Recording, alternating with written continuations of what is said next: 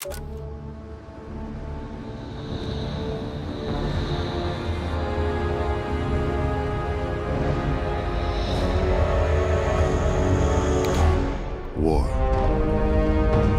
War never changes. Welcome back, ladies and gentlemen, to Fallout. And no, not my hairline, but it's also not Fallout as we've ever previously experienced it, as the most recent Magic the Gathering Universes Beyond release is the Fallout Commander set. Now, if you're new to either franchise, Magic the Gathering is the world's biggest, most popular, and longest-running collectible trading card game. And Fallout is a long-running role-playing game series which is set in a retro, futuristic, post-apocalyptic America. Thematically, it's very dark, charmingly pastel, and sometimes downright goofy. I love Magic the Gathering, and I love Fallout, so this is a match made in heaven, or a match made in Adam's glow in this case. Now, Wizards of the Coast have very kindly sponsored this video, in which we are going to be exploring and talking about the lore behind each of the cards in this Magic the Gathering Fallout set, and how the lore impacts the card design. And I must say, there has got to be some huge Fallout nerds working at Wizards of the Coast designing these Magic the Gathering cards, because the attention to detail and obscure lore references in this set had even this Fallout lore nerd learning new things about Fallout. Seriously, hats off to the team that created these cards. Now, if you do want to try your hand with this Magic the Gathering Fallout set, there are 4 pre-built, ready-to-go commander decks that you can pick up. Scrappy Survivors, Hail Caesar, Science, and Mutant Menace, which is the deck I played at the launch event and won the game by dropping nuclear fallout and killing everyone with huge amounts of radiation counters right at the end. Now, along with these 4 pre-built commander decks, you can also pick up collector boosters that contain all kinds of special card treatments and variants that you cannot get anywhere else, like foil cards, Surge foil cards, extended art cards, Pip-Boy showcase cards, Vault Boy showcase cards, and if you're very lucky, you might just pull one of the serialized bobbleheads. And who knows, maybe we'll get one in this video, as Wizards of the Coast have once again very kindly sent me an entire box of collector boosters that we will be unboxing at the end of the video once we know the lore behind all of these Fallout cards.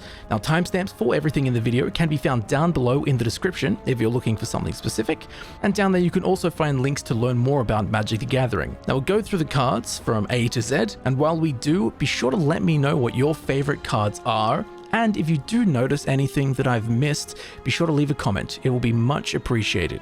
So without further hesitation, sit back, relax, and soak in the radioactive lore contained within this Magic the Gathering Fallout set. Firstly, we have Abundant Growth, Enchantment Aura, Enchant Land. When Abundant Growth enters the battlefield, draw a card. Enchanted Land has tap, add 1 mana of any color. Now, in the card art, we can see a rather unfamiliar side when it comes to the Fallout universe, which is healthy green plant life. But if we look closely, we can actually see that on the back of the character's clothing, there is an 8, the number 8. This is a dead giveaway that this location is in fact Vault City, the inhabitants of which originally came from the nearby Vault 8, which importantly had a functioning GECK. GECK is short for Garden of Eden Creation Kit. These are terraforming devices created by Future Tech to ease the process of harnessing the post-nuclear wasteland for Vault dwellers by transforming the post-apocalyptic wasteland into fertile land, providing, if you will, abundant growth, just as we see here in the card. Acquired Mutation, Enchantment Aura, Enchant Creature. Enchanted creature gets +2/+2 and is goaded. It attacks each combat if able and attacks a player other than you if able. Whenever enchanted creature attacks, defending player gets 2 rad counters. The radiation of the wasteland has changed you. Okay, so this card here is referencing the mutations a player character can fittingly acquire in Fallout 76 after too much exposure to radiation. Now, the in-game icon for which shows Vault Boy looking rougher than a dog's breakfast and with a 3rd arm sprouting from his stomach, just as we see in the card art. And along with this, the very wild, goaded function of the card paired with the rad counters, well, it's very fitting for someone that is mutated due to radiation exposure. Agent Frank Horrigan, legendary creature, mutant warrior. Trample. Agent Frank Horrigan has indestructible as long as it attacked this turn. Whenever Agent Horrigan enters the battlefield or attacks, proliferate twice. To proliferate, choose any number of permanents and or players, then give each another counter of each kind already there. Now this is a cool card, as Frank Horrigan is the final boss of Fallout 2, and he's quite a formidable character, although at that point in the game you kind of just steamroll over him. However, Special Agent Frank Horrigan was a member of the Enclave's secret services. Originally he was just a man, but after coming into contact with the FEV, that being the Forced Evolutionary Virus, he began mutating into a super mutant. The Enclave experimented on him for about 2 years and ended up with a towering cyborg super mutant at their command, that being Frank Horrigan. He was fitted with a custom engineered set of power armor that kept him alive. He wielded a hardened composite blade and an experimental prototype plasma gun, all of which we can see here in the card art. And as we mentioned, he is a super mutant, so you will notice that the exposed flesh on his arms is green. Altogether, Frank Horrigan was considered the deadliest combatant in New California, which I think is reflected aptly with this absolute weapon of a card. Agility Bobblehead. Artifact. Bobblehead. Tap to add 1 mana of any color, or pay 3 and tap, and up to X target creatures you control each gain haste until end of turn and can't be blocked this turn except by other creatures with haste, where X is the number of bobbleheads you control as you activate this ability. Now, given this is our first bobblehead, a quick synopsis of what the deal is with these bobbleheads. So in some of the Fallout games, there is a selection of collectible Vault Tech bobbleheads. Each bobblehead either increases a stat or skill permanently, or grants a special bonus/perk to the player character. And given that the bobbleheads are so collectible and sought after in-game, this no doubt explains why the bobbleheads in the Magic the Gathering set have serialized variants, which hopefully will be very lucky and pull one of those. But with that, the agility bobblehead specifically in-game will increase your character's agility stat, which is reflected in the card as it gives your creatures haste. Alien, token creature alien. 0/0 stats, that's interesting. Now the aliens in the Fallout universe are known as the Zatans, and are pretty niche, but I find them interesting, so I'm glad they made it into the set. Now we have seen the Zatans throughout the Fallout games on varying occasions, and they have varying appearances, but the Gang of Greys in the card art reflect that of the Zatan design that we see in Fallout 3 and Fallout New Vegas. Along with this, the Zatans have a selection of alien weaponry, and this particular one is wielding the atomic pulverizer from Fallout 3's Mothership Zeta DLC. All That Glitters. Enchantment Aura. Enchant Creature. Enchanted creature gets +1/+1 for each artifact and or enchantment that you control. Sooner or later, the house always wins. Now in the background of the card art, we can see the neon sign for the Lucky 38, a casino resort found in the Strip of New Vegas. It is occupied solely by Mr. House, the ruler of New Vegas, and his Securitrons, as it is closed to the public. This makes the flavor text at the bottom of the card a double entendre, with the house being the casino and the house being Mr. House, who always wins. Now in the card art, we can see a raider who seems to have one big gambling as bottle caps rain from their fingers, bottle caps being the primary monetary currency of the Fallout universe. Almost Perfect. Enchantment Aura. Enchant Creature. Enchanted creature has base power and toughness 9/10 and has indestructible. They'll have a power of 9 and a toughness of 10. An incomplete suit of power armor is still a suit of power armor. True that. Now this card is actually a very clever and sneaky reference to the perk of the same name, Almost Perfect, added with the Broken Steel DLC for Fallout 3. This perk would increase every single one of your character's base stats to 9, with 10 being the maximum, making our characters almost perfect. Now this 9 out of 10 or 9/10 stat increase is exactly the same stats that the card provides, making your creature, in Fallout's eyes, almost perfect. Alpha Deathclaw. Creature Lizard Mutant. Menace and Trample.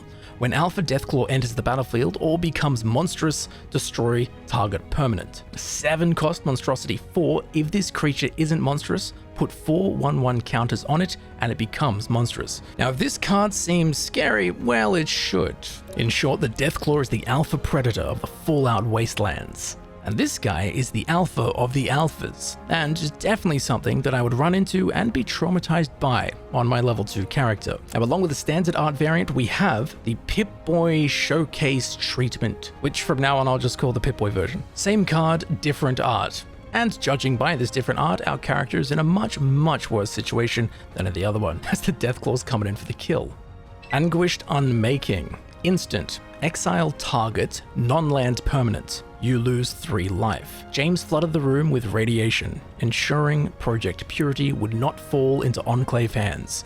With his last breath, he told his child to run. Now, while we have seen Anguished Unmaking in other Magic sets, this is very appropriately Fallout, especially if you finish Fallout 3, as the card art shows one of the endings to Fallout 3, in which James, the player character's father, sacrifices himself for the betterment of everyone else. You lose so much and you gain so much, just like the card. Animal Friend. Enchantment Aura. Enchant Creature. Enchanted creature has whenever this creature attacks, create a 1/1 green squirrel creature token. Put a 1/1 counter on that token for each aura and equipment attached to this creature other than Animal Friend. Now, Animal Friend is actually a perk in many of the Fallout games that allows you, the player, to pacify and befriend animals. In the card art, we can also see a very cute squirrel obey their friend's commands and attack some poor raider. And yes, the squirrel is in the Fallout games, as it can be found in Fallout 76, looking just as cute as it does in the card. Aradesh, the Founder. Legendary creature, human soldier. Enlist. Whenever a creature you control attacks, if it enlisted a creature this combat, the creature that attacked gains double strike until the end of turn. If that creature's power is 4 or greater, draw a card. That's a pretty cool support card. Now, Aradesh is a very substantial character in Fallout lore. Originally from Vault 15, he went on to found the settlement of Shady Sands using a Gek, that being the Garden of Eden creation kit. Now, years later, he went on to found the New California Republic, better known as the NCR, and we can even see an NCR Ranger standing behind him in the card art. But if that wasn't enough, Aradesh was later chosen to be the post-apocalyptic nation's very first president, not including the whole Enclave thing, of course. So it is very fitting indeed that Aradesh's card heavily revolves around the enlist mechanic, and for lack of a better phrase, boosting the combat morale of your other creatures.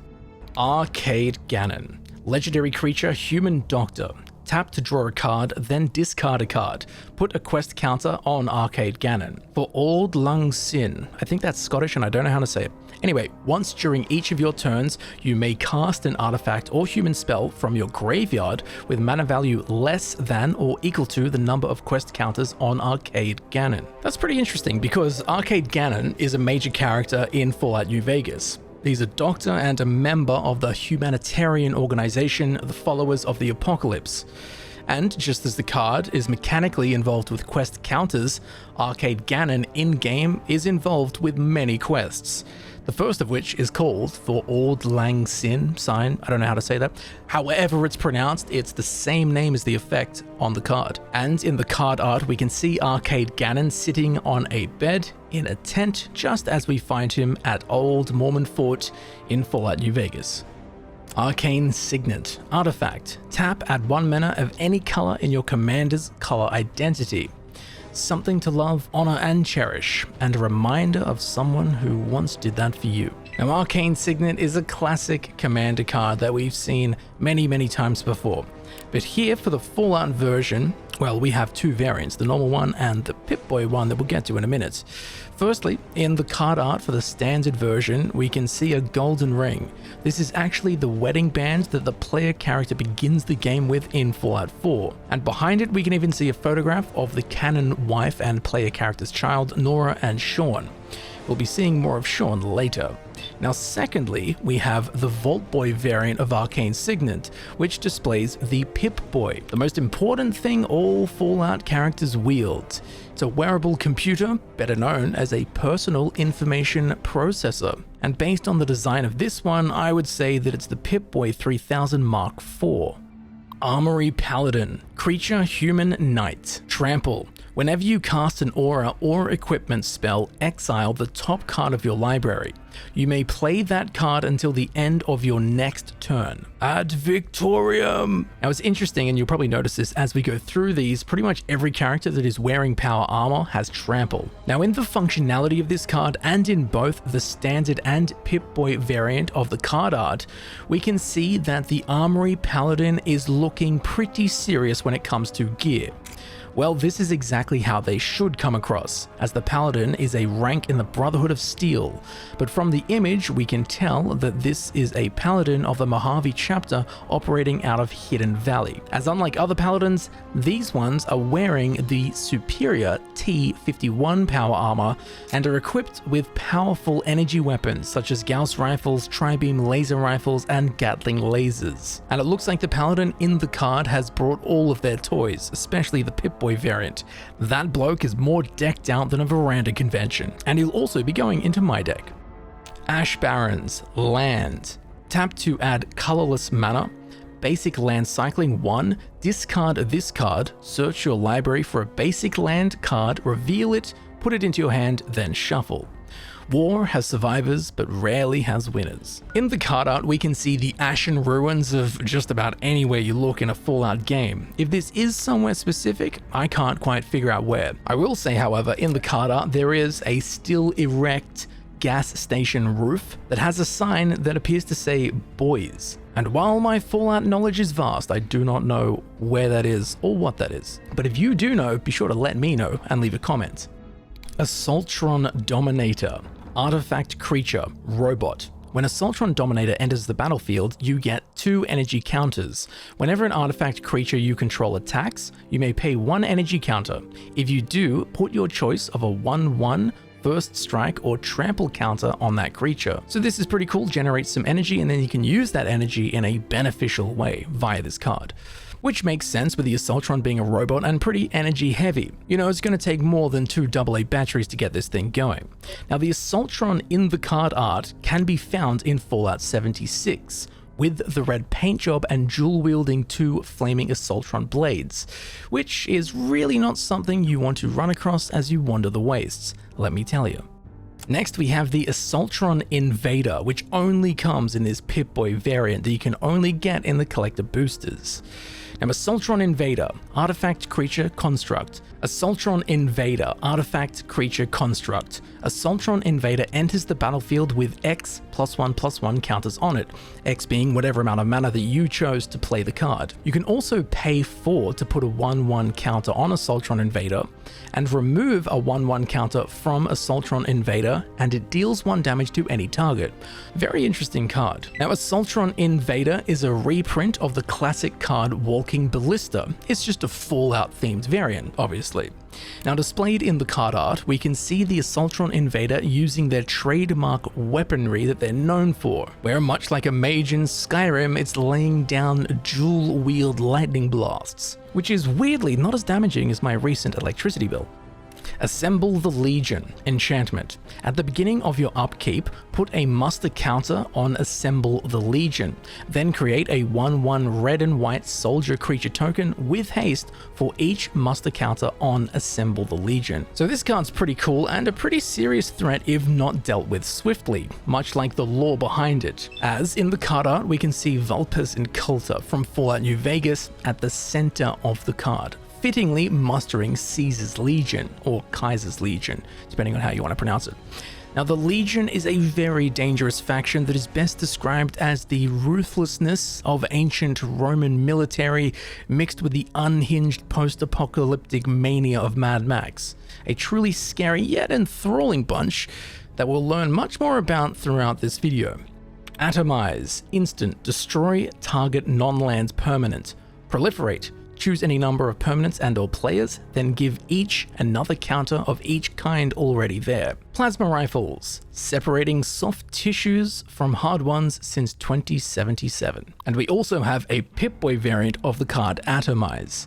Now, judging by the art in both the standard card and the Hectic Pip-Boy variant, I would have said that this is the doings of a plasma rifle, which turns enemies into piles of green goop. Well, this sentiment has been clarified, however, by the flavor text on the standard card, and the fact that the character in the Pip-Boy variant is wielding nothing other than a plasma rifle and ruining that Yao Guai's day. Austere Command, sorcery, choose 2, destroy all artifacts, destroy all enchantments, destroy all creatures with mana value 3 or less, destroy all creatures with mana value 4 or greater. Now, Austere Command is a card that already exists in Magic the Gathering, and we have seen it before in previous sets. But here for the Fallout version, in the card art we can see a bunch of bobbleheads that have been tipped over in defeat and are melting away in even more defeat. Now, given the bobblehead cards in this Fallout set are artifacts, the functionality of Austere Command could do to the bobblehead cards just as we see in the card art. Literally destroy them. Automated assembly line, artifacts. Whenever one or more artifact creatures you control deal combat damage to a player, get an energy counter. Then you can pay 3 energy counters to create a tapped 3/3 colorless robot artifact creature token. You needn't be afraid of me. It's my Securitrons that are going to kill you. A quote from Mr. House. Now, in the art, we can see the production of Securitrons. The PDQ-88B Securitron, also known as the Robco Security Model 2060-B, haha, who could forget that? Anyway, these Securitrons are a private security robot created and mass-produced by the H&H Tools Factory and Robco Industries. Importantly, however, the multi-billion-dollar robotics and software corporation Robco Industries was founded by none other than Mr. House, the man whose quote we can see at the bottom of the card. So the functionality of the card aligns well with the robotic furies associated with it, and the assembly line theme producing robot creatures is pretty cool too. Basilisk Collar, artifact equipment. Equipped creature has Death Touch and Lifelink. Equip cost is 2. A mark of companionship, not subservience. Now, Basilisk Collar is an already existing card within Magic the Gathering, but here for the Fallout version, we have a very fitting Falloutization of it, as what we can see in the card art is the goodest boy ever, Dogmeat, who we'll learn more about later, who is wearing the reinforced dog collar from Fallout 4, making him as deadly as he is adorable. Bastion of Remembrance enchantment. When Bastion of Remembrance enters the battlefield, create a 1/1 white human soldier creature token.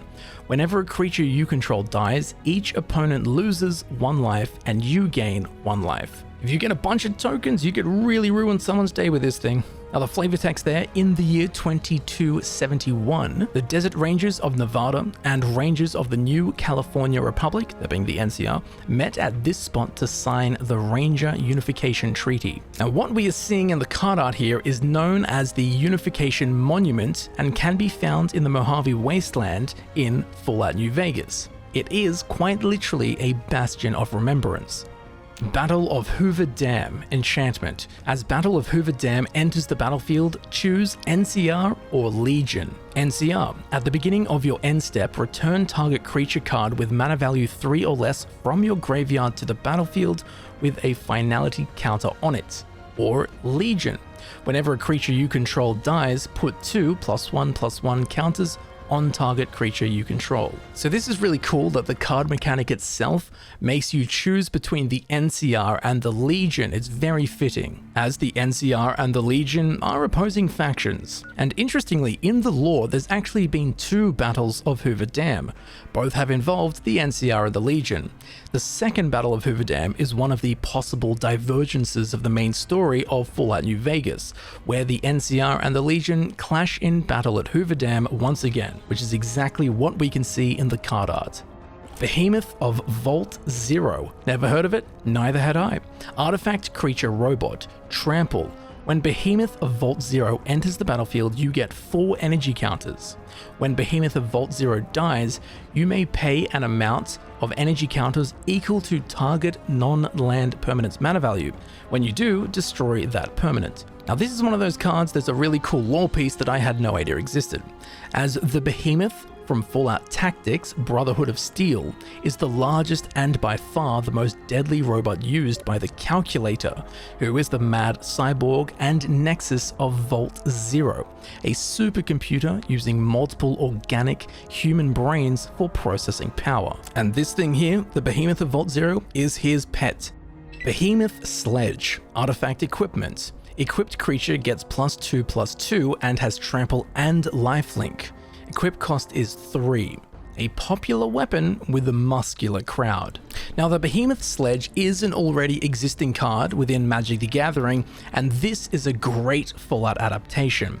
As in the card art, we can see a Nightkin, which is a name given to the elite super mutants of the Unity created by the Master. We'll learn all about that later on. But the Nightkin are distinguished from other super mutants as they have blue skin instead of the standard green skin. But interestingly, we can actually tell that this Nightkin is from Jacobstown in Fallout New Vegas, as they are wielding the unique super sledge weapon known as Oh Baby, which in the game of Fallout New Vegas can be found in the Charleston Cave near Jacobstown, lying on the ground next to a dead Nightkin. Bighorner Rancher. Creature, Human Ranger, Vigilance. Tap to add an amount of green mana equal to the greatest power among creatures you control. Sacrifice Bighorner Rancher, you gain life equal to the greatest toughness among creatures you control. Now here we can see depicted a rancher and his bighorners, which are these large rams. Interestingly, the generic rancher character is actually a cut NPC from Fallout New Vegas and is never actually seen in game. Although we can meet a few named characters that own ranches, which I guess by default would make them ranchers. Along with this, we can also visit a few ranches in the Mojave Wasteland. So while we can't say exactly who this rancher is in the card art, here is some food for thought, as the antagonist of the Fallout New Vegas DLC Lonesome Road is a man named Ulysses, who, before becoming one of the most dangerous people in the Mojave, was a humble Bighorner rancher. And given this bloke in the card art is pretty heavily kitted out and somewhat looks like Ulysses, with his mask removed of course, I like to think that this card is a nod to Ulysses before he became the antagonist and was literally just a farmer. Biomass Mutation. Instant. Creatures you control have base power and toughness X/X until end of turn.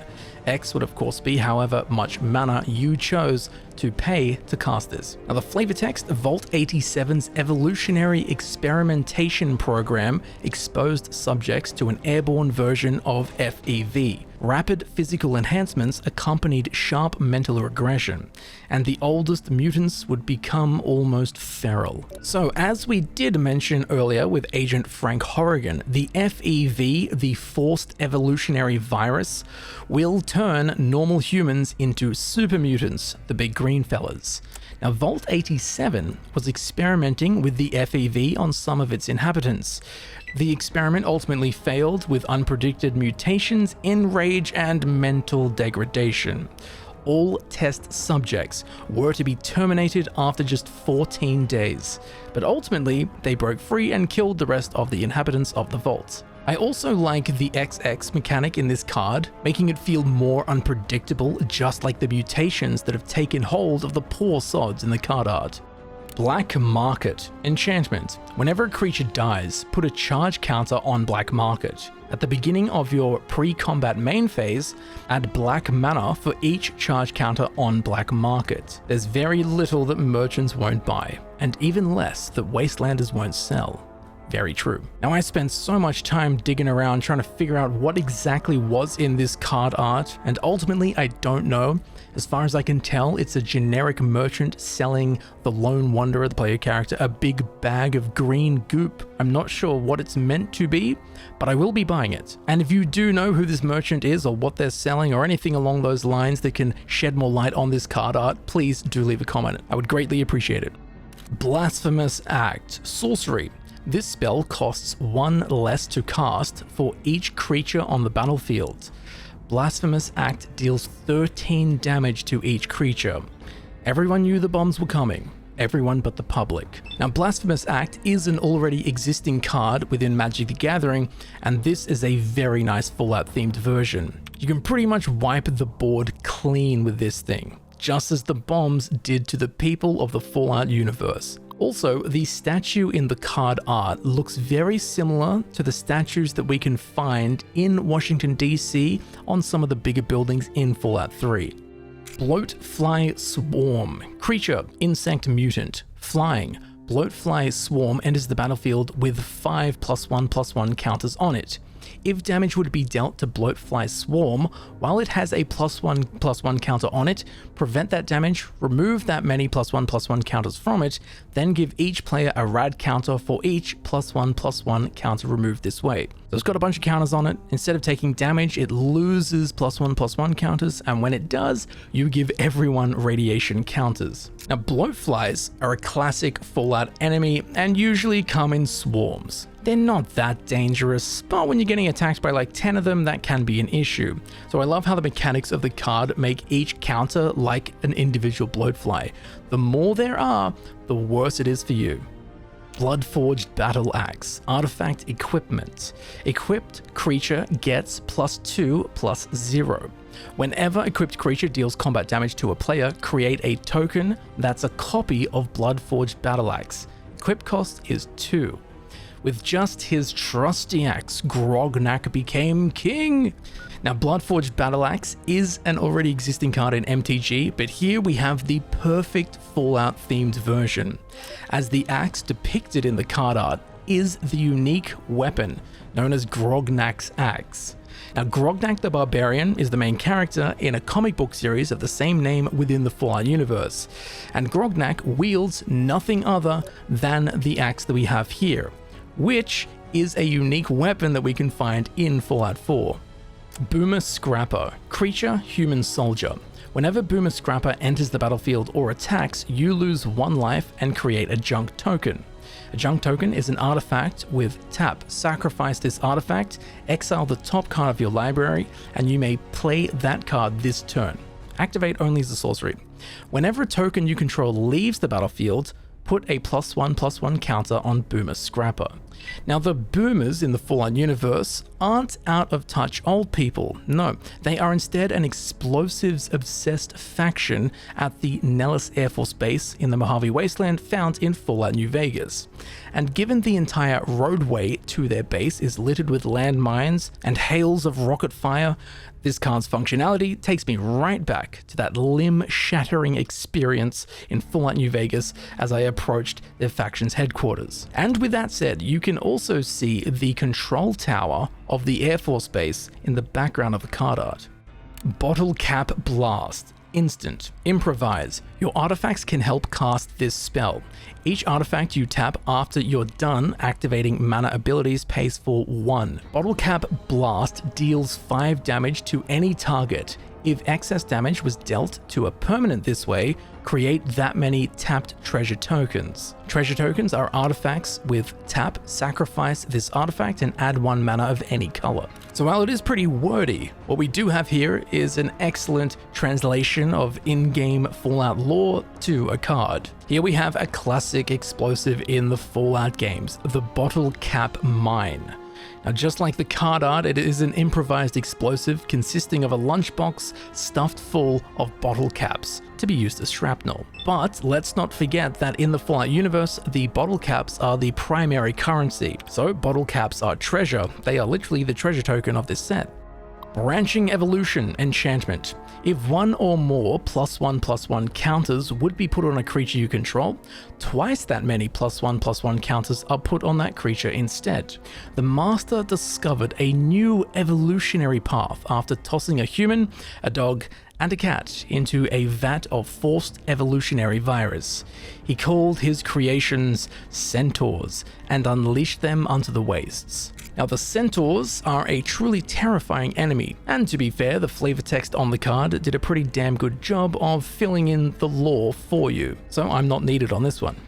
Brass Knuckles. Artifact Equipment. When you cast this spell, copy it. The copy becomes a token. Equipped creature has double strike as long as 2 or more equipments are attached to it. Equip cost 1. Now, brass knuckles are a classic melee weapon within the Fallout games, especially if you love punching stuff. You could use your bare fists, or you could use some brass knuckles. And while there have been many variants of brass knuckles throughout the Fallout games over the years, the pugilist in the card art appears to be clenching the spiked knuckles variant.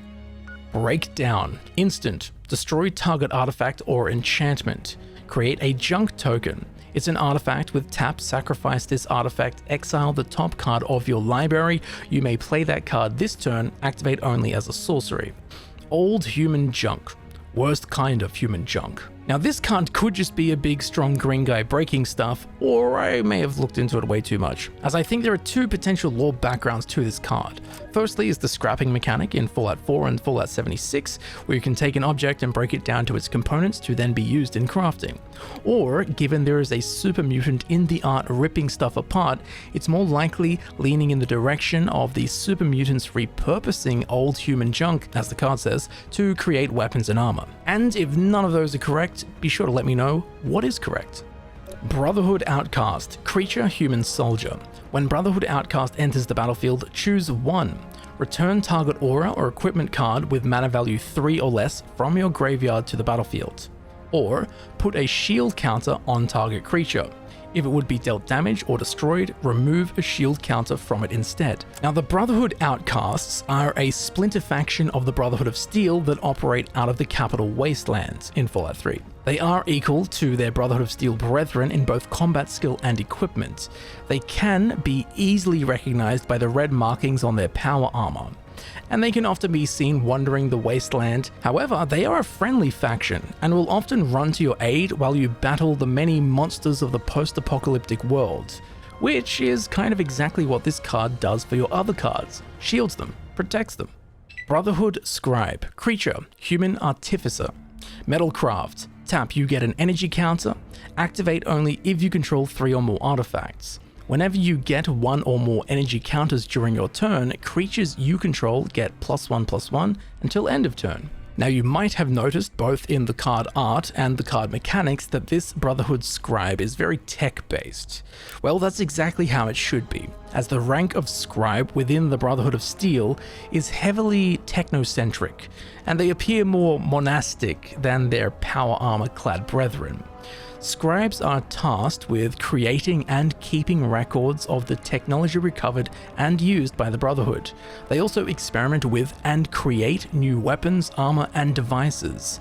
While they do also study history and otherworldly subjects, they are primarily focused on the acquisition, repair, safekeeping, and creation of technology, just as this card functions. Brotherhood Vertibird. Artifact Vehicle. Flying, naturally. Brotherhood Vertibird's power is equal to the number of artifacts you control. Crew 2. Tap any number of creatures you control with a total power 2 or greater. This vehicle becomes an artifact creature until the end of turn, as tough as the armored troops it carries. Now, within the Fallout universe, the Vertibird is a vertical takeoff aircraft designed originally by the United States military. They were, and still are, the primary aerial gunship and transport used in the Fallout universe, although it sees use mostly from the Brotherhood of Steel and the Enclave. Interestingly, as we just discussed with the Brotherhood Scribe, the Brotherhood of Steel collects and safeguards technology from being misused. So we're beginning to see this lore aspect crop up in the card mechanics in relation to Brotherhood of Steel cards having some relation to the number of artifacts that you control. It's pretty cool. Buried Ruin. Land. Tap to add colorless mana, or you can pay 2 to tap and sacrifice Buried Ruin, return target artifact card from your graveyard to your hand. Venture into the abandoned subway and you'll get more than your ticket punched. Ah yes, the many cursed subway systems of the Fallout games. Always filled with lurking feral ghouls like the one we can see in the card art here coming up the escalators. But we can also see a sign at the top of the card art, which reveals to us that this location in the image is at the entrance of the College Square station in Fallout 4, which again is littered with feral ghouls. Butch, DeLoria, Tunnel Snake. Legendary creature, human rogue. Menace. This creature can't be blocked except by 2 or more creatures. Tunnel Snake's rule.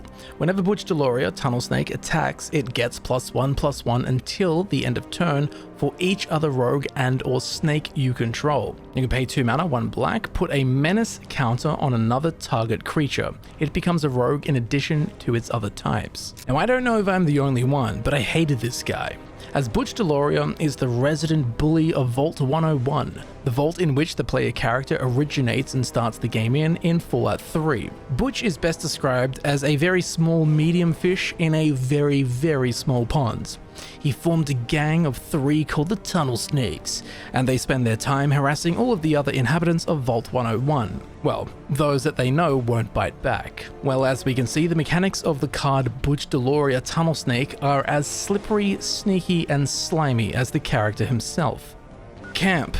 Artifact Fortification. Whenever fortified land is tapped for mana, put a +1/+1 counter on target creature you control.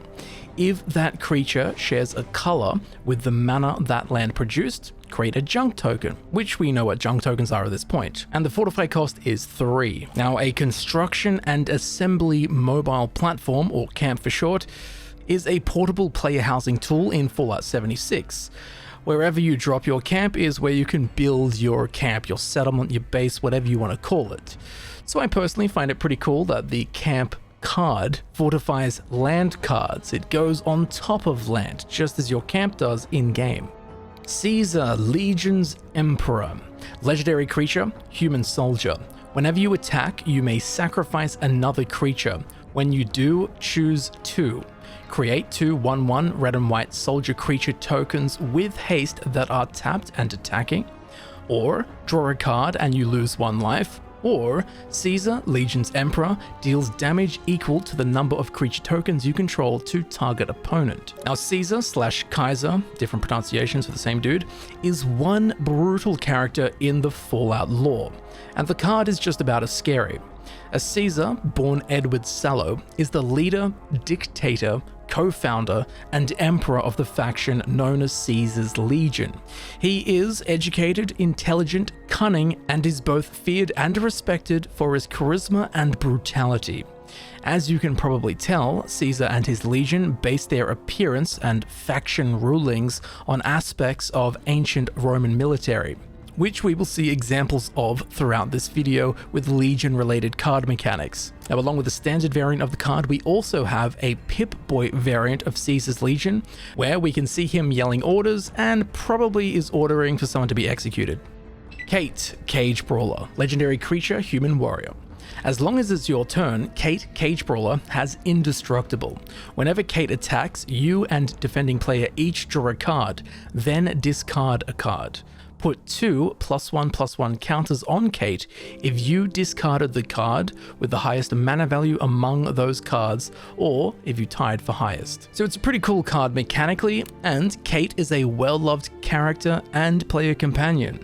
When we first find Kate in Fallout 4, she is trapped in a location called the Combat Zone, which we can see in the background of the card art. As you can probably guess, within the Combat Zone, Kate brawls in a cage against challengers and other combatants for the amusement of raiders. Well, now we've got her straight out of the cage and straight into my deck. Canopy Vista. Land, Forest, Plains. Tap to add green or white mana. Canopy Vista enters the battlefield tapped unless you control 2 or more basic lands. Before the war, people came here to enjoy the view. Now the only visitors are the birds who call harshly from the twisted trees. Now, judging by the trees in the distance that are still alive and have some life to them, I would say that this location appears to be from Fallout 76 over there in old Appalachia. Where exactly, I'm not sure, but if you do know exactly where this is in-game, be sure to leave a comment and let me know. Canyon Slough. Land, Swamp, Mountain. Tap to add black or red mana. Canyon Slough enters the battlefield tapped. Cycling 2. Discard this card, draw a card. I pray for the safety of all good people who come to Zion. quote from Joshua Graham. Well, now, given the aesthetic of the card art and the quote from Joshua Graham, I will very confidently say that the location shown in the card art is Zion Canyon from the Fallout New Vegas DLC Honest Hearts. Captain of the Watch. Creature, human soldier. Vigilance. Other soldier creatures you control get +1/+1 and have vigilance. When Captain of the Watch enters the battlefield, create 3 1/1 white soldier creature tokens. Now, as far as I can tell, this Captain of the Watch is actually a member of the NCR, that being the New California Republic that we've mentioned a few times thus far. First of all, at the center of her chest plate, there is a red star, which is a symbol of the NCR and can be seen on their flag. Secondly, the two fellas sitting behind her appear to be wearing NCR trooper armor from Fallout New Vegas. It's interesting how both NCR and Legion cards tend to revolve around creating tokens. I mean, it makes sense as they are the two largest armies in the Mojave. Cass, Hand of Vengeance. Legendary creature, human ranger. Vigilance. Whenever Cass or another creature you control dies, if it was enchanted or equipped, return any number of aura cards that were attached to it from your graveyard to the battlefield attached to target creature, then attach any number of equipment that were attached to it to that creature. Rose of Sharon Cassidy, better known as Cass or Whiskey Rose, is a caravaner and owner of Cassidy Caravans, which functions mainly out of the Mojave Wasteland. She is a possible companion to the player character in Fallout New Vegas. We can see in the card art that Cass seems to have come under attack as her Brahmin caravan looks to be lying down on the ground dead. But I do like that her card mechanics feel like a crafty merchant caravaner salvaging everything she can in this post-apocalyptic world, literally bringing equipment and auras back from the dead. Casualties of War. Sorcery. Choose one or more. Destroy target artifact, destroy target creature, destroy target enchantment, destroy target land, destroy target planeswalker. War. War never changes. The tagline of every Fallout game ever. So this is a pretty brutal card, and one that already exists within Magic the Gathering, and that slots ever so naturally into the Fallout universe. In the card art, we can see two skeletons at a diner with another behind the bar. Now, I don't know if this is a specific location from one of the games, but I will say you can pretty much walk into any bar, cafe, diner, restaurant, what have you, in any of the Fallout games and find some skeletons sitting where they sat when the bombs dropped, just as we see in the card art here. Cathedral Acolyte. Creature, human cleric. Each creature you control with a counter on it has Ward 1. Whenever it becomes the target of a spell or ability an opponent controls, counter it unless that player pays 1. And you can tap this guy to put a +1/+1 counter on target creature that entered the battlefield this turn. Master, evolve me to perfection. Now here we have an acolyte belonging to the faction known as the Children of the Cathedral. This is a religious organization and doomsday cult that secretly serve the Master's mutant cult of the Unity.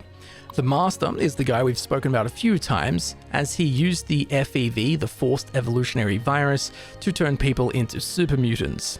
We'll talk more on him later. But here we can see one of his acolytes submerging themselves into what looks to be a giant, glowing pool of FEV. Centurion of the Marked. Actually, Lord of the Undead. Creature, zombie.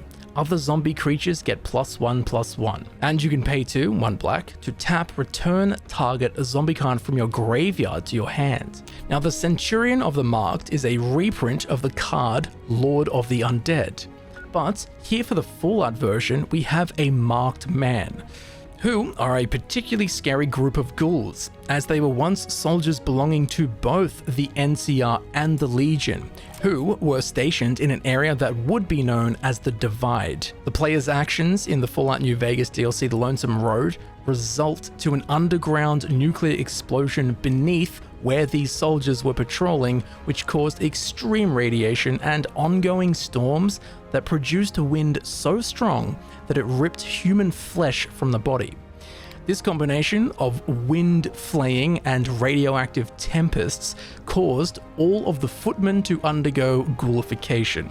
Unable to die from the hellish radiation, they were driven mad by the unbearable pain of just existing, making the Divide and the Markmen who call it home to be feared and avoided at all costs.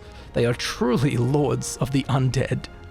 Champion's Helm, artifact equipment. Equipped creature gets +2/+2. As long as equipped creature is legendary, it has hexproof, i.e. it cannot be the target of spells or abilities your opponents control. Equip cost is 1. Now, Champion's Helm is a classic card that we have seen many times before in other Magic sets. Interestingly, for the Fallout version, we've either got the helmet from the unique armor set, the Rescue Diving Suit from Fallout 4's DLC Far Harbor, or the helmet from the unique armor set, the Cave Diving Suit from Fallout 76. But given that you just find the Cave Diving Suit in Fallout 76 on the ground, I personally like to believe this card is the Rescue Diving Suit helmet from Far Harbor, as you need to save a town to get it as a quest reward, which, you know, it feels more akin to the kind of thing that a champion would do. Chaos Warp, instant. The owner of target permanent shuffles it into their library, then reveals the top card of their library. If it's a permanent card, they put it onto the battlefield. No one knew what the Zetans wanted, but whatever it was, it involved cattle. Now, the Zetans are of course the aliens of the Fallout universe that we spoke of earlier. And as much as the flavor text leans into the classic trope that aliens abduct cows and cattle, or in Fallout's case, Brahmin, that's the two-headed cow, it is actually accurate, as in Fallout 3's DLC Mothership Zeta, on board the Zetan Mothership spacecraft, we can actually find some Brahmin that have been abducted by the aliens. Charisma Bobblehead, artifact, Bobblehead, tap, add 1 mana of any color, or pay 4 and tap, create X11 white soldier creature tokens, where X is the number of Bobbleheads you control. Activate only as a sorcery. Now, there isn't much to add to the story of the Bobbleheads apart from the fact that I will hopefully own all of the serialized versions. I will say though, in the card art, it seems this Charisma Bobblehead is standing on the dashboard of a car or vehicle of some kind, as we can see a broken windshield in the background and a number of gauges and dials, or in Australian, we can see a speedo. Now, if you can tell which specific Fallout vehicle this is the dashboard of, please feel free to leave a big, fat, smug comment down below. Cinderglade, land, mountain, forest. Tap to add red or green mana. Cinderglade enters the battlefield tapped unless you control 2 or more basic lands. With the scorched below and toxic smog above, few survived Fissure Site Omega.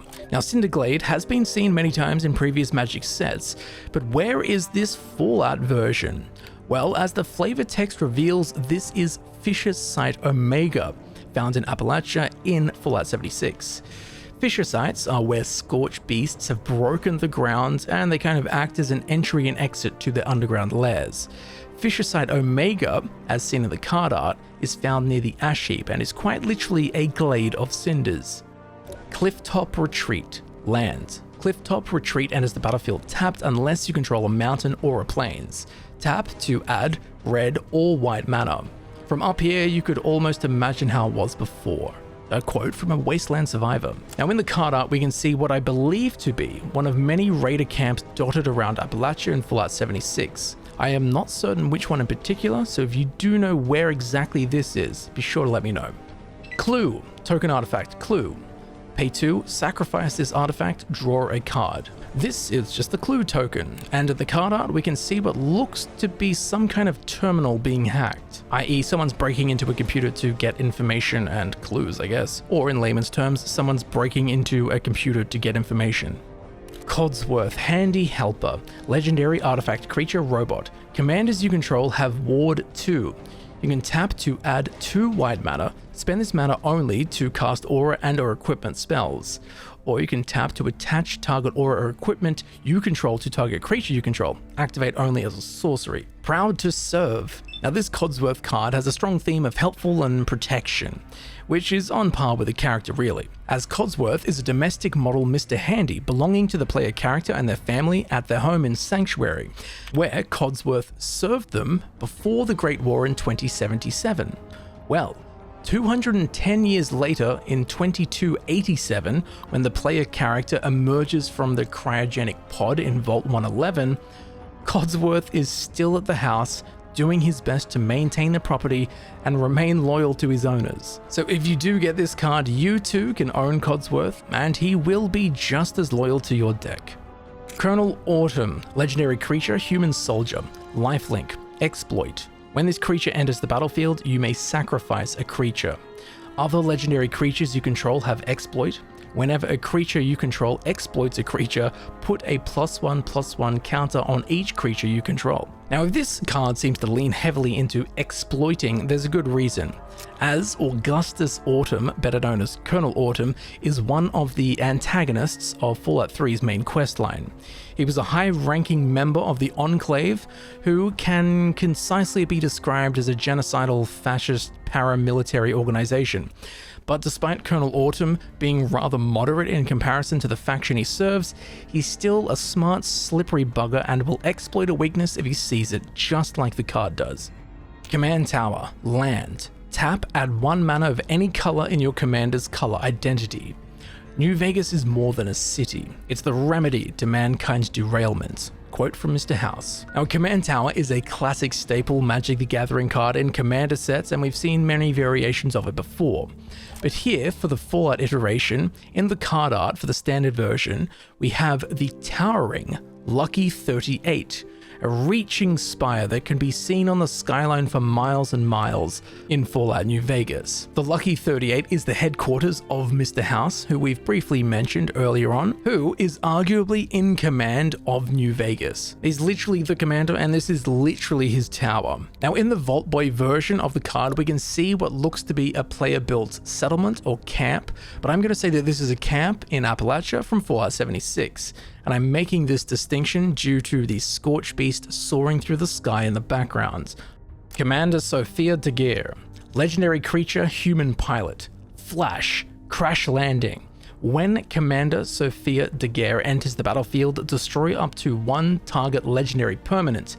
That permanent's controller creates a junk token, which we know what that is. Now, the mechanics of this card are quite fun, as it's got flash and it has crash landing, which can destroy up to 1 target legendary permanent. Now, thematically, this makes total sense with the lore, as Commander Sophia was an astronaut who was involved in an experiment called the Deep Sleep Project. Sophia and her crewmates went into hibernation after they reached orbit in 2070, before the Great War. They were meant to be up there for 5 to 10 years. However, the apocalypse prolonged this, as in the year 2103, Sophia crash landed in Appalachia, where we can meet her in Fallout 76. A whole pretty fun brick of lore that's wrapped into this card and how it works really well. And in the card art, we can also see that Sophia is crawling from the crash site, which we can visit in-game as well. Contagion Clasp, artifact. When Contagion Clasp enters the battlefield, put a -1/-1 counter on target creature. Pay 4, tap to proliferate. Choose any number of permanents and or players, then give each another counter of each kind already there. Now, Contagion Clasp is a card that already exists within Magic the Gathering, but here, for the Fallout version, we can see a super mutant being injected by a collar of advanced tech. This is the doing of the Institute, as we can see their symbol branded onto the collar. Now, the Institute is an advanced, technocratic, scientific cabal based in the Commonwealth of Fallout 4. They have run all manner of experiments over the years, but more importantly for this card, they tinkered extensively with the FEV and created new strains of super mutants. Despite the Institute's FEV projects being terminated with the rebellion of Dr. Brian Virgil, we can still access the FEV labs within the Institute and find subdued super mutants submerged in vats of green FEV liquid, the same liquid that is being injected into this bloke's neck in the card art. Contaminated Drink, instant, draw X cards, then you get half X rad counters, rounded up. A little Rad-X helps, but nothing quite blocks out the taste. Okay, so within the Fallout universe, just about every body of water is radioactive and will give the player character an unhealthy dose of radiation. But it will also heal a small part of the player's health. Because of this, every single Fallout player has been in this exact dire situation as we see in the card art, drinking from some glowing and contaminated rad roach infested bathtub in an effort to regain a sliver of health. There are some benefits and there are some drawbacks, just like the card. Copy, token. This token can be used to represent a copy of something else. Now in the card art, we see the blueprints for a synth, which are synthetic humans created by the Institute. And while there have been 3 generations of synths, judging by the schematics, that is a Gen 2 synth. Corpse Jack Menace. Creature, fungus. If one or more +1/+1 counters would be put on a creature you control, twice that many +1/+1 counters are put on it instead. Vault 22's experiments were supposed to yield plentiful plant food for the survivors. Ironically, the survivors were plentiful food for the plants. Now, Corpse Jack Menace is a card that already exists in previous Magic the Gathering sets, but to represent it in Fallout, however, what we see here is a Spore Carrier from Vault 22 in Fallout New Vegas, which was one of my favorite vaults, to be honest. The scientists of Vault 22 experimented extensively in the realm of botanical and fungal. One such subject was a fungus known as Beauveria mordicana. It would affect a living host, resulting in the host dying, but the fungus would then have full control of the host body. Exactly like cordyceps. While originally they planned to use this as pest control, well, needless to say, the fungus ended up taking over the scientists and everyone else, puppeteering human bodies and spreading spores, or in the case of this card, spreading counters. Craig Boone, Novak Guard, legendary creature, human soldier, reach and lifelink, 1 for my baby. Whenever you attack with 2 or more creatures, put 2 quest counters on Craig Boone, Novak Guard. When you do, Craig Boone deals damage equal to the number of quest counters on it to up to 1 target creature unless that creature's controller has Craig Boone deal that much damage to them. Now, while that card description had my dyslexia fumbling down a staircase made of alphabetic spaghetti, this is actually a really cool card. So Craig Boone is a retired NCR 1st Recon sharpshooter, he's a sniper, who works as a night watchman in the town of Novak from Fallout New Vegas. He sits in the mouth of Dinky the dinosaur, the world's 2nd largest thermometer, and we can actually see the teeth of Dinky behind Craig Boone in the card art. But I love that Craig Boone is a sniper, and this card has reach, meaning it can hit flying enemies. And Craig Boone in Fallout New Vegas has a companion quest called 1 for my baby, the same name as the ability on the card that gives you quest counters. Crimson Caravaneer, creature, human scout. Double strike, trample. Whenever Crimson Caravaneer deals combat damage to a player, create a junk token. Now this is interesting as we have another caravan-based character with the junk token mechanic. Now for some context, the Crimson Caravan Company is one of the largest trading companies in New California, and can be found in almost every major town along the trade routes. And to be clear, we're not talking about the camping sort of caravan, but a heavily protected string of Brahmin transporting goods across the wastes. And a really cool small detail is on the upper arm of the character's jacket, we can see the company logo of the Crimson Caravan. Here we have some really cool Vault Boy art for Crucible of Worlds artifact. You may play lands from your graveyard. Now, Crucible of Worlds is an already existing card that we've seen in previous Magic the Gathering releases. But here we have the Fallout themed variant, and it is spot on. As in the card art, we can see Vault Boy holding up a suitcase that says Gek. This is a Gek, the Garden of Eden creation kit, which, as we learned earlier, is a terraforming device, literally revitalizing dead land. And that is exactly what the card mechanic does. Love it. Crush Contraband, instant, choose one or both. Exile target artifact and exile target enchantment. This tech is unworthy of preservation. Now here we can see a member of the Brotherhood of Steel wearing what looks to be the T60 power armor, judging by the 2 vertical bars on the front of the chest piece, crushing the head of an Assaultron that he has deemed unworthy of preservation. Don't forget, the Brotherhood of Steel preserve technology, but only the good stuff, and he doesn't like it. Cultivate, sorcery. Search your library for up to 2 basic land cards, reveal those cards, put one onto the battlefield tapped and the other into your hand, then shuffle. Like him, his tiny flower friend continued to grow larger each day. Now here we can see a super mutant watering his little flower friend, both growing bigger every day. For the flower, it's thanks to the watering, and for the super mutant, it's thanks to the FEV. Curie, Emergent Intelligence. Legendary artifact creature, robot. Whenever Curie, Emergent Intelligence, deals combat damage to a player, draw cards equal to its base power. Pay 2, 1 blue, exile another non-token artifact creature you control. Curie becomes a copy of the exiled creature, except it has, whenever this creature deals combat damage to a player, draw cards equal to its base power. Now, Contagion's Vulnerability Robotic Infirmary Engineer, or Curie for short, is a heavily modified Miss Nanny, created by Vault 81's covert research team, and she was used to help in researching cures for pathogens. During a quest in Fallout 4 titled Emergent Behavior, Curie has her memory and mind transferred into a Generation 3 synth via a memory pod in the memory den in Good Neighbor, which is what we can see here in the card art. This also explains the card's copy mechanics. Darkwater Catacombs. Land. Darkwater Catacombs. Land, pay 1 and tap to add blue and black mana. The Mirelurks seem significantly happier here than the commuters were. Now here we can see one of the many flooded underground train lines in the Fallout games. Let me know if you know which one specifically, because I walked around for a very long time trying to find where this was and I couldn't do it. But here we can also see a Mirelurk popping its ugly, misbegotten head out of the murky dark water's surface. Now the Mirelurks come in many shapes and sizes, but are most commonly seen as large mutant crab-like creatures. And you can be sure where you find water in Fallout, you will probably run into a Mirelurk. Deadly Dispute. Instant. As an additional cost to cast this spell, sacrifice an artifact or creature. Draw 2 cards and create a treasure token.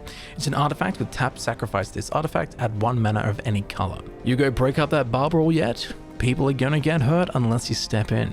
Quote from Sheriff Marion.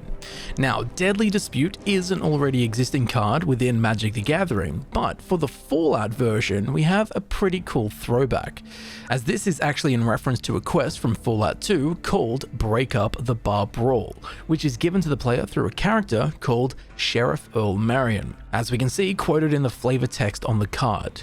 We are sent to the Malamute Saloon to, as the quest name suggests, break up a brawl. The same Deadly Dispute we can see in the card art here. I love how an additional cost for the card is to sacrifice an artifact or creature. You know, as with all bar brawls, we've always got a buddy that hits the deck right out of the gate, or something gets broken in the process. Desdemona, Freedom's Edge. Legendary creature, human rogue. Vigilance. Whenever Desdemona, Freedom's Edge, attacks, target creature card in your graveyard that's an artifact or that has mana value 3 or less gains escape until the end of turn.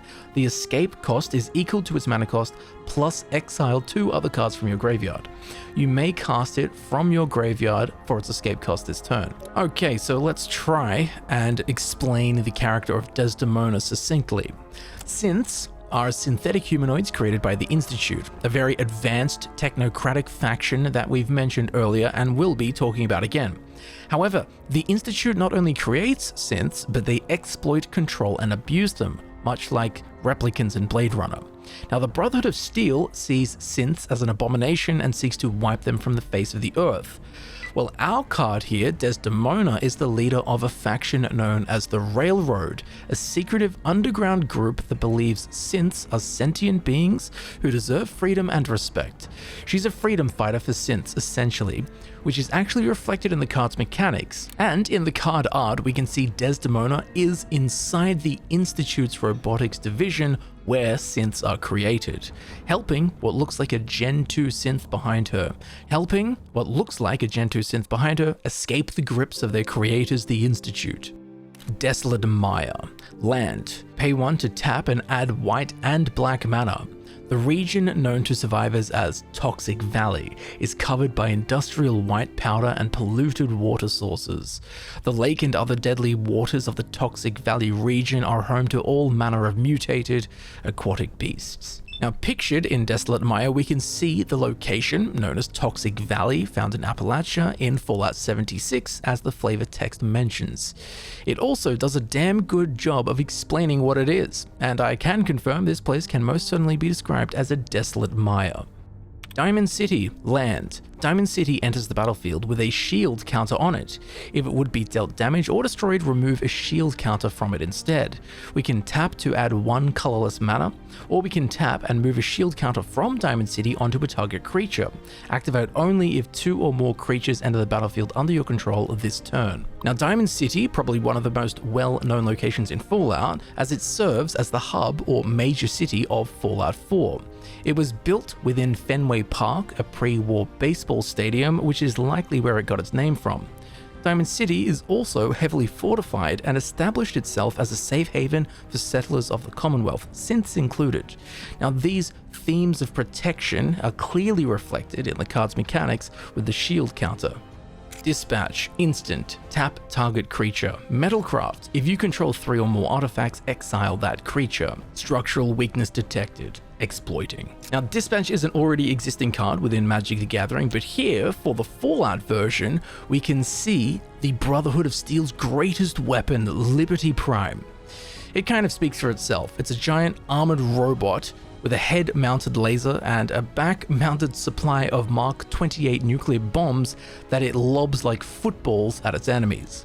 We can see Liberty Prime's utilizing its eye laser in the card art, destroying what is likely an Enclave Vertibird. Dogmeat Ever Loyal, legendary creature, dog. When Dogmeat enters the battlefield, mill 5 cards, then return an aura or equipment card from your graveyard to your hand.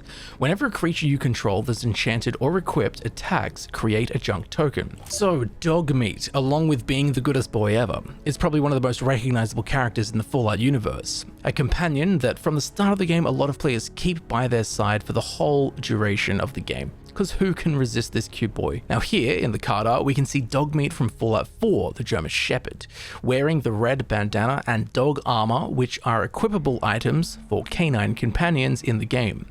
In the background it looks like we see a Red Rocket Station where we first encounter Dogmeat in Fallout 4. Now in the Pip-Boy variant of the card we can see that Dogmeat has acquired the welding goggles and is wearing them proudly. Now the card's mechanics also appear to be based off of the in-game command that you can give Dogmeat, which is to sniff out and return items in the surrounding area. Dr. Madison Lee, legendary creature, human scientist. Whenever you cast an artifact spell, you get an energy counter.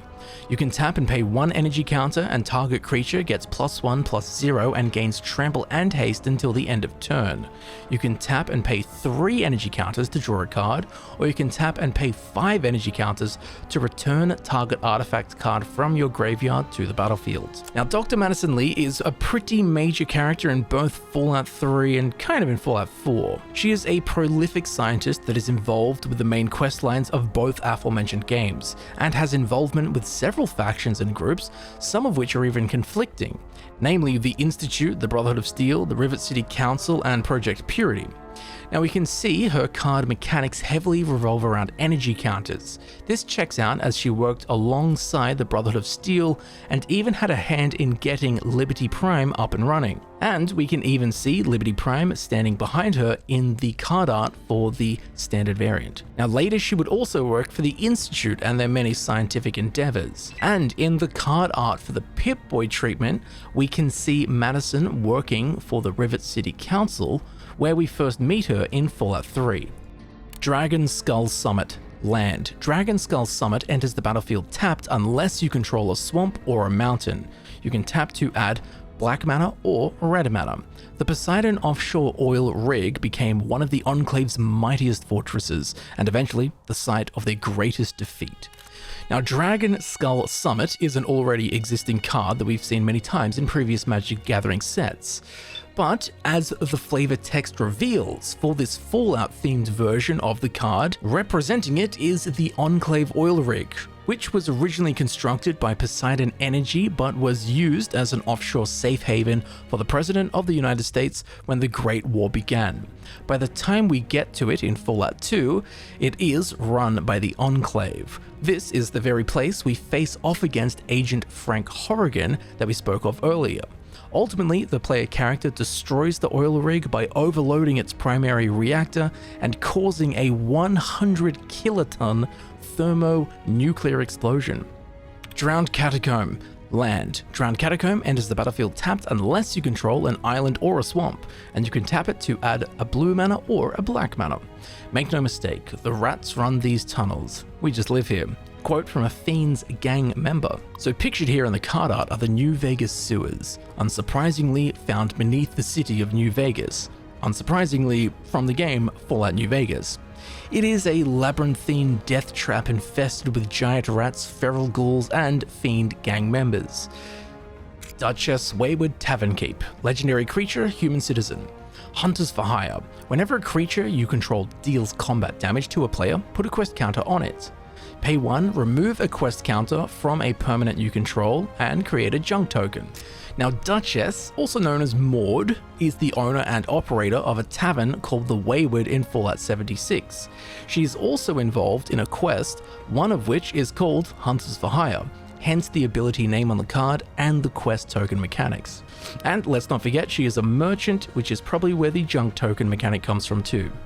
Eddie Lonesome Eyebot, legendary artifact creature robot. Flying, Eddie My Love. Whenever you attack, if the number of attacking creatures is greater than the number of quest counters on Eddie Lonesome Eyebot, put a quest counter on it. You can pay 2 to sacrifice Eddie, and you draw a card, then draw an additional card for each quest counter on Eddie. Now Eddie, short for Eyebot Duraframe Subject E, is a Duraframe Eyebot and possible companion found in the Mojave Wasteland in Fallout New Vegas. The name of his ability, Eddie My Love, is the same name as his companion quest in-game, which can produce quest counters on the card. Along with this, Eddie and all Eyebots, for that matter, can fly, which is a detail also transferred onto the card. Elder Arthur Maxon, legendary creature, human knight. Creature tokens you control have training. Whenever a creature token you control attacks with another creature with greater power, put a +1/+1 counter on that token. He also has the ability Blind Betrayal. Sacrifice another creature. Elder Arthur Maxon gains indestructible until the end of turn. Now, Elder Arthur Maxon is a pretty intense character.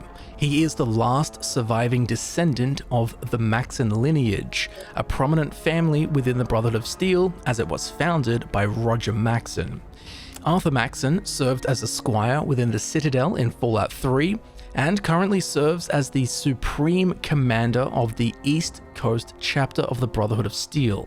This card's ability, Blind Betrayal, is the same name of a quest in Fallout 4, in which Elder Maxon orders the player character to execute Paladin Dance, who is a loyal Brotherhood of Steel member and a friend to the player who was shockingly revealed to be a Gen 3 synth. Even Paladin Dance was unaware of his true nature.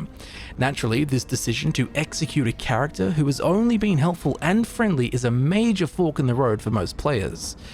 Betray the Brotherhood of Steel or betray and execute a friend, rendering Maxon's card entirely capable of blindly betraying fellow creatures that you control. Elder Owen Lyons, legendary creature, human knight. Artifacts you control have Ward 1.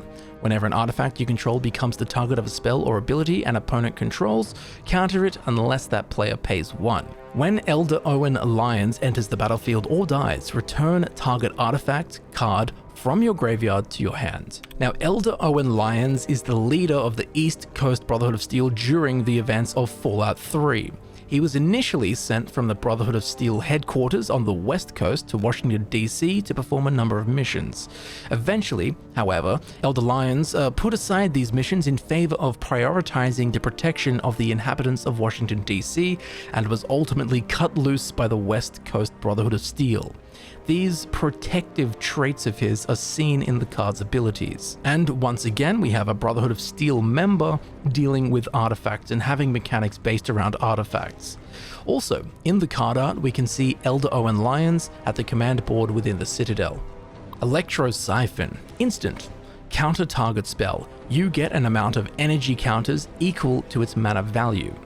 I calculate your chance of success to be, well, I don't want to be morbid. Depicted here is a Robo-Brain, which is a next-generation cyborg designed as a multi-role tool for military and civilian use. Thanks to their human brain, they are more flexible and more powerful than a pure robot. one of the Robo-Brain's abilities is to generate and fire a huge amount of electricity, which by the looks of this card, it's doing by absorbing the salt and pepper of an incoming spell, and turning its power into energy counters. Endurance Bobblehead, Artifact Bobblehead. Tap to add 1 mana of any color, or you can pay 3 and tap for up to X target creatures you control get +1/+0 and gain indestructible until the end of turn, where X is the number of bobbleheads you control as you activate this ability. Activate only as a sorcery. As you might be able to tell at this point, when it comes to the bobbleheads, the more bobbleheads you have active, the more effective each bobblehead is. But it's very fitting that the Endurance Bobblehead gives your creatures indestructible, making them very durable indeed. And of course, there is the serialized version of the card that we are hoping to get in the first pack we open. Energy Reserve. This card is the energy counter we've been hearing so much about. In the art, we can see a fusion core with an energy counter icon from Magic the Gathering on it, which is pretty cool.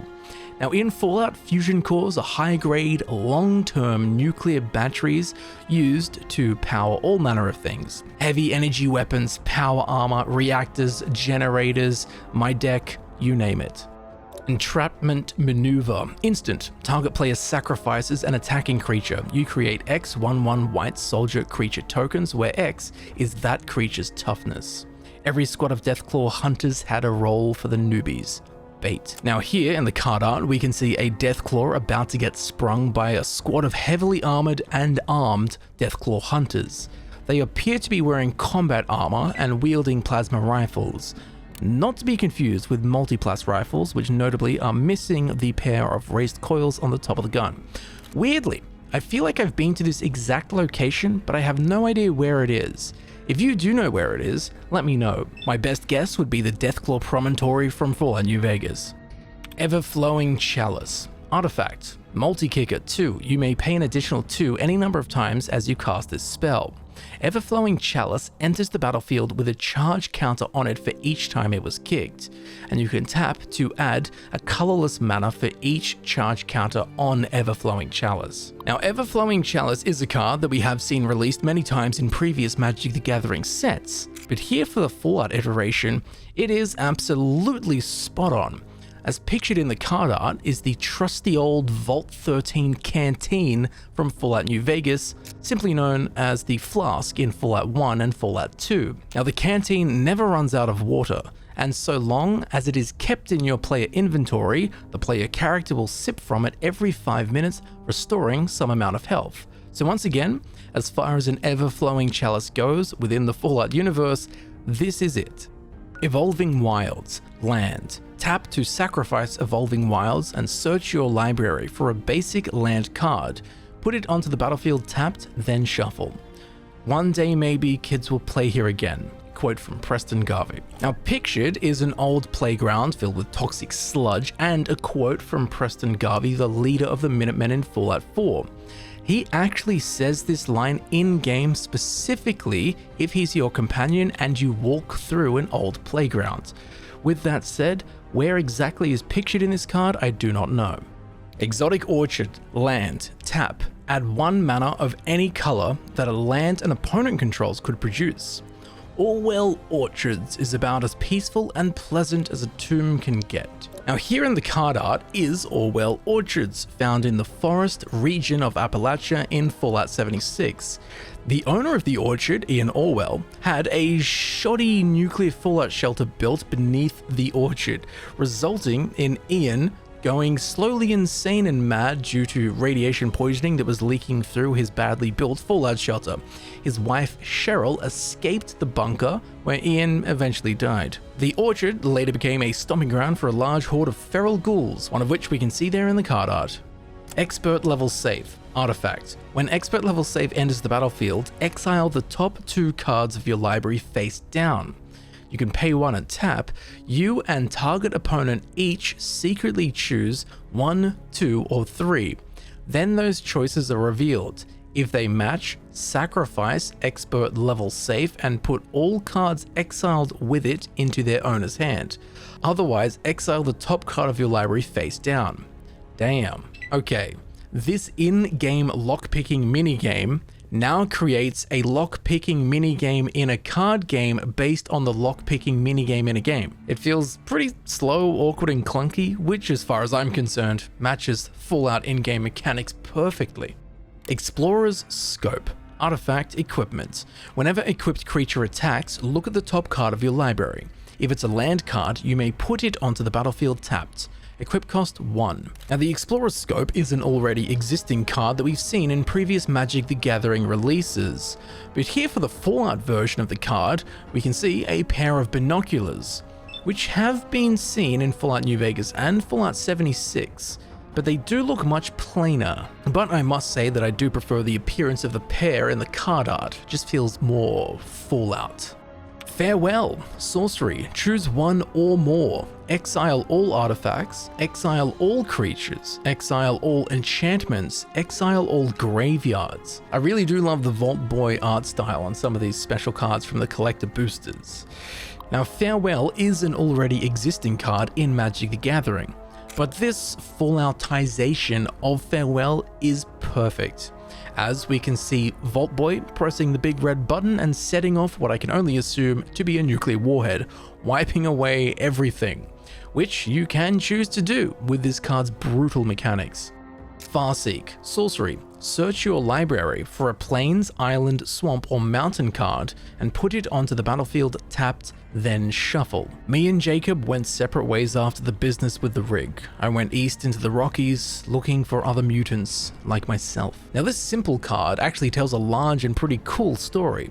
As pictured, we have a super mutant named Marcus, who founded the town of Broken Hills with his good friend and brother of steel knight, Jacob. After the Enclave oil rig was destroyed, Marcus traveled into the Rockies and gathered a sizable following of super mutants. Eventually, this gang traveled to Mount Charleston and founded the settlement of Jacobstown, which Marcus named after his old Brotherhood of Steel friend, Jacob. We can visit this location in Fallout New Vegas. So pictured, we see the charismatic super mutant leader Marcus beginning his journey into the Rockies, fittingly far-seeking. Feral Ghoul. Creature zombie mutant. Menace. Whenever another creature you control dies, put a +1/+1 counter on Feral Ghoul. When Feral Ghoul dies, each opponent gets a number of rad counters equal to its power. Now, Feral Ghouls are a classic enemy within the Fallout universe, but don't confuse normal ghouls who have their sanity and humanity intact, as Feral Ghouls are just that. Feral, uncontrolled, uncontrollable dangers to everyone and everything, usually gathering into groups acting exactly like a zombie horde. Hence, I think the zombie creature type when it comes to ghouls in this Fallout card set. Oftentimes, when a feral ghoul is killed, they will emit some level of ambient radiation, and this cardboard version is no different. Ferris Lake. Land. Pay 1, tap and add blue mana and red mana. Even before it was a super mutant camp, the water treatment plant was used for all sorts of questionable experiments. Now pictured here is a water treatment plant, although I am unsure which one, if it is a specific one. If you know where this is, be sure to let me know by leaving a comment down below. Fertile Ground. Enchantment Aura. Enchant lands. Whenever enchanted land is tapped for mana, its controller adds an additional 1 mana of any color. Fertile does not always mean safe. Now the flavor text is correct. Fertile does not mean safe. However, the addition of radiation could lead to some very rad plants being grown.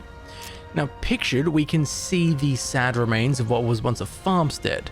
Which one exactly I can't say, but maybe you know. Fervent Charge. Enchantment. Whenever a creature you control attacks, it gets +2/+2 until the end of turn. NCR's rangers were feared far and wide. Even Caesar's Legion respected them in single combat. Now here we can see a number of NCR troops being led by the most elite of the NCR's military, the NCR Ranger. Well, I guess there's the Veteran Ranger, which is more elite, but let's not get picky here. Now the NCR Rangers are one of those units that strike fear into enemies and courage into allies. Behind them, we can see the wonky neon sign of Freeside, which is the more dangerous kind of fringe areas of New Vegas, surrounding the more lustrous and upkept New Vegas Strip. Fetid Pools, Land, Island, Swamp. Tap to add either blue mana or black mana. Fetid Pools enters the battlefield tapped, cycling 2. Discard this card and draw a card. Ask any of the old timers and they'll all agree something ancient and terrifying haunts the sea. So this is interesting because pictured, we can see one of the many whale skeletons found throughout the Fallout games. The flavor text, however, references something much more esoteric though, the fabled ghoul whale. To this day, it has never been found in any of the games, but there are still players searching for this mythical aquatic mutant named Ol Peg, who is apparently a ghoul whale. Find/finality. Firstly, find, sorcery. Return up to 2 target creatures from your graveyard to your hand. And finality, sorcery. You may put 2 +1/+1 counters on a creature you control. Then all creatures get -4/-4 until the end of turn. The good old split cards. Now this new creature we see here is a gecko from Fallout New Vegas. They are large reptilian creatures that come in a wide array of subspecies and they can run very fast. In the art for finality, we can see part of the sign outside of Prospector Saloon, meaning that this gecko is terrorizing the inhabitants of Goodsprings, where geckos do roam. Goodsprings being the first town you encounter in Fallout New Vegas. Fire Shrieker, artifact equipment. Equipped creature has double strike, equip cost 2. The Flamer is a specially engineered flamethrower suited for extended combat engagements. It delivers sustained energy damage and can completely immolate a target. Now, Fire Shrieker is an already existing card that we've seen in previous Magic the Gathering sets. Naturally, for the Fallout variant, we had to have the classic heavy weapon, the Flamer, a brutal, futuristic flamethrower. Pictured is a heavily armored raider swinging that thing around as wildly as I do. Fog Crawler, Vigor. Creature, Elemental, Incarnation. Trample. If damage would be dealt to another creature you control, prevent that damage.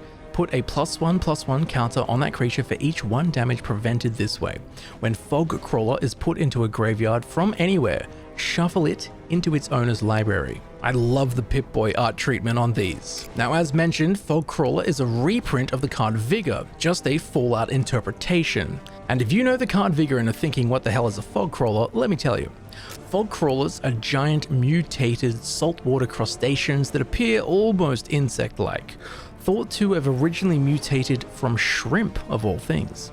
They get their name from the foggy coastal and wetland regions they call home, such as Far Harbor in Fallout 4 and the Mire in Fallout 76. Fog Crawlers are formidable enemies, and this card and its mechanics are no different.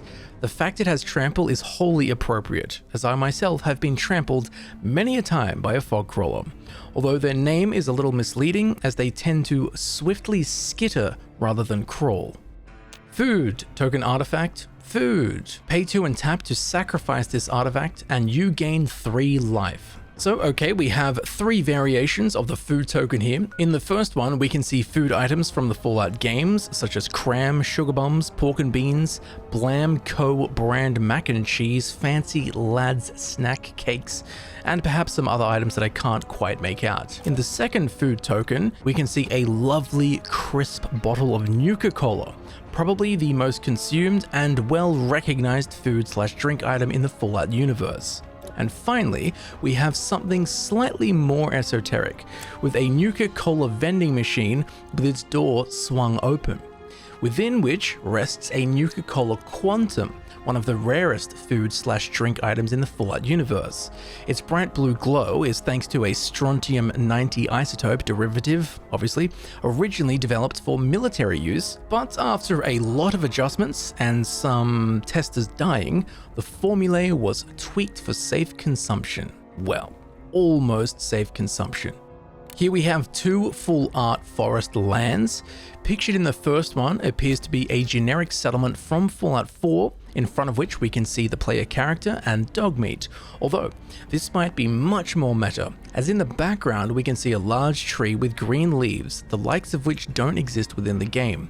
However, at the player character's original place of residence, Sanctuary, a location where a lot of players build their first settlement, there is a large tree at the center of the cul-de-sac. On Nexus Mods, there is a mod for Fallout 4 called Sanctuary Simple Settlement Blueprint, which creates a settlement at Sanctuary that looks very similar to the one we see in the card art. The large tree in the background is also alive and green, and there is even this large wind turbine on the right on top of the building. Is it that? Did I look into this too much? I don't know. Now in the second forest land, we can see the town known as The Retreat, found within the Maya region of Appalachia from Fallout 76. Fraying Sanity, enchantment or a curse. Enchant player. At the beginning of each end step, enchanted player mills X cards, where X is the number of cards put into their graveyard from anywhere this turn. The king has been murdered. It is regicide. Vault Boy, what did you do? What did we do? Okay, so Fraying Sanity is an already existing card in Magic the Gathering, and while there are a lot of frayed sanities in the Fallout universe, the pick for this card is spot on, and rather obscure. As pictured in the card art, we see a character known as the Puppet Man, and he has never actually appeared in any of the Fallout games. Instead, he was the main focus of a Fallout web comic called One Man and a Crate of Puppets.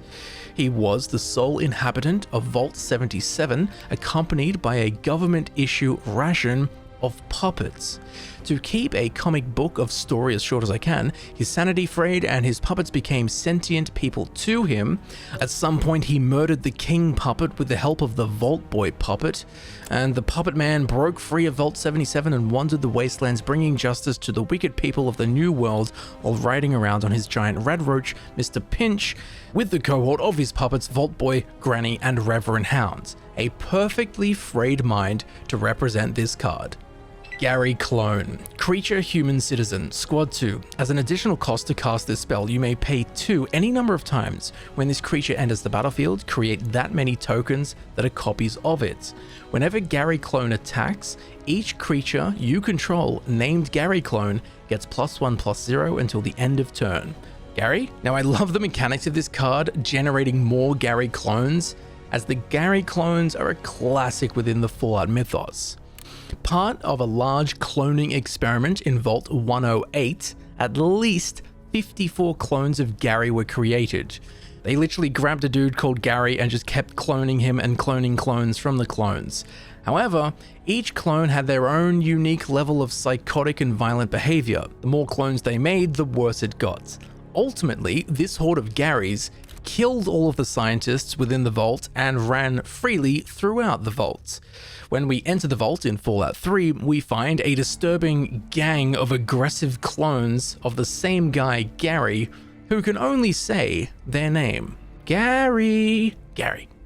General's Enforcer, Creature, Human Soldier. Legendary humans you control have Indestructible. 4-cost 1/1 black exile target card from a graveyard.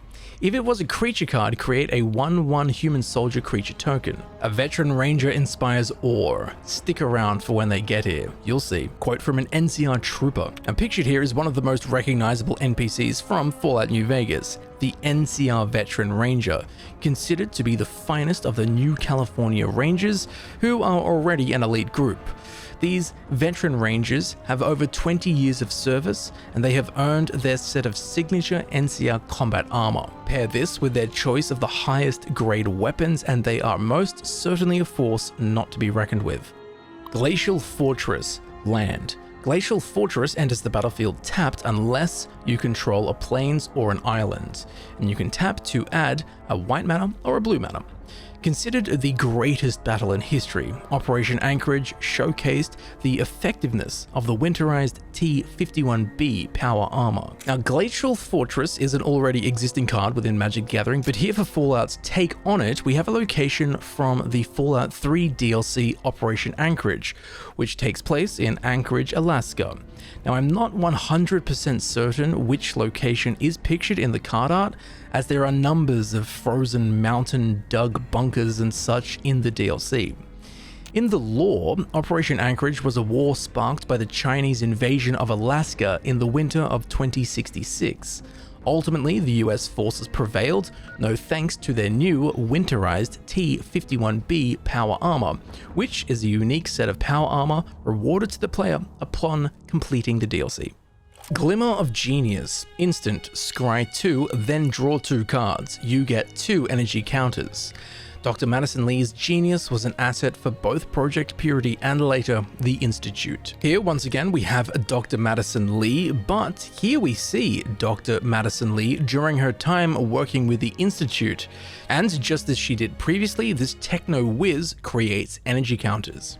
Glowing One, creature zombie mutant, Death Touch. Whenever Glowing One deals combat damage to a player, they get 4 rad counters. Jeez. Whenever a player mills a non-land card, you gain 1 life. The Glowing One mumbles something and then falls silent. He drools uncontrollably. Now, a Glowing One is a variant of the Feral Ghoul, and they are very dangerous. They get their name from the fact that they glow a sickly green due to their dire exposure to radiation. They do come in a few different shapes and sizes, although the Glowing One in the card art appears to be a corroded Glowing One, judging by the bubbled and swollen nature of his figure. Now, you'll notice that the card dishes out a serious amount of radiation. This is entirely accurate, as Glowing Ones in the Fallout games seep radiation passively, so if you get close to them, you get some radiation, and they can also, during combat, emit a blinding radiation wave, which is extremely dangerous. Upon death, they also tend to release a blast of radiation, and along with this, environmental radiation heals them, which is likely where the life gain on the card comes from. Grim Reaper's Sprint, Enchantment Aura, Morbid. This spell costs 3 less to cast if a creature died this turn. Enchant Creature. When Grim Reaper's Sprint enters the battlefield, untap each creature you control. If it's your main phase, there is an additional combat phase after this phase. Enchanted creature gets +2/+2 and has haste. Now, Grim Reaper's Sprint is a perk throughout the Fallout series which generates action points upon killing an enemy. Action points is basically the stamina bar of the Fallout games. It's a resource that's consumed when you use VATS during combat, when you sprint, when operating a jetpack, and when holding your breath while looking down a scope. Now, as mentioned, action points are used during combat to shoot enemies in particular places through the VATS system. But if you kill one of them, the perk Grim Reaper's Sprint will replenish your action points. So the perk can reset your character to combat ready immediately after combat, which is exactly what this card does, by giving you a second combat phase. Guardian Project, Enchantment.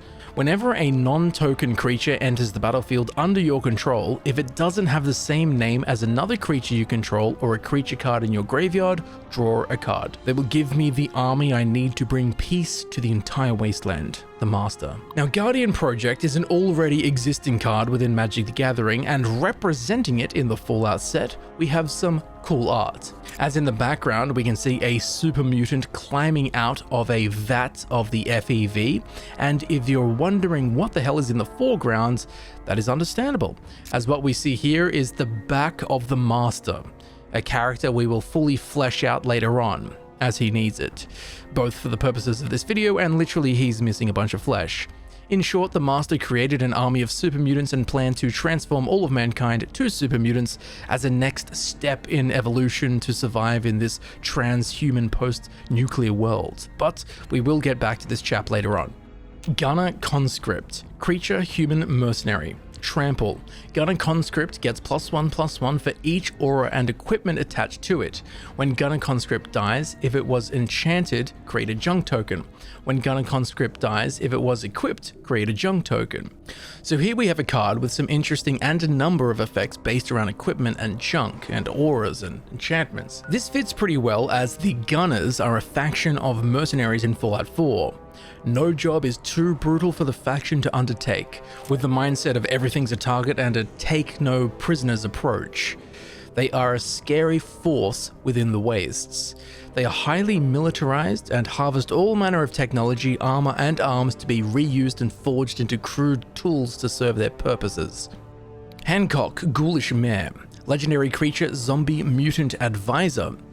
Each other creature you control that's a zombie or mutant gets +X/+X, where X is the number of counters on Hancock Ghoulish Mare. Undying. When this creature dies, if it had no +1/+1 counters on it, return it to the battlefield under its owner's control with a +1/+1 counter on it. Okay, so it's a pretty interesting card, and now we see that even the friendly ghouls are still considered zombies, which makes sense in the world of Magic the Gathering, but don't tell Hancock I called him that.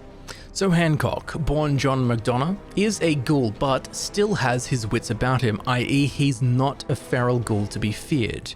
Now in Fallout 4, John Hancock is the mayor of Good Neighbor, a township found in the financial district of Boston. Hancock was once a drug addict, but after finding some clothes that belonged to founding father John Hancock, and then spearheading a local revolution that led to him getting the position of mayor, John McDonough was no more, and donned John Hancock's name just as he donned his clothes. Hardened Scales enchantment. If one or more +1/+1 counters would be put on a creature you control, that many +1/+1/+1 counters are put on it instead. The wastes will toughen anybody up, even those who were already tough to begin with. Now Hardened Scales is an already existing card within Magic the Gathering, and seen here is the Fallout version, where we have a glowing Deathclaw, which are much bigger, badder, scarier variants of the Deathclaw, who as an enemy type in general already have really high damage resistance stats. And given Deathclaws originally mutated from chameleons of all things, it can accurately be said that Deathclaws do indeed have hardened scales. Harmonize, sorcery, draw 3 cards. I'm already a ghoul. What more can the sun do? Now pictured in the card art is a ghoul tanning, and he's right. The harsh rays of the sun won't be able to do anything to him that radiation exposure hasn't done already. Harold and Bob, First Newmans. Legendary creature, tree folk mutant. Vigilance and reach. When Harold and Bob, First Newmans dies, if it was a creature, return it to the battlefield. It is an aura enchantment with Enchant Forest you control, and Enchanted Forest has tap, add 3 mana of any one color. You get 2 rad counters. Harold and Bob loses all other abilities. Okay, so this is an interesting card with a whole lot of backstory that I'll do my best to condense. The character Harold was first seen in the original Fallout game, where he had already lived a very long and colourful life. He was subject to both the FEV and environmental radiation in low enough doses that he didn't become a super mutant nor a ghoul. Instead, Harold became a unique mutant. The phrase in the card title, Newmans, is what Harold would call any human-based mutant of the wasteland, i.e. new humans. But who is Bob? Well, Bob was a sapling that Harold put on his head, which eventually rooted into his skull as we see him in Fallout 2, and eventually Harold and Bob kind of merged into one human mutant tree thing as we find him in Fallout 3, which is what we see pictured in the card art, located in Oasis and surrounded by members of the tribe known as the Tree Minders. And in keeping with his lore, I think the card got a pretty dang cool ability. Helios 1, land. Tap to add colorless mana. Pay 1 and tap, you get 1 energy counter. Pay 3 and tap, pay X energy counters, sacrifice Helios 1, destroy target non-land permanent with mana value X. Activate only as a sorcery. The plant is still capable of activating the devastating Archimedes satellite weapon. Now this is a really cool land, as it gives you colorless mana, generates energy counters, and can destroy other cards. All of this falls into the lore of Helios 1, which in Fallout New Vegas is a large solar farm, which on the surface was to generate enough power for the entirety of the New Vegas Strip, but its true purpose is to power and control an experimental orbital bombardment laser satellite known as Archimedes 2, which we can see it doing here in the card art, literally shooting a giant laser beam from space and blowing up whatever you pointed it at. Heroic Intervention, instant, permanents you control gain hexproof and indestructible until end of turn. Another beautiful day in the most dangerous place in the world. Quote from Nick Valentine. Our Heroic Intervention is an already existing card within Magic the Gathering, and representing a hero intervening in Fallout, we have none other than Nick Valentine, who is a unique-ish post-Gen 2 synth that's not quite Gen 3 or Gen 2, and he's also a detective that operates out of Diamond City. We'll explore him more later on in this video, but he can most certainly be described as a hero. Heroic Reinforcements, Sorcery, create 2 1/1 white soldier creature tokens. Until end of turn, creatures you control get +1/+1 and gain haste. Assaulting the Institute has been set irrevocably in motion. All able-bodied field agents are already en route here. Desdemona. Our Heroic Reinforcements we've seen before in previous Magic the Gathering sets, and representing it here in Fallout, we can see a squadron of railroad agents flying in to help assault the Institute, which is a possible branch towards the end of Fallout 4's main questline. The wrong ending, by the way. Ad Victoriam! Hinterland Harbor. Land. Hinterland Harbor enters the battlefield tapped unless you control a forest or an island. Tap to add green mana or blue mana. Radioactive fog was the least of the inhabitants' worries. Now here we have the namesake of my favorite Fallout 4 DLC, Far Harbor, which is also the name of the town pictured in the card art. Now the town is on an island in Maine, which is constantly under threat of being engulfed by the radioactive fog that blankets the island. Hour of Reckoning, Sorcery, Convoke. Your creatures can help cast this spell. Each creature you tap while casting this spell pays for 1 or more mana of that creature's color. Destroy all non-token creatures. Synths are crawling all over the place. Thin them out before we drop. Quote from Proctor Ingram. Now, Hour of Reckoning is a card we've seen before in previous Magic sets, but here in the Fallout version, we have a Brotherhood of Steel deployment blowing a bunch of those filthy synths from the face of the earth. And if I'm not mistaken, we can see Proctor Ingram in the background as she is in her power armor, missing the helmet, just as she appears in game. And let's not forget, she was quoted in the flavor text on the card, so it's probably her. Human Knight, creature token, Human Knight. This creature gets +2/+2 as long as an artifact entered the battlefield under your control this turn. Now here we can see a Brotherhood of Steel Knight clad in what looks like T-45 power armor and wielding a Gatling laser. And we see again the Brotherhood faction members having card mechanics revolving around artifacts. Human Soldier, creature token, Human Soldier. Pictured here we have an NCR Trooper, typically kitted out as we see them in Fallout New Vegas. Ian the Reckless. Legendary creature, Human Warrior. Whenever Ian the Reckless attacks, if it's modified, you may have it deal damage equal to its power to you and any other target. Equipment, auras you control, and counters are modifications. I may not be a very good fighter anymore, but I'm good enough to best the likes of you. Now Ian is a throwback as he is the first companion available in the original Fallout game. As a former Crimson Caravaner and Town Guard, he is strong, independent, bit rough around the edges, and is described as the perfect wastelander. And this card seems as well-rounded, yet dangerous and kind of a bit unpredictable as Ian can be. Idolized, Enchantment Aura, Enchant Creature. Enchanted creature has whenever this creature attacks alone, it gets +X/+X until the end of turn, where X is the number of non-land permanents you control. Renowned for your extensive support and goodwill, you are idolized by the community. Now the idolized card has 2 versions, both of which are very interesting. So firstly, the name idolized is in reference to the reputation system in Fallout New Vegas, not the karma system, the reputation system. You do something good for a faction, they will like you. You do something bad towards a faction and they will dislike you. Now in the standard art, we can see the player being idolized by the Powder Gangers, a gang comprised of escaped prisoners who have a knack for explosives. That's why we can see all the members in the image are wielding explosives, even getting the player to sign some of them. Now in the Pip-Boy variant of the card, we can see the player being idolized by the town of Goodsprings, with several notable characters in the image. Overall, these 2 card arts are two sides of the same coin, as in Fallout New Vegas, one of the first choices a player has is to either help the town of Goodsprings with their powder ganger problem, or help the powder gangers with their Goodsprings problem, primarily leading to be hated by one faction and idolized by the other faction. Impassioned Orator, creature, human cleric. Whenever another creature enters the battlefield under your control, you gain 1 life. Come forth and drink the waters of the globe, for this ancient weapon of war is our salvation.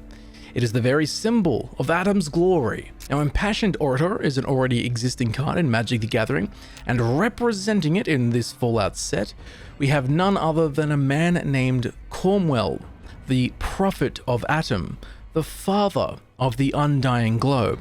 He can be found in Fallout 3 in the town of Megaton, preaching the teachings of his mad nuclear worshipping religion right in front of a giant unexploded nuclear warhead.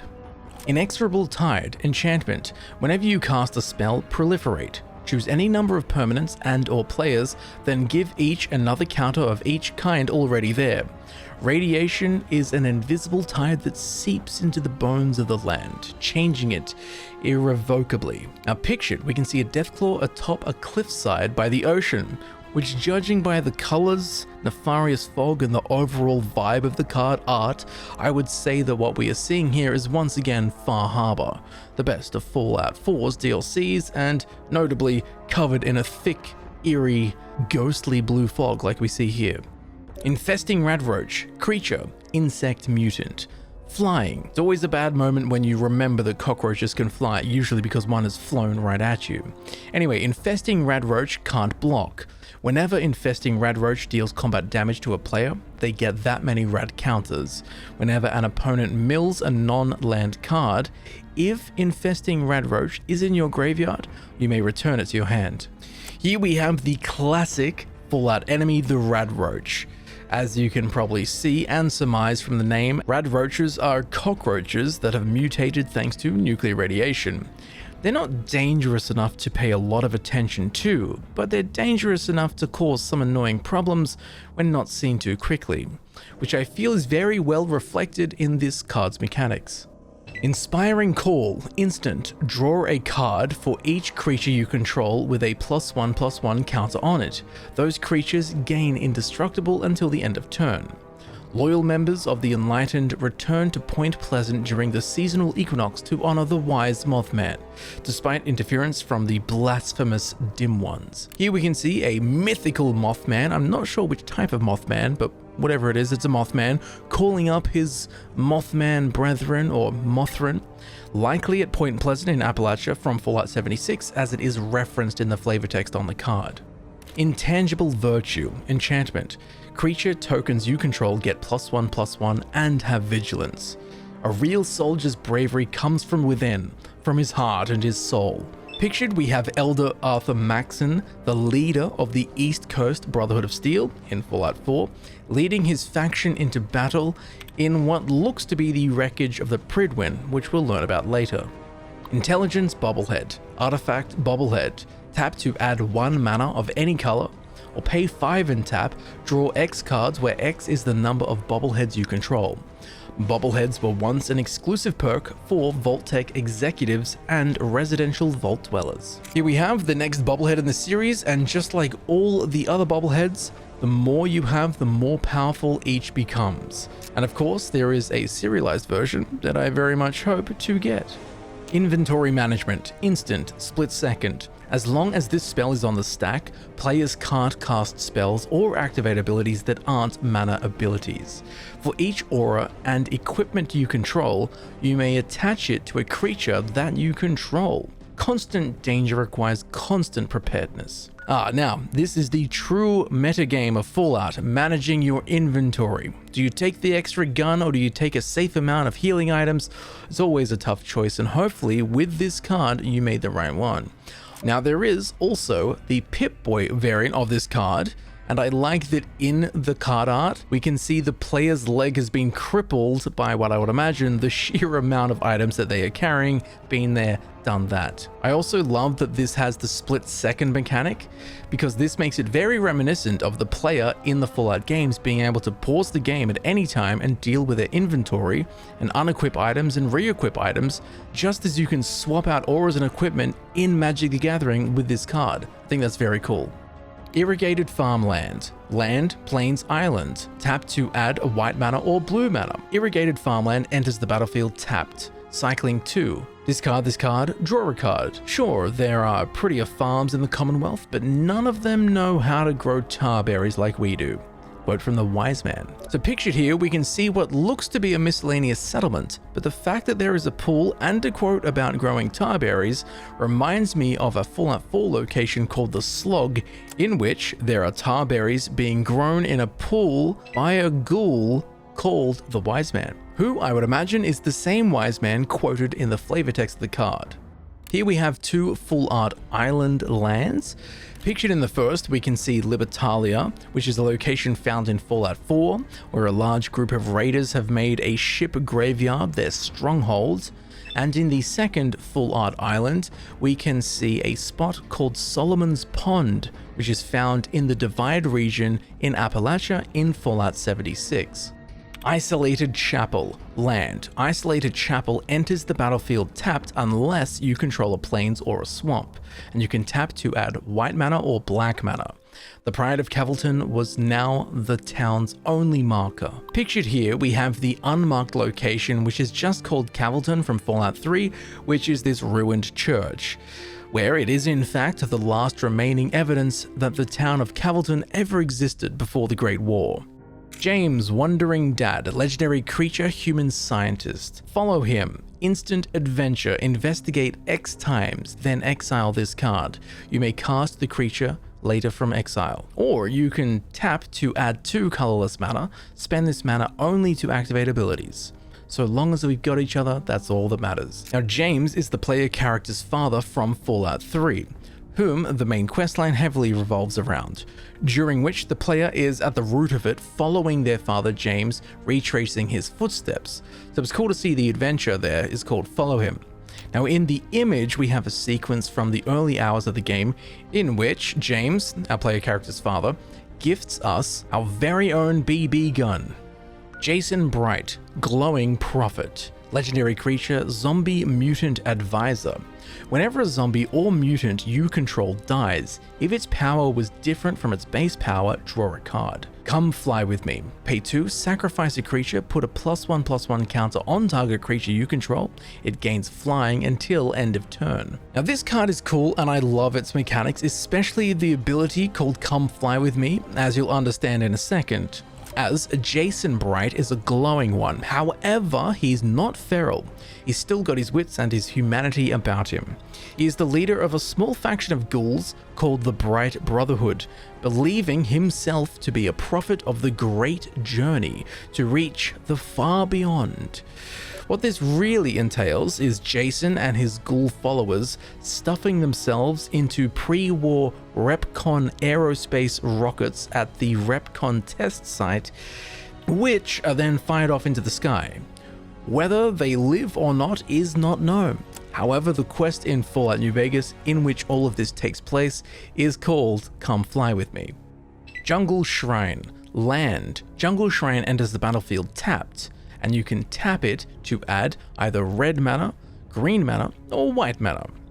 Once the Houses of Tomorrow, now the Tombs of Today. Pictured here in the card art, we have the suburb of Sanctuary Hills, which is the player character's original home before the Great War in Fallout 4. Junk Jet, artifact equipment. When Junk Jet enters the battlefield, create a junk token. Pay 3, sacrifice another artifact, and double equipped creature's power until end of turn. Equip cost 1. Now the Junk Jet is one of the most iconic and unique unique weapons in the Fallout games. It's a big, heavy gun, more akin to a cannon that is designed to use literal junk as ammunition, which is very fun and can be very funny to use as you fire off a teddy bear to deliver a killing blow to a Deathclaw or something of the sort. You can beat the game by launching a harmonica into the final boss's head. It's pretty classically Fallout. Now, the design we see in the card art here looks like the junk jet from Fallout 4. And of course, it makes complete sense that this card has a mechanic that involves junk. And speaking of, we have junk. Token artifact, junk. Tap, sacrifice this artifact, exile the top card of your library. You may play that card this turn. Activate only as a sorcery. So here we have the junk token that we've been hearing so much about. In the art, it looks like we've got a completely ruined power armor helmet, an empty Nuka-Cola bottle, and a broken telephone. All junk.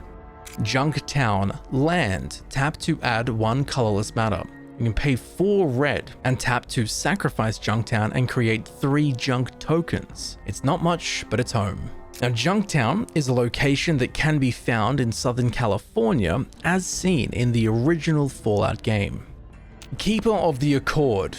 Creature, human soldier. At the beginning of each opponent's end step, if that player controls more creatures than you, create a 1/1 white soldier creature token. At the beginning of each opponent's end step, if that player controls more lands than you, you may search your library for a basic plains card. Put it onto the battlefield tapped, then shuffle. Now, Keeper of the Accord is a card that already exists in Magic the Gathering, but here, for the Fallout version, we have a Brotherhood of Steel Scribe with what looks to be a digital map of Washington, D.C. from, of course, Fallout 3 behind them. And based on that, I would say that this is the Brotherhood of Steel's main headquarters in Fallout 3, called the Citadel, and that the man in the card art is Scribe Bowditch, Proctor of the Order of the Shield and the head of the Brotherhood's smithy in the Citadel. Yet another Brotherhood of Steel card with some solid mechanics. Kellogg, Dangerous Mind, legendary creature, human mercenary, first strike and haste. Whenever Kellogg, Dangerous Mind attacks, create a treasure token. Sacrifice 5 treasures. Gain control of target creature for as long as you control Kellogg. Activate only as a sorcery. We both know how this will end, so you ready? Conrad Kellogg, a man with quite actually a pretty dangerous mind. Kellogg is a long-lived and complex character, so I'll do my best to sum him up. With an extremely troubled past, Kellogg is a highly skilled and absolutely ruthless mercenary acting as a surface operative for the Institute, willing to do any job, killing men, women, and children, no problem. Now, Kellogg plays the role of a secondary antagonist in Fallout 4. We meet him towards the start of the game when he kills our spouse and steals our baby Sean. And while Kellogg works with the Institute, he is not a synth, but he has been cybernetically altered, extending his lifespan quite significantly, as he appears as a middle-aged man, but in fact he is over 100 years old. Very similar to my lower back. Now, in Fallout 4's main questline, after retrieving the cybernetic brain augmenter from Kellogg's head, the player must travel through Kellogg's memories in the memory den in Fallout 4 during a quest called Dangerous Mind. Legate Lanius, Caesar's Ace, legendary creature, human soldier. Decimate. When Legate Lanius enters the battlefield, each opponent sacrifices a 10th of their creatures they control, rounded up. Whenever an opponent sacrifices a creature, put a +1/+1 counter on Legate Lanius. Victory shall be ours. It shall be swift and it will be honest, purchased with blood. But Legate Lanius is a truly unforgettable figure and face of Fallout New Vegas, also known as the Monster of the East, and is the second in command of Caesar's Legion. He was once a towering, battle-hardened tribesman of the Hydebarks, who were a fearsome tribe that had been in conflict with the Legion for some time.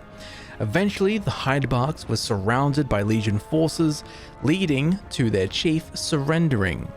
Enraged by his tribe's cowardly surrender, the then-to-be Lanius went into an insane blood rage, and slaughtered 15 of his own tribal warriors. Eventually he fell to battle wounds, but Caesar rescued this war-torn body and had his physicians nurse this guy back to health. When he awoke, Caesar was by the bedside and offered him a new face forged of iron to replace the one that he'd lost, as most of his face had been ripped off in the blood rage battle against his own tribe. But this offering came with the terms that he would have to join Caesar and the Legion. Lanius accepted the deal on the conditions that he could slaughter all of the surviving males of his tribe, and thus was born the monstrous 6'11" figure known as Legate Lanius. Interestingly, while he's never called Caesar's ace in-game, in the Vault playing card deck included with the collector's edition of Fallout New Vegas, Legate Lanius is the face of the Ace of Clubs, which is likely what this card name is referencing. And the card mechanics I absolutely love. Firstly, whoever made this card actually knows what decimate means, which is to remove 1/10 of something, which historically was a practice performed as punishment against mutinous Roman legions, where they would take the entire Roman legion and kill 10% of them. They would decimate them. And let me tell you, the remaining 90% most certainly followed orders after that. Lethal Scheme. Instant. Convoke. Your creatures can help cast this spell. Each creature you tap while casting this spell pays for 1 or more mana of that creature's color. Destroy target creature or planeswalker. Each creature that convoked Lethal Scheme connives. Draw a card, then discard a card. If you discarded a non-land card, put a +1/+1 counter on that creature. Whew. Now, Lethal Scheme is a card that we've seen before in Magic the Gathering, but here for the Fallout version, we have a truly lethal scheme. As in the card art, we see the opening scene of the game Fallout New Vegas, where Benny, the guy in the middle, kills the player character, or at least he thinks he does, which for Benny in my playthrough really did turn out to be a lethal scheme. Liberty Prime Recharged. Legendary artifact creature robot. Vigilance, trample, and haste. Whenever Liberty Prime Recharged attacks or blocks, sacrifice it unless you pay 2 energy counters. And you can pay 2 and tap it to sacrifice an artifact, and you get 2 energy counters and draw a card. Democracy is non-negotiable. Great quote from Liberty Prime there. Now, Liberty Prime is a character, if you could call it that, which we spoke of earlier. A huge, deadly robot utilized by the Brotherhood of Steel to conquer their toughest obstacles. I also love all of the energy counter mechanics involved with this card, as this bloke runs on at least 4 AAA batteries. Lightning Greaves, artifact equipment. Equipped creature has haste and shroud. It can't be the target of spells or abilities. Equip cost 0. No matter how big the fall is, you're safe as long as you land with both feet. As I learnt skiing in Austria recently, that is not true. Now, Lightning Greaves is a classic card in Magic the Gathering, the likes of which we've seen many times in previous sets. But here for the Fallout version, we have a great meta little reference that took me a while to figure out.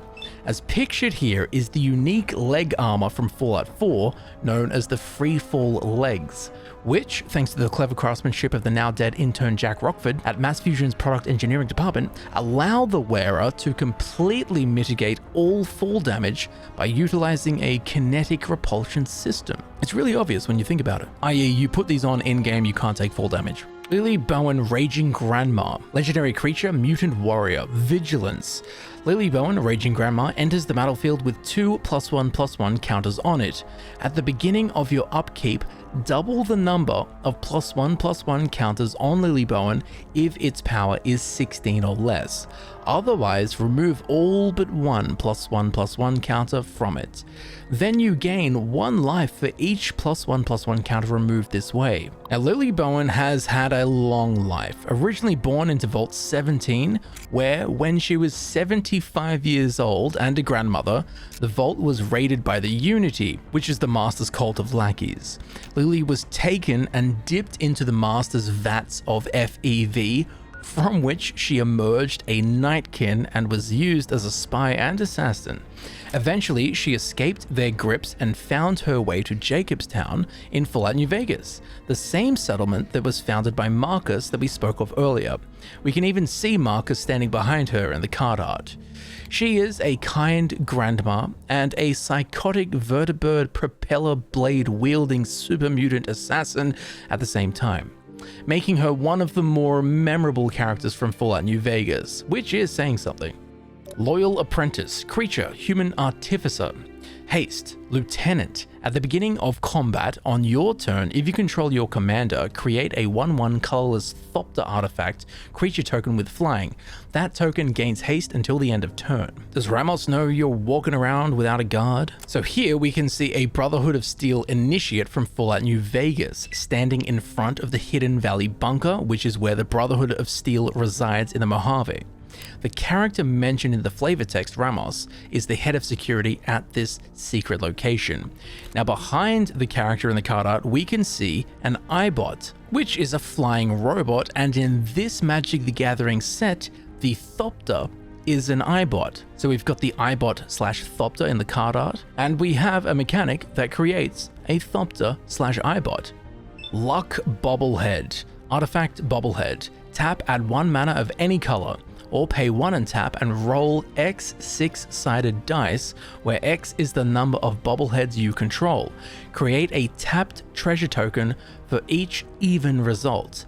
If you rolled 6 exactly 7 times, you win the game. Which very fittingly, you would have to be really lucky to get that. So here we of course have the Luck Bobblehead, which is the next bobblehead in the series, and just like all the other bobbleheads, the more bobbleheads you have, the more powerful each becomes.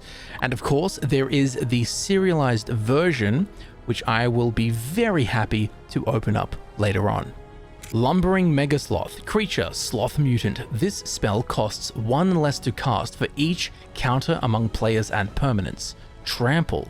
Lumbering Megasloth enters the battlefield tapped. When threatened, it slowly shakes its body to produce spores from the mushrooms growing on its back. So here we can see the Megasloth, which is a huge creature that can be found in Appalachia in Fallout 76. I mean, it speaks for itself really, and I find the art pretty funny, as this Megasloth is standing next to a road sign that says, slow. McCready, Lamplight Mare, legendary creature, human advisor. Whenever a creature you control with power 2 or less attacks, it gains Skulk until end of turn. It can't be blocked by creatures with greater power. Whenever a creature with power 4 or greater attacks you, its controller loses 2 life and you gain 2 life. A card just as powerful as the character. Now Robert McCready is one apt little fella when we encounter him in Fallout 3. As a child, where he was the leader of a children's colony inside of Little Lamplight Caves. Now later he went on to live in the Commonwealth of Fallout 4, where we can encounter him as an adult, which obviously is not what appears in the card here. Mantle of the Ancients. Enchantment, Aura.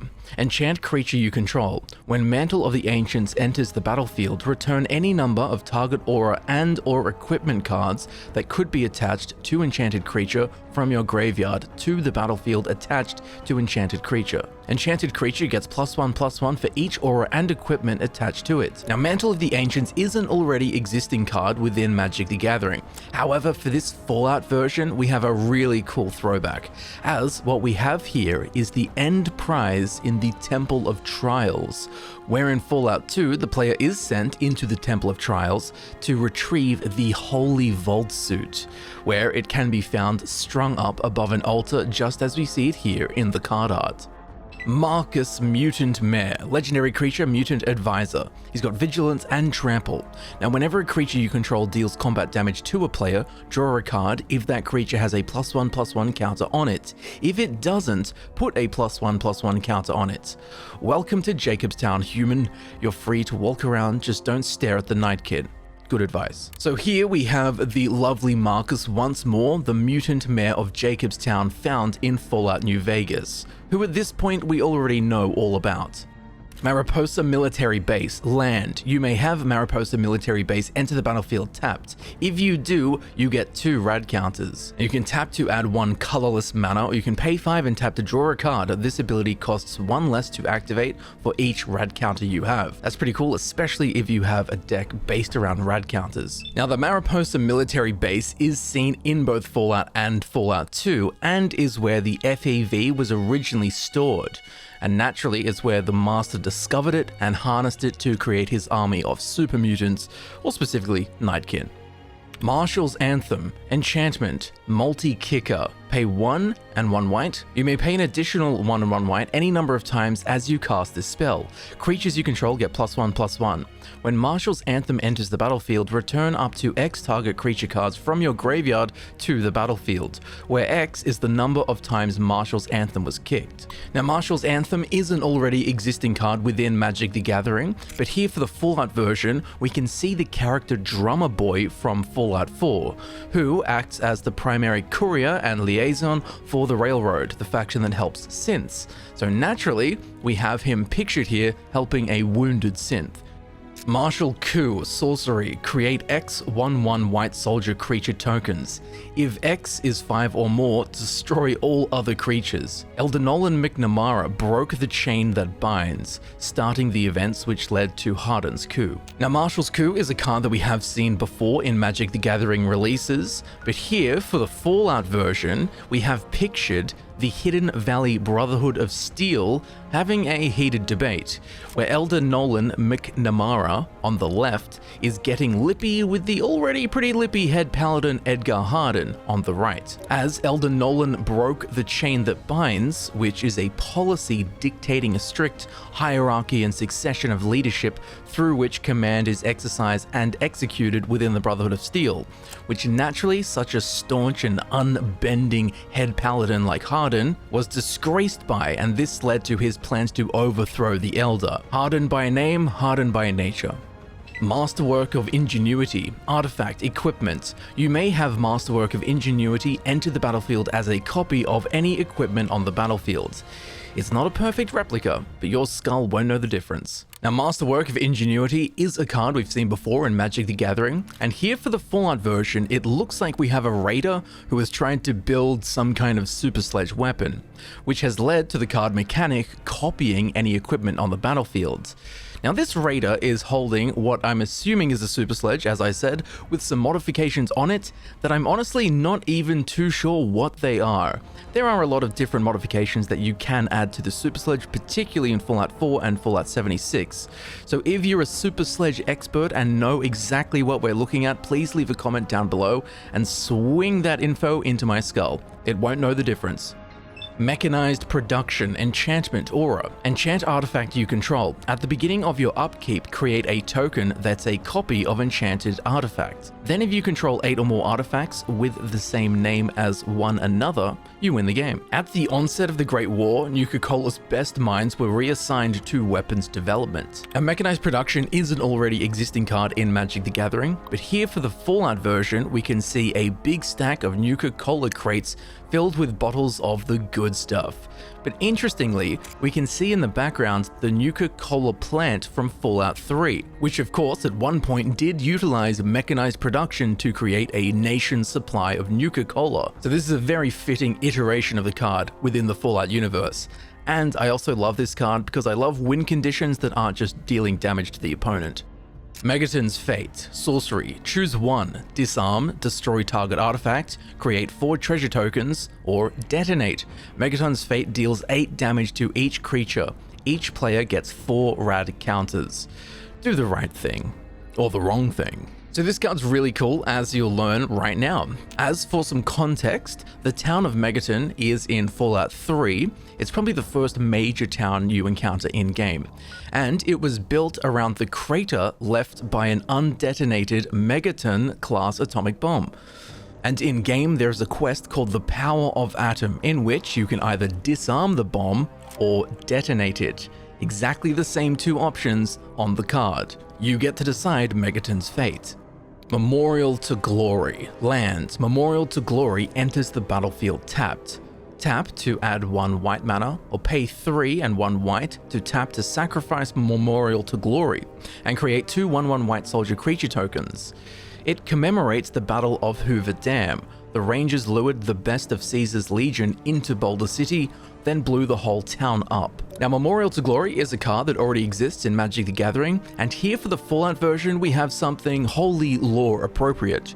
As pictured in the card art is an NCR trooper kneeling at the unmarked location within Boulder City known as the Boulder City Memorial from Fallout New Vegas, where Caesar's Legion was lured into Boulder City, most of which was jam-packed with high explosives, which were detonated.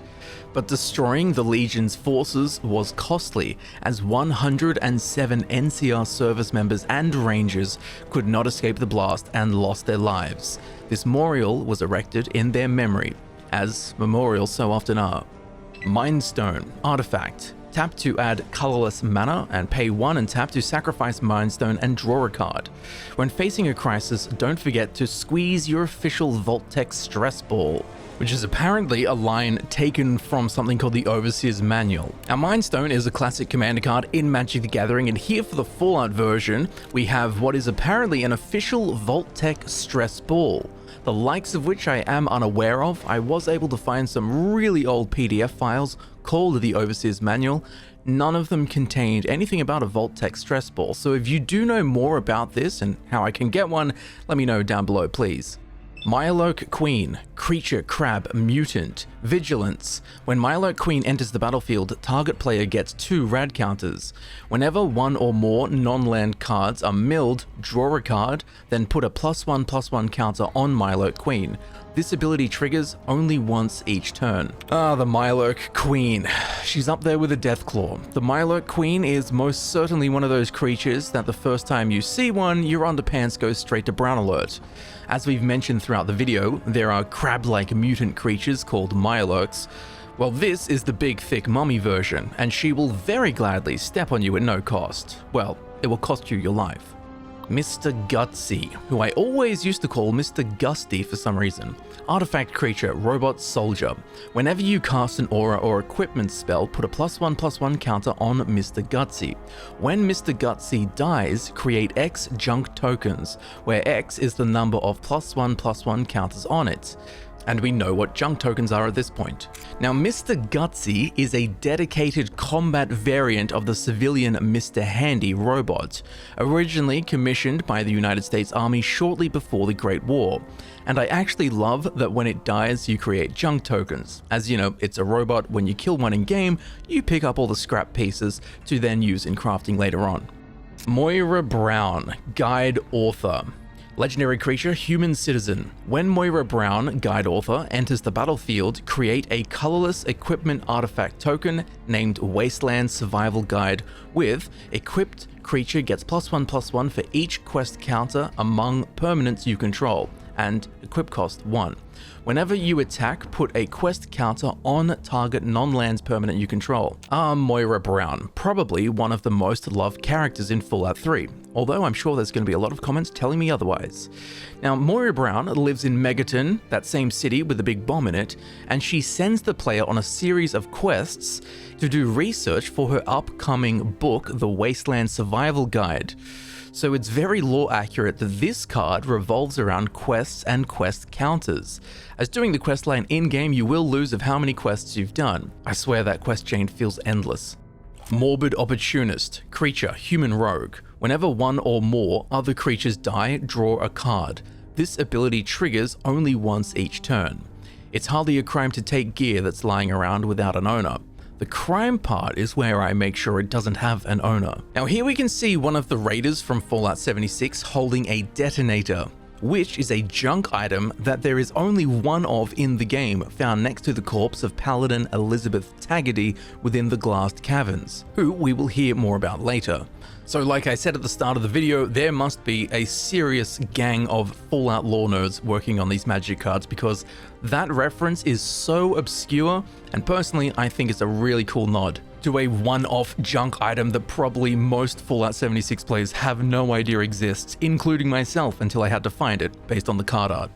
Mortuary Mire, land. Mortuary Mire enters the battlefield tapped. When Mortuary Mire enters the battlefield, you may put target creature card from your graveyard on top of your library, and you can tap it to add 1 black mana. Burying the Dead, what an archaic idea. Pictured, we can see one of the many cemeteries throughout the Fallout games. If you know which one specifically, be sure to let us all know down below in the comment section, as I am unsure as exactly where this is, yet it feels very familiar. Moss Fire Valley, land. Pay 1 and tap to add red and green. I come from a place far to the northwest. It's called the Pit. It's, well, let's be honest, a nightmare. Quote from Werner. Now here we have pictured the Pit Bridge leading straight into the Pit DLC for Fallout 3.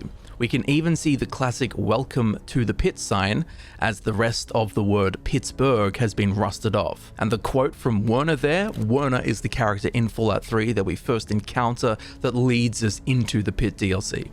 Now we have the mountains. We have 2 full art variants of the mountain. In the first one, we can see the player character clad in power armor standing before the mighty Fizztop Mountain, which is located within the theme park known as Nuka World, and it stands at over 100 meters tall. And in the second mountain, we can see a location known as Seneca Rocks, found in the Savage Divide region of Appalachia in Fallout 76. Very interestingly, we can also see the body of a huge creature known as the Vulture impaled and nailed to the cliff face. Even more curiously is the fact that this is the only Vulture seen in any of the Fallout games, as the model for the Vulture was actually an early concept design for the Scorch Beast, but it was cut in favor of the Bat model that we find in Fallout 76. So again, it's so cool that the devs slid this in here, and even cooler that it gets a look in with this here mountain card. Mr. House, President and CEO, legendary artifact creature human. Whenever you roll a 4 or higher, create a 3/3 colorless robot artifact creature token. If you rolled a 6 or higher, instead create that token and a treasure token. Pay 4 and tap to roll a 6-sided die plus an additional 6-sided die for each mana from treasures spent to activate this ability. Now, Mr. House is a very interesting character. Born Robert Edwin House in the year 2020, he went on to found Robco Industries in 2042 at just the age of 22. By 30, he had amassed a wealth of over $30 billion. At some point before the Great War, Mr. House placed himself within a life support device, removing the mortal Mr. House from the world permanently, while his brain was wired directly into his vast information network via an enormous supercomputer. This is how we find him some 200 or so years later in Fallout New Vegas. We can even find the somewhat withered mortal man still strapped into the computer. And we can actually see this in the card art as he's being held by 2 Securitrons, and his withered body is also reflecting in the screen that's showing his digital face. And I do love that this card has dice mechanics, especially given that Mr. House is the man that runs the New Vegas Strip, where all the casinos are. Mutational advantage, instant. Permanents you control with counters on them gain hexproof and indestructible until end of turn. Prevent all damage that would be dealt to those permanents this turn. Proliferate. Choose any number of permanents and or players, then give each another counter of each kind already there. Ow, my pipe. Now pictured here we have some poor vault dweller who has smacked a super mutant over the back of the head, only to ruin his lead pipe weapon and really annoy the super mutant. Which, given the super mutant's indestructible skull, it's fun that this card provides the same thing. Myriad Landscape, land. Myriad Landscape enters the battlefield tapped. Tap to add 1 colorless mana, or pay 2 and tap to sacrifice Myriad Landscape and search your library for up to 2 basic land cards that share a land type. Put them onto the battlefield tapped, then shuffle. Now pictured, we have what I am sure is one of the towns on the coast of the Commonwealth in Fallout 4. Although I'm unclear as to which, as there are several that are jutting out into the ocean and have a church, the spire of which we can see sticking out above the town in the card art. So if you do know exactly where this is, be sure to let me know. Mysterious Stranger, creature, human rogue, flash. When Mysterious Stranger enters the battlefield, for each graveyard with an instant or sorcery card in it, exile target instant or sorcery card from that graveyard. If 2 or more cards are exiled this way, choose one of them at random and copy it. You may cast the copy without paying its mana cost. Now, the Mysterious Stranger is a very mysterious character who has made multiple appearances throughout the Fallout series. Who, or even what he is exactly, is unknown.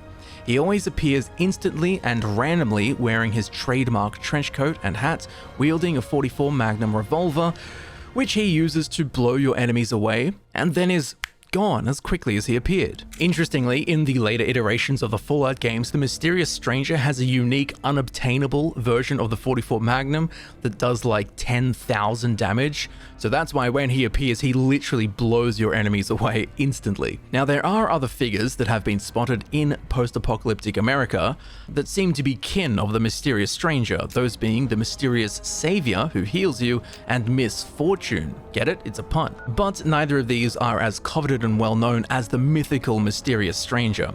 I also love that he's got the flash mechanic, as that is exactly how the Mysterious Stranger functions in game. And there is, of course, the beautiful Pip-Boy treatment for the Mysterious Stranger card, which, like a true gentleman who we can see, he is tipping his fedora.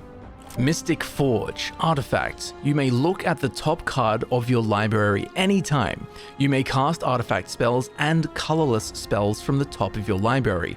Tap to pay 1 life. Exile the top card of your library. Now, Mystic Forge is a card that we have seen many times in previous Magic the Gathering sets, but here for the Fallout version, as far as mystical forges go, we can see a Tinker's Workbench from Fallout 76, which in a post-apocalyptic world functions just as a mystical forge would. Mystic Monastery land. Mystic Monastery enters the battlefield tapped, and you can tap it to add either blue, red, or white mana. Hey, come see me at top of the world when you get a chance. I've got something for you, and I pinky swear I won't kill you. Rose Robotic Raider. So pictured here is the top of the world, which is the location found in Appalachia in Fallout 76. Where the heavily modified Miss Nanny turned cutthroat raider gang leader Rose resides. We'll see more of her later. Nerd Rage, enchantment, aura, enchant creature. When Nerd Rage enters the battlefield, draw 2 cards. Enchanted creature has, you have no maximum hand size, and whenever this creature attacks, if you have 10 or more cards in hand, it gets +10/+10 until the end of turn. Huge. Now, Nerd Rage is a long-running perk within the Fallout games that I've only ever seen as the Vault Boy art on screen, and I must say it is absolutely terrifying seeing it in a more realistic depiction, as we can see in the card art. It's also got a cool mechanic. I love having tons of cards in my hand, and I love that having tons of cards in my hand gives my enchanted creature a 10/10 buff. Nesting Grounds land. Tap to add colorless mana, or pay 1 and tap to move a counter from target permanent you control onto another target permanent. Activate only as a sorcery. The ooze may look like honey, but sting wings aren't as sweet. And Nesting Grounds is an already existing card within Magic the Gathering, but here for the Fallout version, we can see a Sting Wing Nest, or Nests, which can be found in Fallout 4's Nuka World DLC. And the card is correct, Sting Wings are not sweet at all. Nick Valentine Private Eye, legendary artifact creature, synth detective. Nick Valentine Private Eye can't be blocked except by artifact creatures. Whenever Nick Valentine or another artifact creature you control dies, you may investigate. To investigate, create a clue token. It's an artifact with pay 2, sacrifice this artifact, draw a card. Your case is my top concern. Now, Nick Valentine is probably one of the all-around most loved characters in Fallout 4. As mentioned earlier, Nick Valentine is a post-Gen 2 synth prototype, of which, as far as we know, there were only 2 created, Nick Valentine and Dima. Now, Nick works as a detective out of Diamond City, as he was programmed with the memories of a now-dead pre-war detective. He is an all-round, fairly well-respected member of Diamond City despite his mysterious origins. So it is very lore accurate that old Nick here has the investigate mechanic built into the card. And in the card art, we can see Nick sitting at his desk in Diamond City with Ellie Perkins, his assistant, standing behind him. Nightkin Ambusher, creature, mutant warrior. Ward 2. Whenever this creature becomes the target of a spell or ability an opponent controls, counter it unless that player pays 2.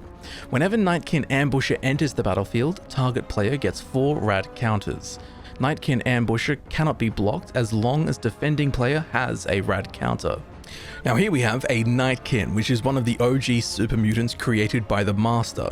The Nightkin love to use Stealth Boys, which allow the user to become invisible for a period of time, and we can actually see this in the card art, as the bottom half of this Nightkin is kind of transparent. And I also like the mechanic that makes them warded and unblockable, because it's kind of mimicking as if the card were invisible on the field, just as the Nightkin are in-game. Nomad Outpost, land. Nomad Outpost enters the battlefield tapped, and we can tap it to add either red, white, or black mana. The fort served as Caesar's base of operations. From here, the Legion dreamed of transforming themselves from nomads to an empire. Now, Nomad Outpost is an already existing card within Magic the Gathering. For the Fallout version, however, what we have here is Caesar's camp, known as the Fort, which is the Legion's main base of operations in Fallout New Vegas. Nuclear Fallout. Sorcery. Each creature gets twice -X until the end of turn. Each player gets X rad counters. The end of the world occurred as predicted. Too many humans, not enough space or resources to go around. The details are trivial and pointless. The reasons, as always, purely human ones. Nuclear Fallout is a brutal card, and as I mentioned earlier, the card that I won my Commander game with. Wiped the board, gave everyone a whole bunch of rad counters, and every other player died before I did. Now, as far as I can tell, there is nothing game specific in the art here. It might be a reference to the families depicted in the Vault Tech promotional videos for the vaults themselves, which is always a big happy family sitting around a table, where in the card we can see the reality of that. It's just the perfect American family irradiated and incinerated. And there is also the Pip-Boy version of the card, which just shows another happy family dead and glowing green. Next we have the Nuka-Cola Vending Machine. Artifact. Pay 1 and tap to create a food token. It's an artifact with pay 2 and tap to sacrifice this artifact and you gain 3 life. Whenever you sacrifice a food, create a tapped treasure token. It's an artifact with tap to sacrifice this artifact, add 1 mana of any color. Now of course, with Nuka-Cola being the most popular consumable beverage within Fallout, the Nuka-Cola Vending Machine produces Nuka-Cola, which in Fallout's Magic the Gathering set's case could very well be an actual Nuka-Cola, as it's one of the food tokens. And along with this, the bottle caps are the primary currency of the Fallout universe, so when you drink a Nuka-Cola you gain a bottle cap, which again in this Fallout set for Magic the Gathering, one of the treasure tokens is a bottle cap. So this is very cool and very well integrated into the lore. And there is also the Vault Boy variant of the card, the art of which, with all of them, I absolutely love. Nuke Launcher. Artifact. Equipment. Equipped creature gets +3/+0 and has Intimidate. It cannot be blocked except by artifact creatures and/or creatures that share a color with it. Whenever equipped creature attacks, until the end of defending player's next turn, that player gets 2 rad counters whenever they cast a spell. Equip cost is 3. Now this is a pretty rad card if you catch my meaning, as the Nuke Launcher is actually a modified Fat Man from the Nuka World DLC for Fallout 4, the Fat Man being a personalized mini nuke launcher. Now the Nuke Launcher fired Nuka nukes, and these were specially modified Nuka-Cola quantum enhanced mini nukes to improve the explosive power. Notably, the explosion of these Nuka nukes glows an unnatural blue, just as the Nuka-Cola quantum does, because the stuff in the drink and the stuff in the bomb is the same stuff. One with the Machine. Sorcery. Draw cards equal to the highest mana value among artifacts you control. Synthkind welcomes you, as long as you welcome us. One with the Machine is a card that we've seen before in Magic the Gathering, but for the Fallout version, we can see Dima, possibly my favorite character from Fallout 4, specifically from Fallout 4's DLC Far Harbor. Now, Dima is a synth brother of Nick Valentine, being the second prototype Gen 2/2.5 synth. But when Nick Valentine was given already existing memories and personalities, Dima was freely allowed to develop a personality through experience. Now, Dima is the leader of Arcadia, where they have a synth colony away from the control of the Institute. And if you do ever feel like questioning your existence and getting super existential, go and speak to Dima. Open the vaults. Sorcery. Return all artifact and enchantment cards from all graveyards to the battlefield under their owner's control.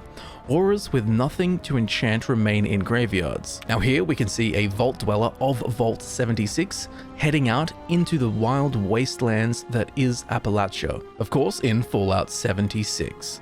Opulent Palace. Land. Opulent Palace enters the battlefield tapped, and we can tap it to add black, green or blue mana. Gather now, faithful followers of the most wise and beneficent Mothman. Let us light his holy beacon with the radiance of the fireflies. Brother Moncrief. Now pictured we have the Landview Lighthouse, where Brother Moncrief of the cult of the Mothman performs his sermons to the mythical creature, the Mothman. And we can also see 2 Mothmen in the card art. This can all be found and experienced in Fallout 76.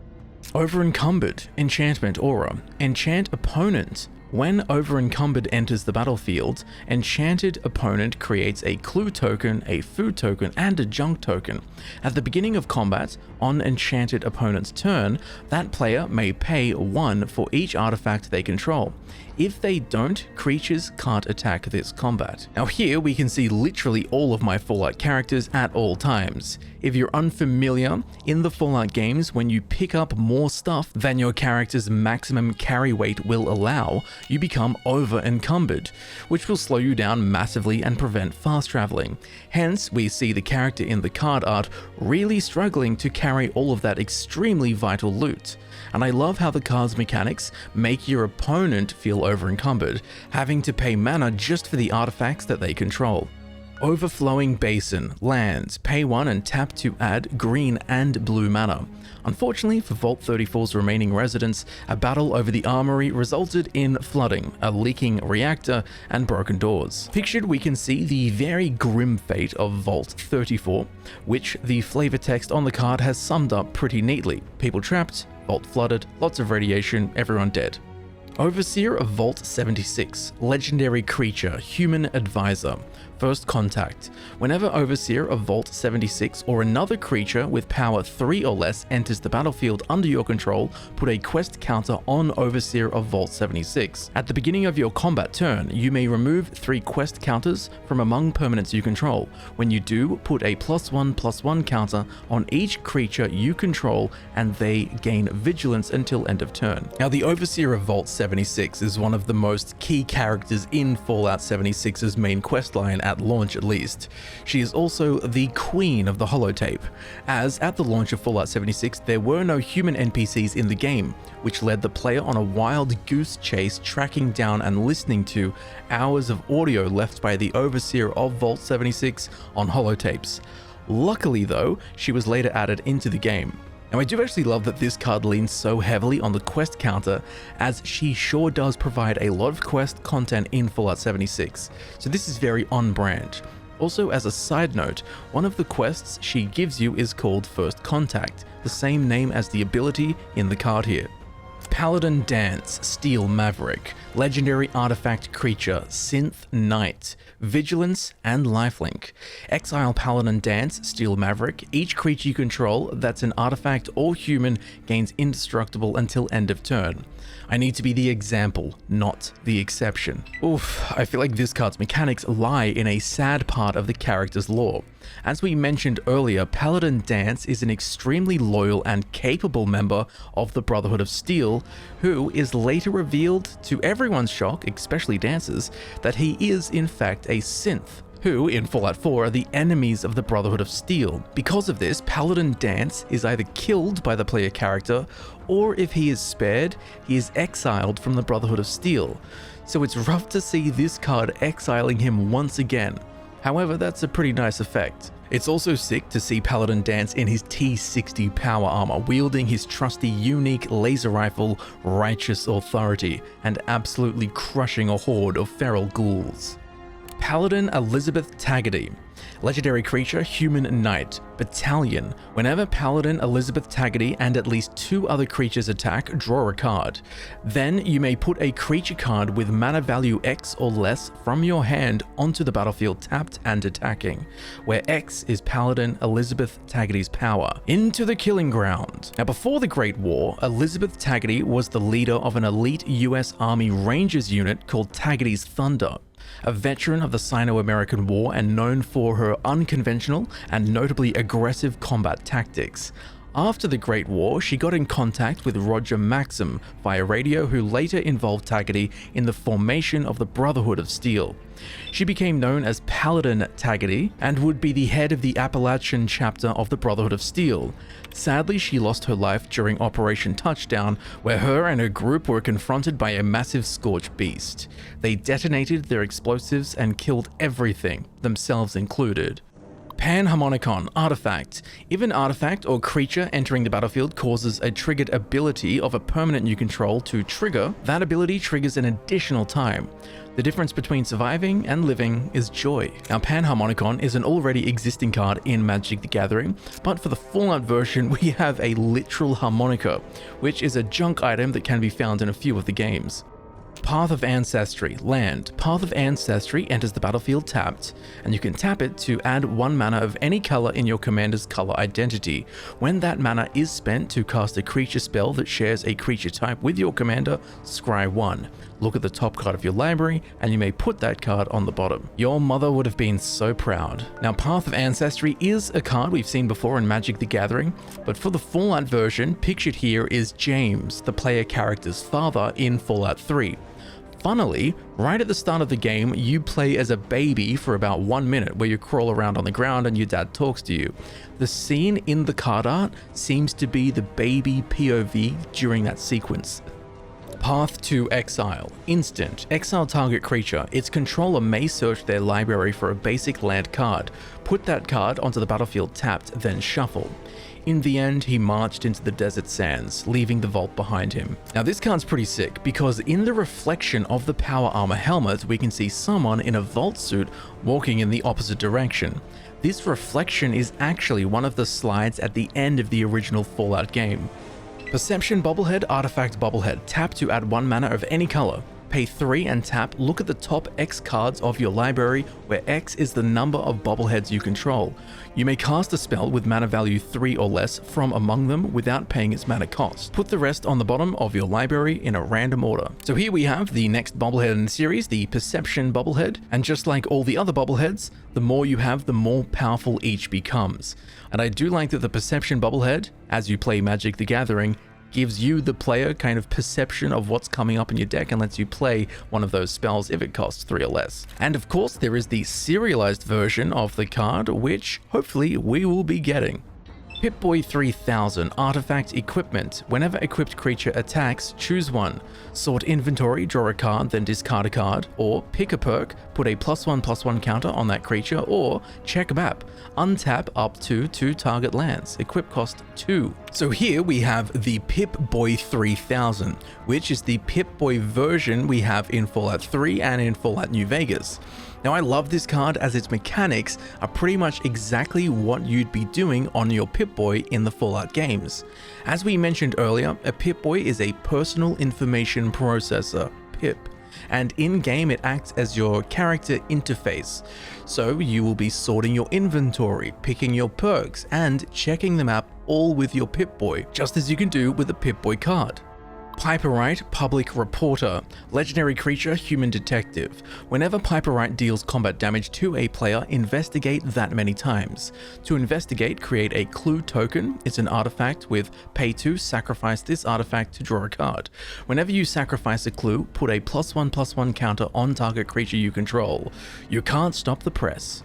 Now, Piperite is a reporter living in Diamond City, where we can find her in Fallout 4. And while she is extremely passionate about reporting, her prying and accusations that the mayor of Diamond City was a synth infiltrator have led most to being somewhat wary of her, even though he was. But Piper is hard not to love, and she has a rapport with the also lovable Nick Valentine, as they're both investigators in a sense. So it's cool to see that her card has a functionality based around this investigate and clue mechanics. Pitiless Plunderer. Creature, human pirate. Whenever another creature you control dies, create a treasure token. It's an artifact with tap. Sacrifice this artifact, add 1 mana of any color.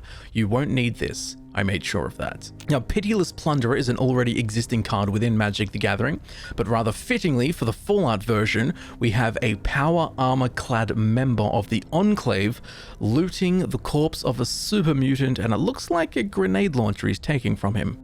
Now we have the 2 full art Plains land cards. In the first, we can see the player standing on a hill overlooking their old home of Sanctuary from Fallout 4, and in the second, we have one of the many train yards found in Fallout 76.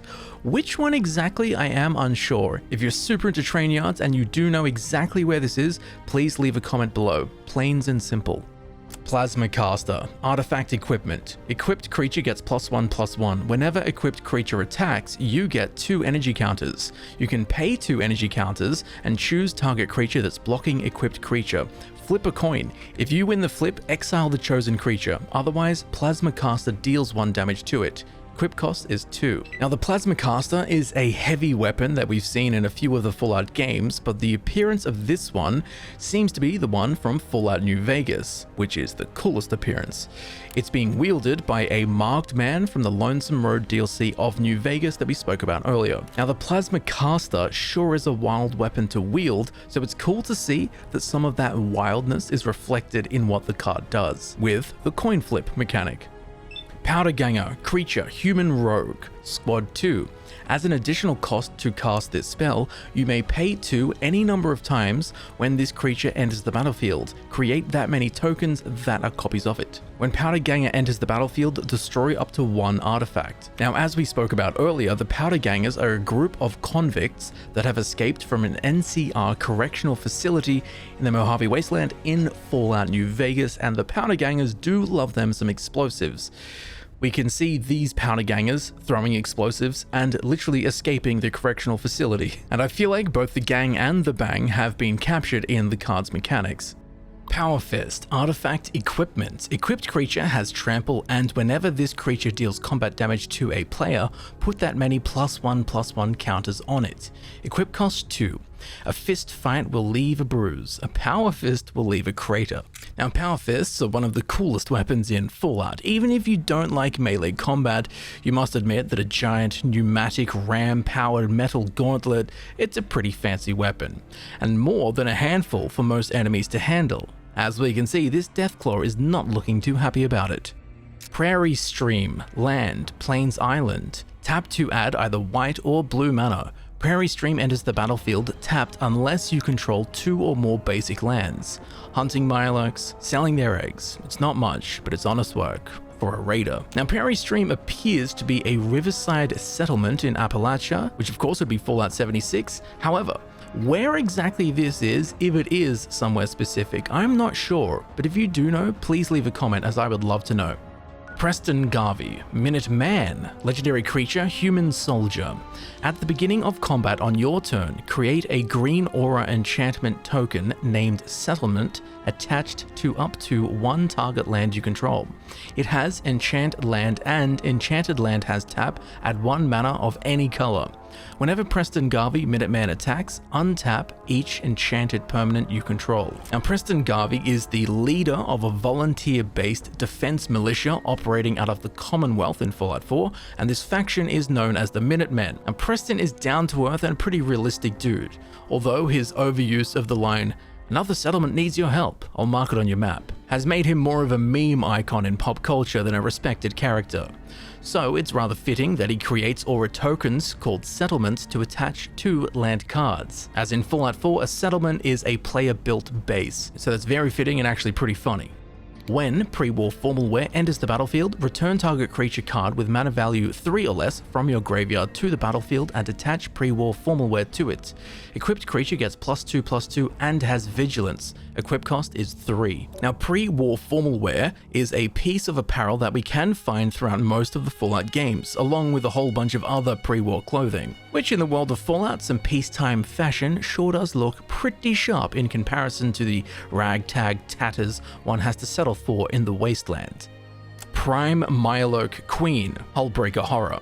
Creature Kraken Horror. Flash. This spell can't be countered. Whenever you cast a spell, choose up to 1. Return target spell you control to its owner's hand, or return target non-lands permanent to its owner's hand. Now, Prime Myloke Queen is a reprint of the card Hullbreaker Horror, and a very fitting reprint at that. Now, we spoke of the Myloke Queen earlier. Well, this is the Prime version, the likes of which I've never seen in a Fallout game, and I never hope to, as this thing looks like it's the size of Godzilla or something. And the card's mechanics look as unstoppable and as formidable as this monstrous queen pictured in the card art. Pure Steel Paladin. Creature, Human Knight. Whenever an equipment enters the battlefield under your control, you may draw a card. Metalcraft. Equipment you control have equip 0 as long as you control 3 or more artifacts. I wear the armor, I am the weapon. Now, pictured here, we have a Brotherhood of Steel Paladin wearing the T60 power armor, guarding what looks to be a Brotherhood of Steel Armory. Which one exactly? I don't know. If you know, let me know. Putrefy. Instant. Destroy target artifact or creature. It cannot be regenerated. Even in death, the glowing one can emit a lethal amount of radiation. The fungus doesn't seem to mind though. Now, Putrefy is an already existing card within Magic the Gathering, and for the Fallout version, we can see a hopefully dead glowing one, who has become a garden bed for a colony of glowing mushrooms, which are a common fungal find throughout the Fallout games, as they love them some radiation. Just think twice before you take a bite. Radiation. At the beginning of your pre-combat main phase, if you have any rad counters, mill that many cards. For each non-land card milled this way, you lose 1 life and a rad counter. So here we have the radiation counters that we've been hearing so much about. Pictured is a Pip-Boy displaying a huge radiation symbol, which if you ever see this, run, call your loved ones, and go to a doctor quickly. Radstorm. Instant. Storm. When you cast this spell, copy it for each spell cast before it this turn.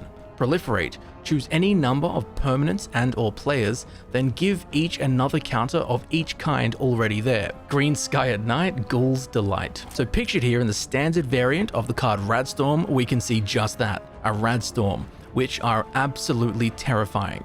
The name kind of speaks for itself, really.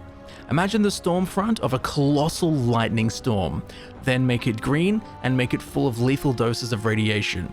You've got yourself a Radstorm. And there is the Pip-Boy variant of the card, where we can see, once again, a Radstorm rolling over the hill, which if you see this, you need to open the Pip-Boy, go to the map, and fast travel to the opposite side of the game.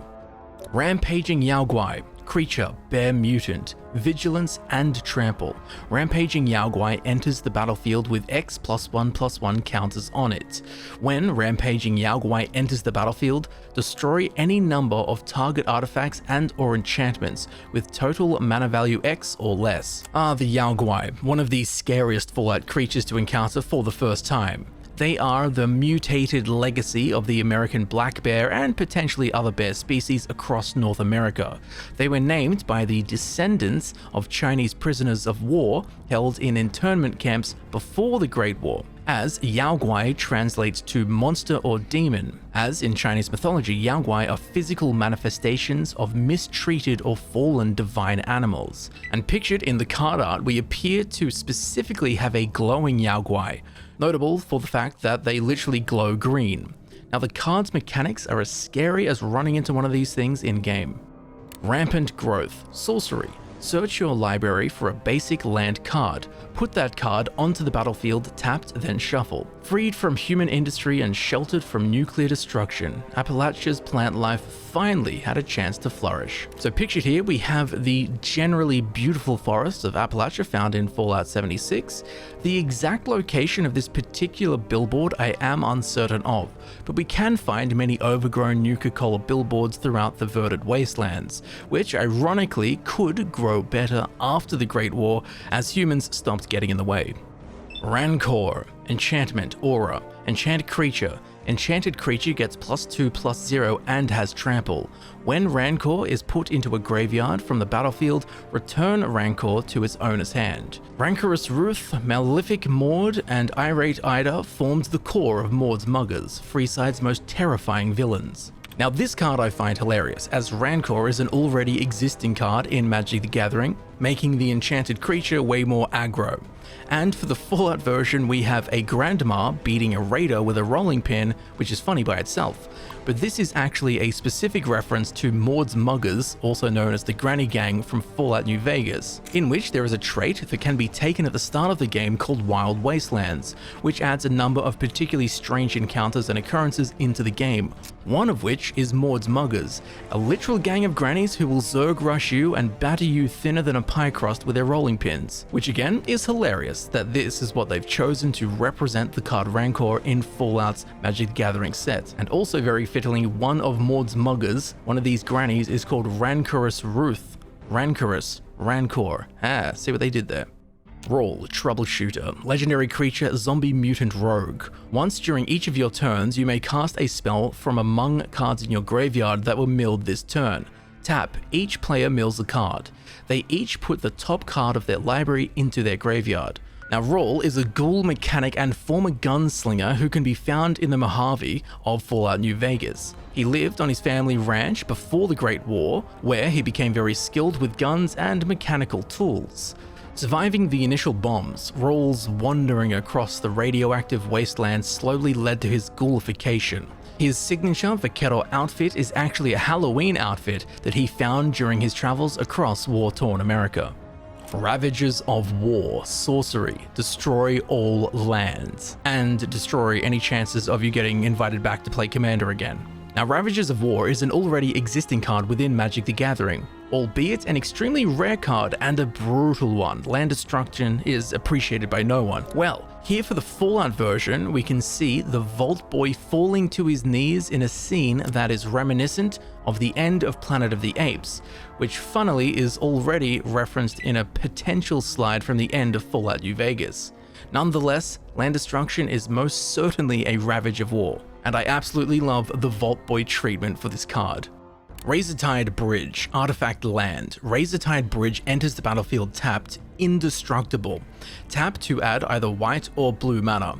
In order to join the Order of the Tadpole, one must pass an athletics test that requires participants to run along the bridge, contending with feral ghouls, blood bugs, and the bridge's dilapidated state. Don't forget to stretch. Now pictured here, we can see the new River Gorge Bridge in Appalachia in Fallout 76, which, as the flavor text on the card so well conveys, is involved in an athletics test in order to join the Order of the Tadpole. Recon Craft Theta, Artifact, Vehicle, Flying. When Recon Craft Theta enters the battlefield, create a 0/0 blue alien creature token. Put a +1/+1 counter on it. Whenever Recon Craft Theta attacks, proliferate. Choose any number of permanents and or players, then give each another counter of each kind already there. Crew cost of 2. Now Recon Craft Theta is a crashed Zayton spacecraft that can be found in the Capital Wasteland in Fallout 3. Behind it, we can see Washington DC, which it would have flown over before crashing violently into the ground. Now, as we spoke of much earlier in the video, the Zaytons are the aliens of the Fallout universe, one of which can be found dead outside the spacecraft. Red Death, Shipwrecker, legendary creature, crab mutant, alluring eyes, tap, goad target creature and opponent controls. That player draws a card, you add 1 red mana. Until your next turn, that creature attacks each combat if able and attacks a player other than you if able. That little fella is deadly in his own fashion, the Mariner. Now Red Death is a unique Mirelurk found in Fallout 4's DLC Far Harbor.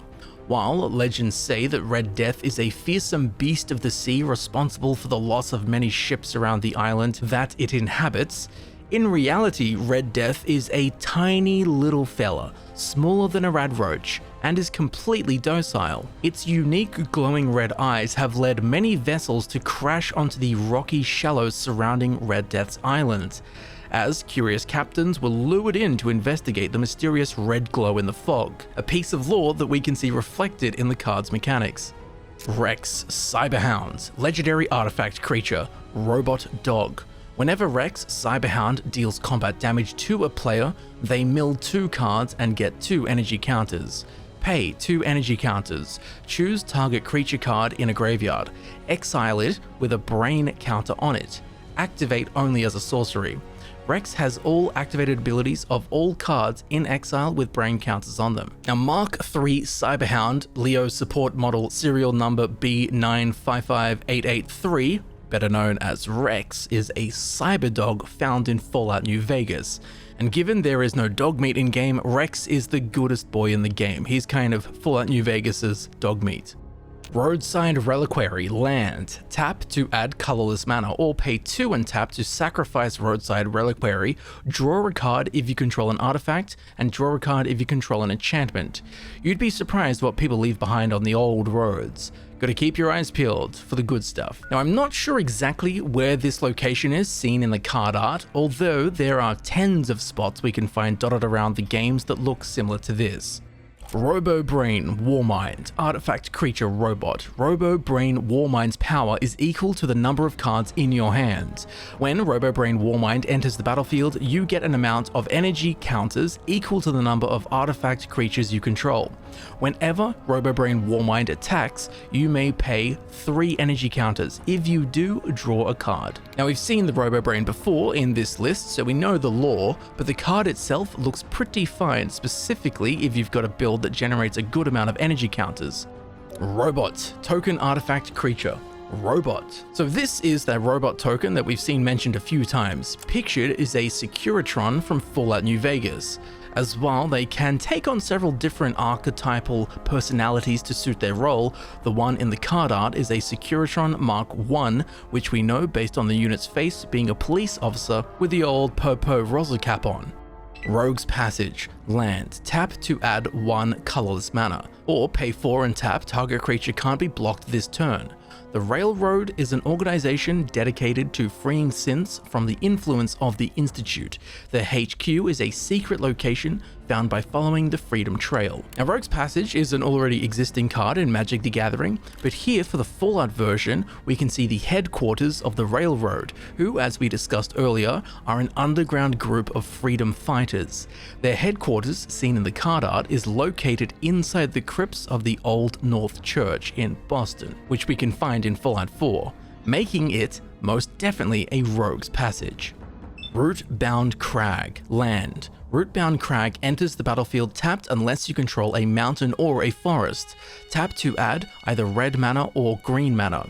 Mutant Strangler Vines carried the town of Tanagra up into the treetops, where it remains to this day. Now here we can see a location known as Tanagra, found within the Maya region of Appalachia in Fallout 76. Now after the Great War, the ferocious and mutated Strangler Vines grew up aggressively. Just so happens that the town was on top of it, and it was lifted high into the air, as we can see in the card art. Rose, Cutthroat Raider, legendary artifact creature, robot. First Strike, Raid. At the end of combat on your turn, if you attacked this turn, create a junk token for each opponent you attacked. And we know what junk tokens are. Whenever you sacrifice a junk, add 1 red mana. Now Rose is a character from Fallout 76 and can be found at the top of the world, which before the Great War was part of a ski resort. She is a highly modified Miss Nanny and claims to be the leader of all of the raider gangs in Appalachia. Interestingly, her behavior and voice are based on that of long-deceased raider Rosalind Jeffries, the mistress of former Cutthroats raider gang leader David Thorpe. Rose has even been programmed to have an addiction to chems, that being drugs. Despite robots not being able to use them, Rose still acts as if her life depends on the next hit. Ruinous Ultimatum, sorcery. Destroy all non-land permanents your opponents control. It was my responsibility to bring the torch of knowledge to the wastes. Caesar. Now, Ruinous Ultimatum is an already existing card within Magic the Gathering, and for the Fallout version, we have something very apt. Caesar and his legion burning everything in their path that would not bow, sweeping across the west like the tyrannical tempest they are. Rustvale Bridge, artifact land. Rustvale Bridge enters the battlefield tapped, indestructible. Tap to add 1 red mana or white mana. The Institute, it's important. It really is humanity's best hope for the future, no matter what those above ground might think of us. Father. And pictured here, we can see the main chamber of the Institute's underground base within the Commonwealth. Ruthless Rad Rat. Creature, Rat, Mutant. Squad, exile 4 cards from your graveyard. As an additional cost to cast this spell, you may pay its squad cost any number of times when this creature enters the battlefield. Create that many tokens that are copies of it.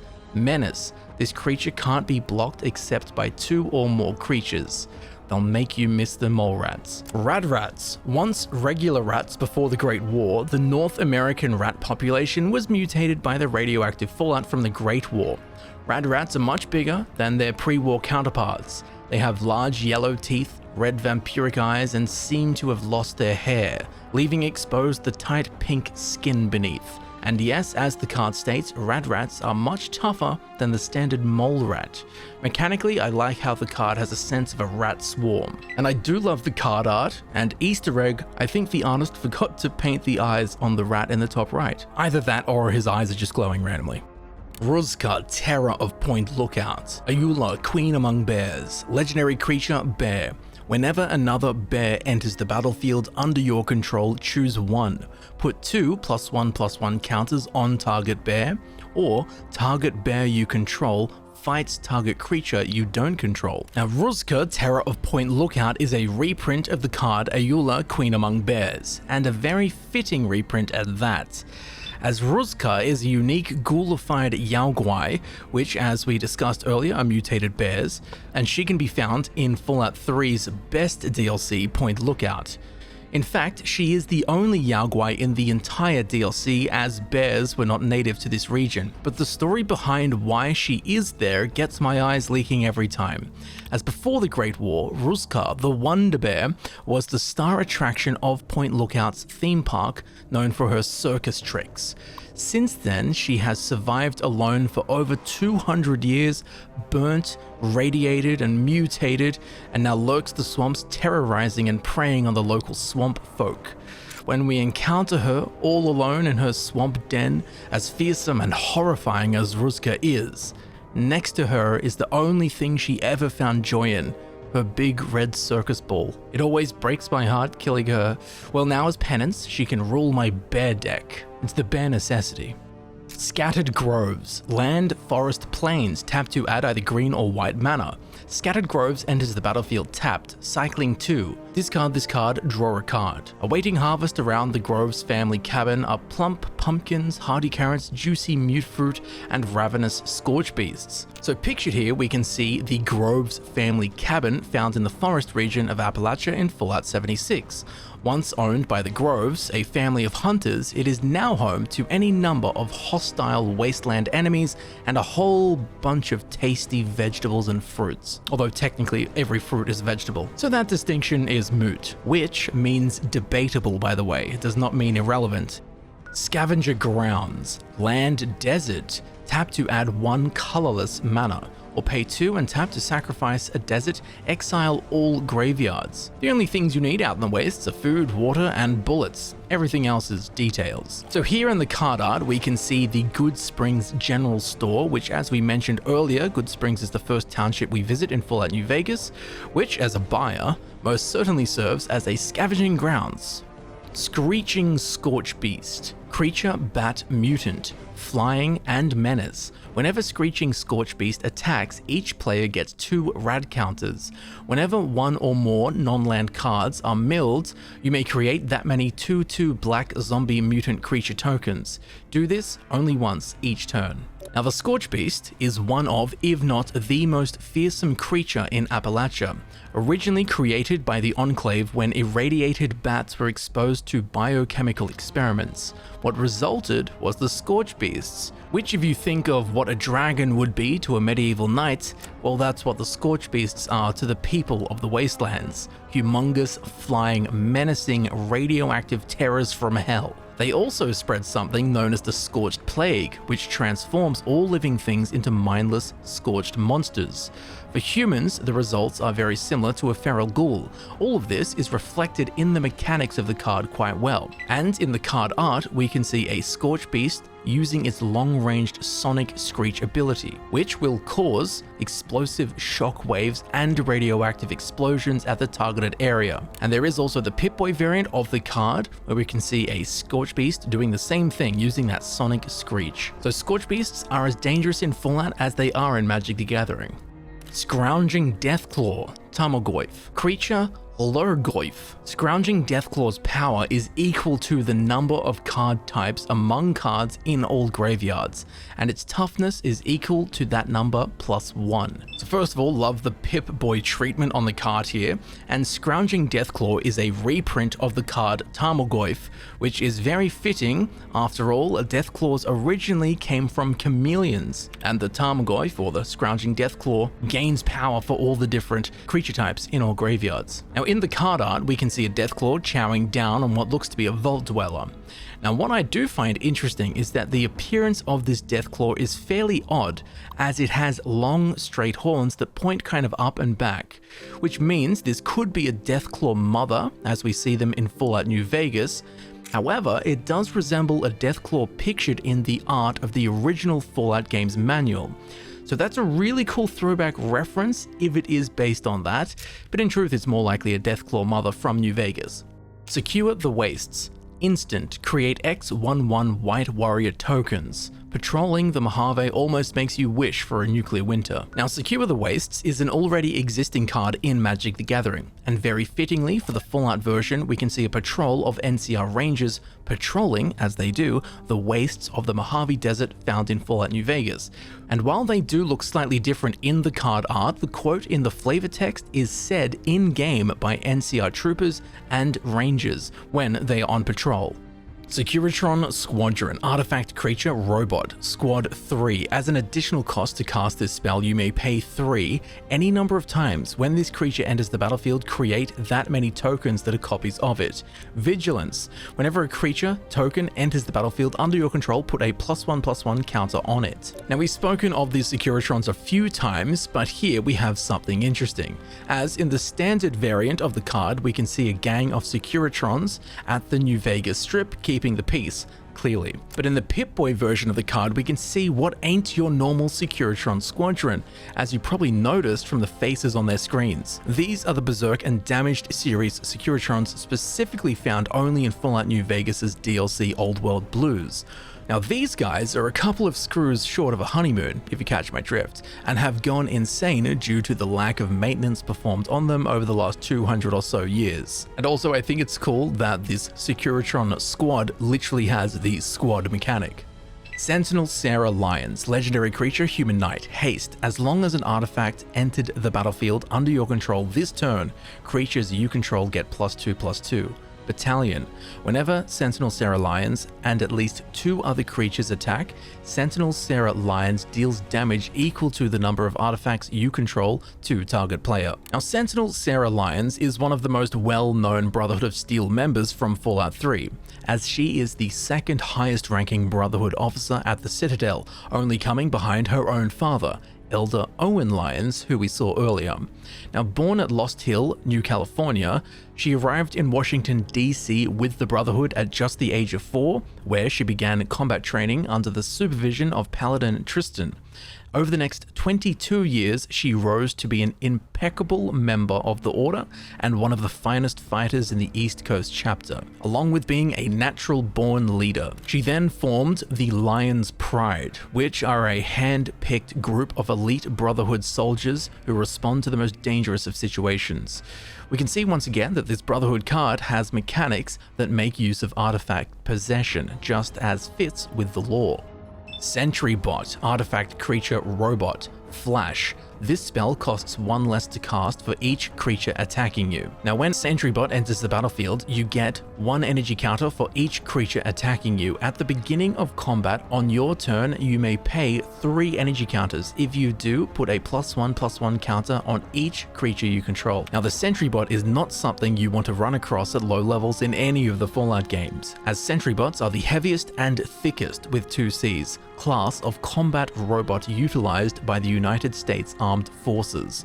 Unlike more versatile robots in the Fallout universe that can be adapted for a variety of uses, the Sentry Bot's sole function is to provide security through overwhelming firepower. Armed with miniguns, Gatling lasers, rocket launchers, and back-mounted cluster grenades, paired with the incredibly durable armor and layers of redundant system functions that allow it to survive extended battle engagements. The Sentry Bot is often considered to be the most dangerous robot ever created by Robco Industries. And despite their somewhat clunky appearance, they are very fast. So I love to see that this card has flash, so it can come at you instantly out of nowhere, which is exactly what the Sentry Bots seem to do in game. Settlement. Token Enchantment Aura. Enchant land. Enchanted lands have tap, add 1 mana of any color. So here we have a settlement, which in Fallout 4 is the name given to any structure built by the player character.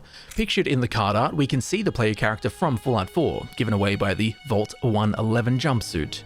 They are standing outside their pre-war home in Sanctuary, which we've talked about a few times now, which is, at least in my experience, where I always build my first settlement. And again, I love that in-game you literally build a settlement on land, and the settlement token enchants a land.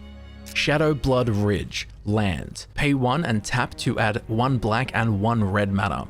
If anyone is reading this place isn't safe anymore. Hunter's warning note. Pictured here in the card art is Hunter's Ridge, a location found in the forest region of Appalachia in Fallout 76, where we can find a warning note left by a hunter containing the same line found in the flavor text of the card.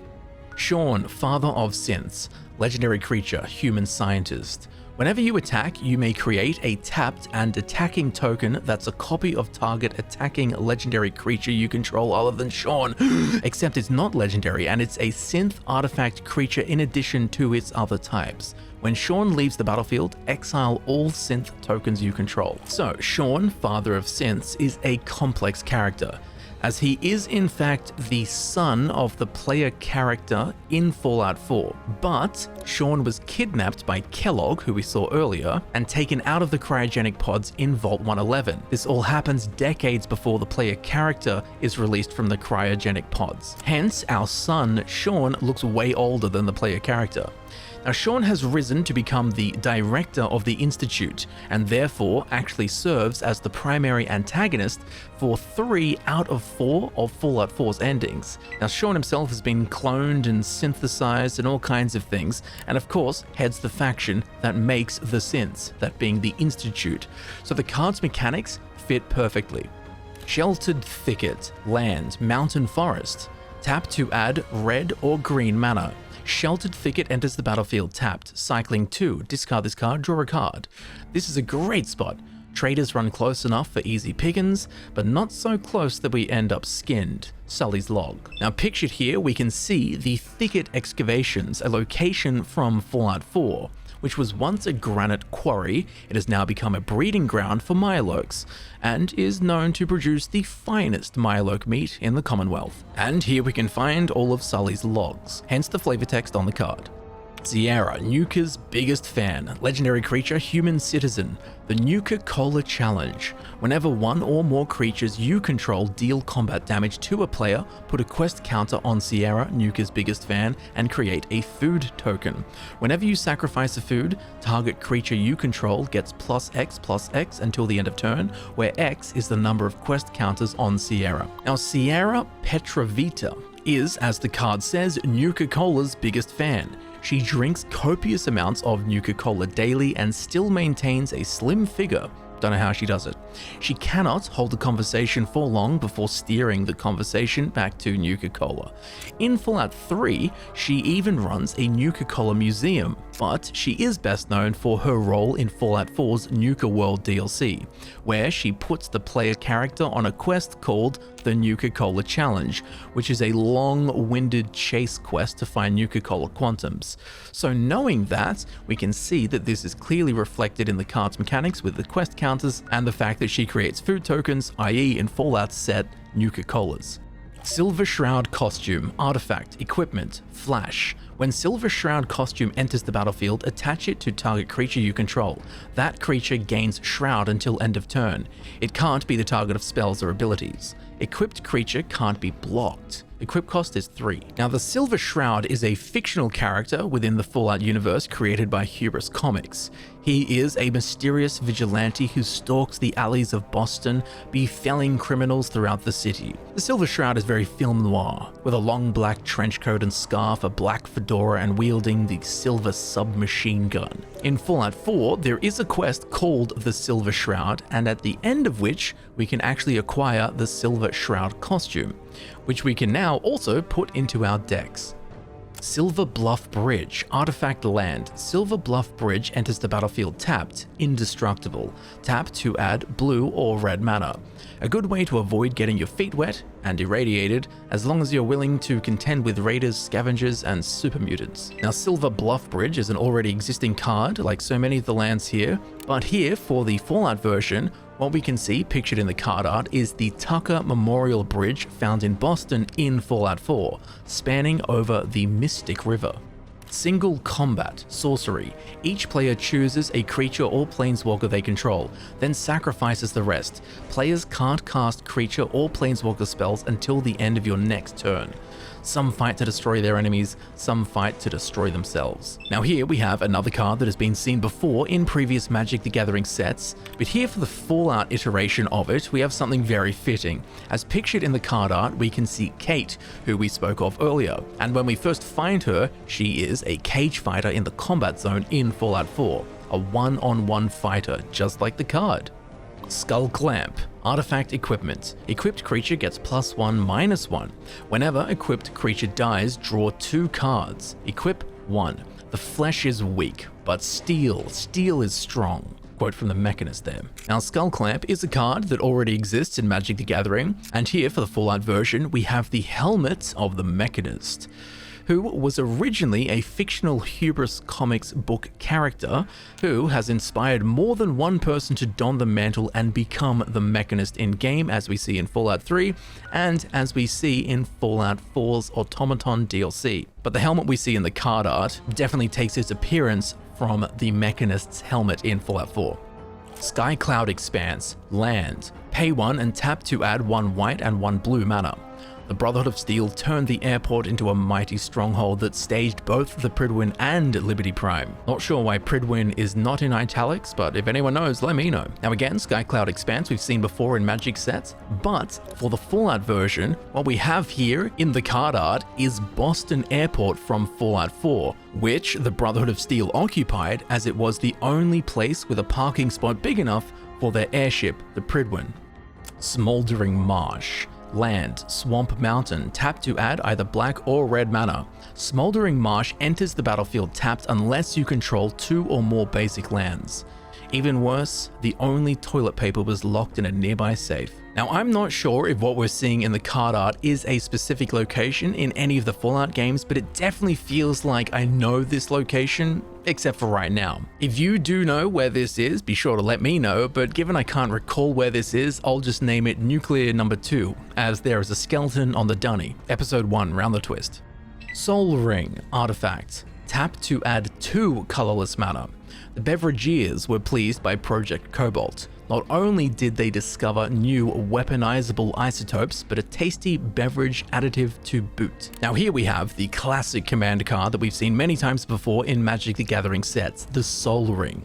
For the Fallout version, we have a glowing ring of Nuka-Cola Quantum. As we can see, the mostly empty bottles scattered around the tabletop. And if you look in the top right, we can also see the base of a Bobblehead. As the flavor text on the card says, the isotope that makes Nuka-Cola Quantum glow blue was discovered during Project Cobalt, which was a US military chemical and weapons program, in which the Beverageer division of Nuka-Cola's company were among the top organic chemists in the world and discovered this glowing blue isotope. But we're not done with the Soul Ring just yet, as there is the Vault Boy treatment of the card, in which the Soul Ring is the glowing outside world breaking its way through the opening vault door, which just as a single shot is a classic throughout all the Fallout games. Soldier, creature token, Soldier. So here we have 2 Soldier tokens. In the first, we see pictured a member of the Minutemen from Fallout 4, and I don't know who this character is specifically, but I will say she kind of looks like if Preston Garvey had a daughter. Preston Garvey being the leader of the Minutemen. And in the second soldier token, we have a Legion soldier looking like a veteran legionary from Fallout New Vegas. Notably, this token has haste. Solemn Simulacrum, artifact creature Golem. When Solemn Simulacrum enters the battlefield, you may search your library for a basic land card, put that card onto the battlefield tapped, then shuffle. When Solemn Simulacrum dies, you may draw a card. Now, Solemn Simulacrum is a card that we've seen before in Magic the Gathering sets, but here for the Fallout version, we have Ada, a heavily modified Assaultron from Fallout 4's Automaton DLC. Originally, she was created to protect a traveling trade caravan that specialized in mechanical parts. Although Ada believes this cohort of heavily modified robots actually attracted more danger to the caravan rather than helping protect it. Eventually, all of Ada's human and robotic friends were mowed down by the Mechanists' forces, which is what we see pictured in the card art, rendering Ada a solemn simulacrum. Specimen 73, Horned Queen, creature insect, flying, death touch. When Specimen 73 enters the battlefield, create 4 1/1 green insect creature tokens with flying and death touch. That is terrifying. Now, Specimen 73 is a reprint of the card Hornet Queen, an already existing card in Magic the Gathering. And as far as Fallout's iteration goes, this is spot on, as Specimen 73 is a unique Cazador. Cazadors are giant mutated wasps found throughout the Mojave in Fallout New Vegas.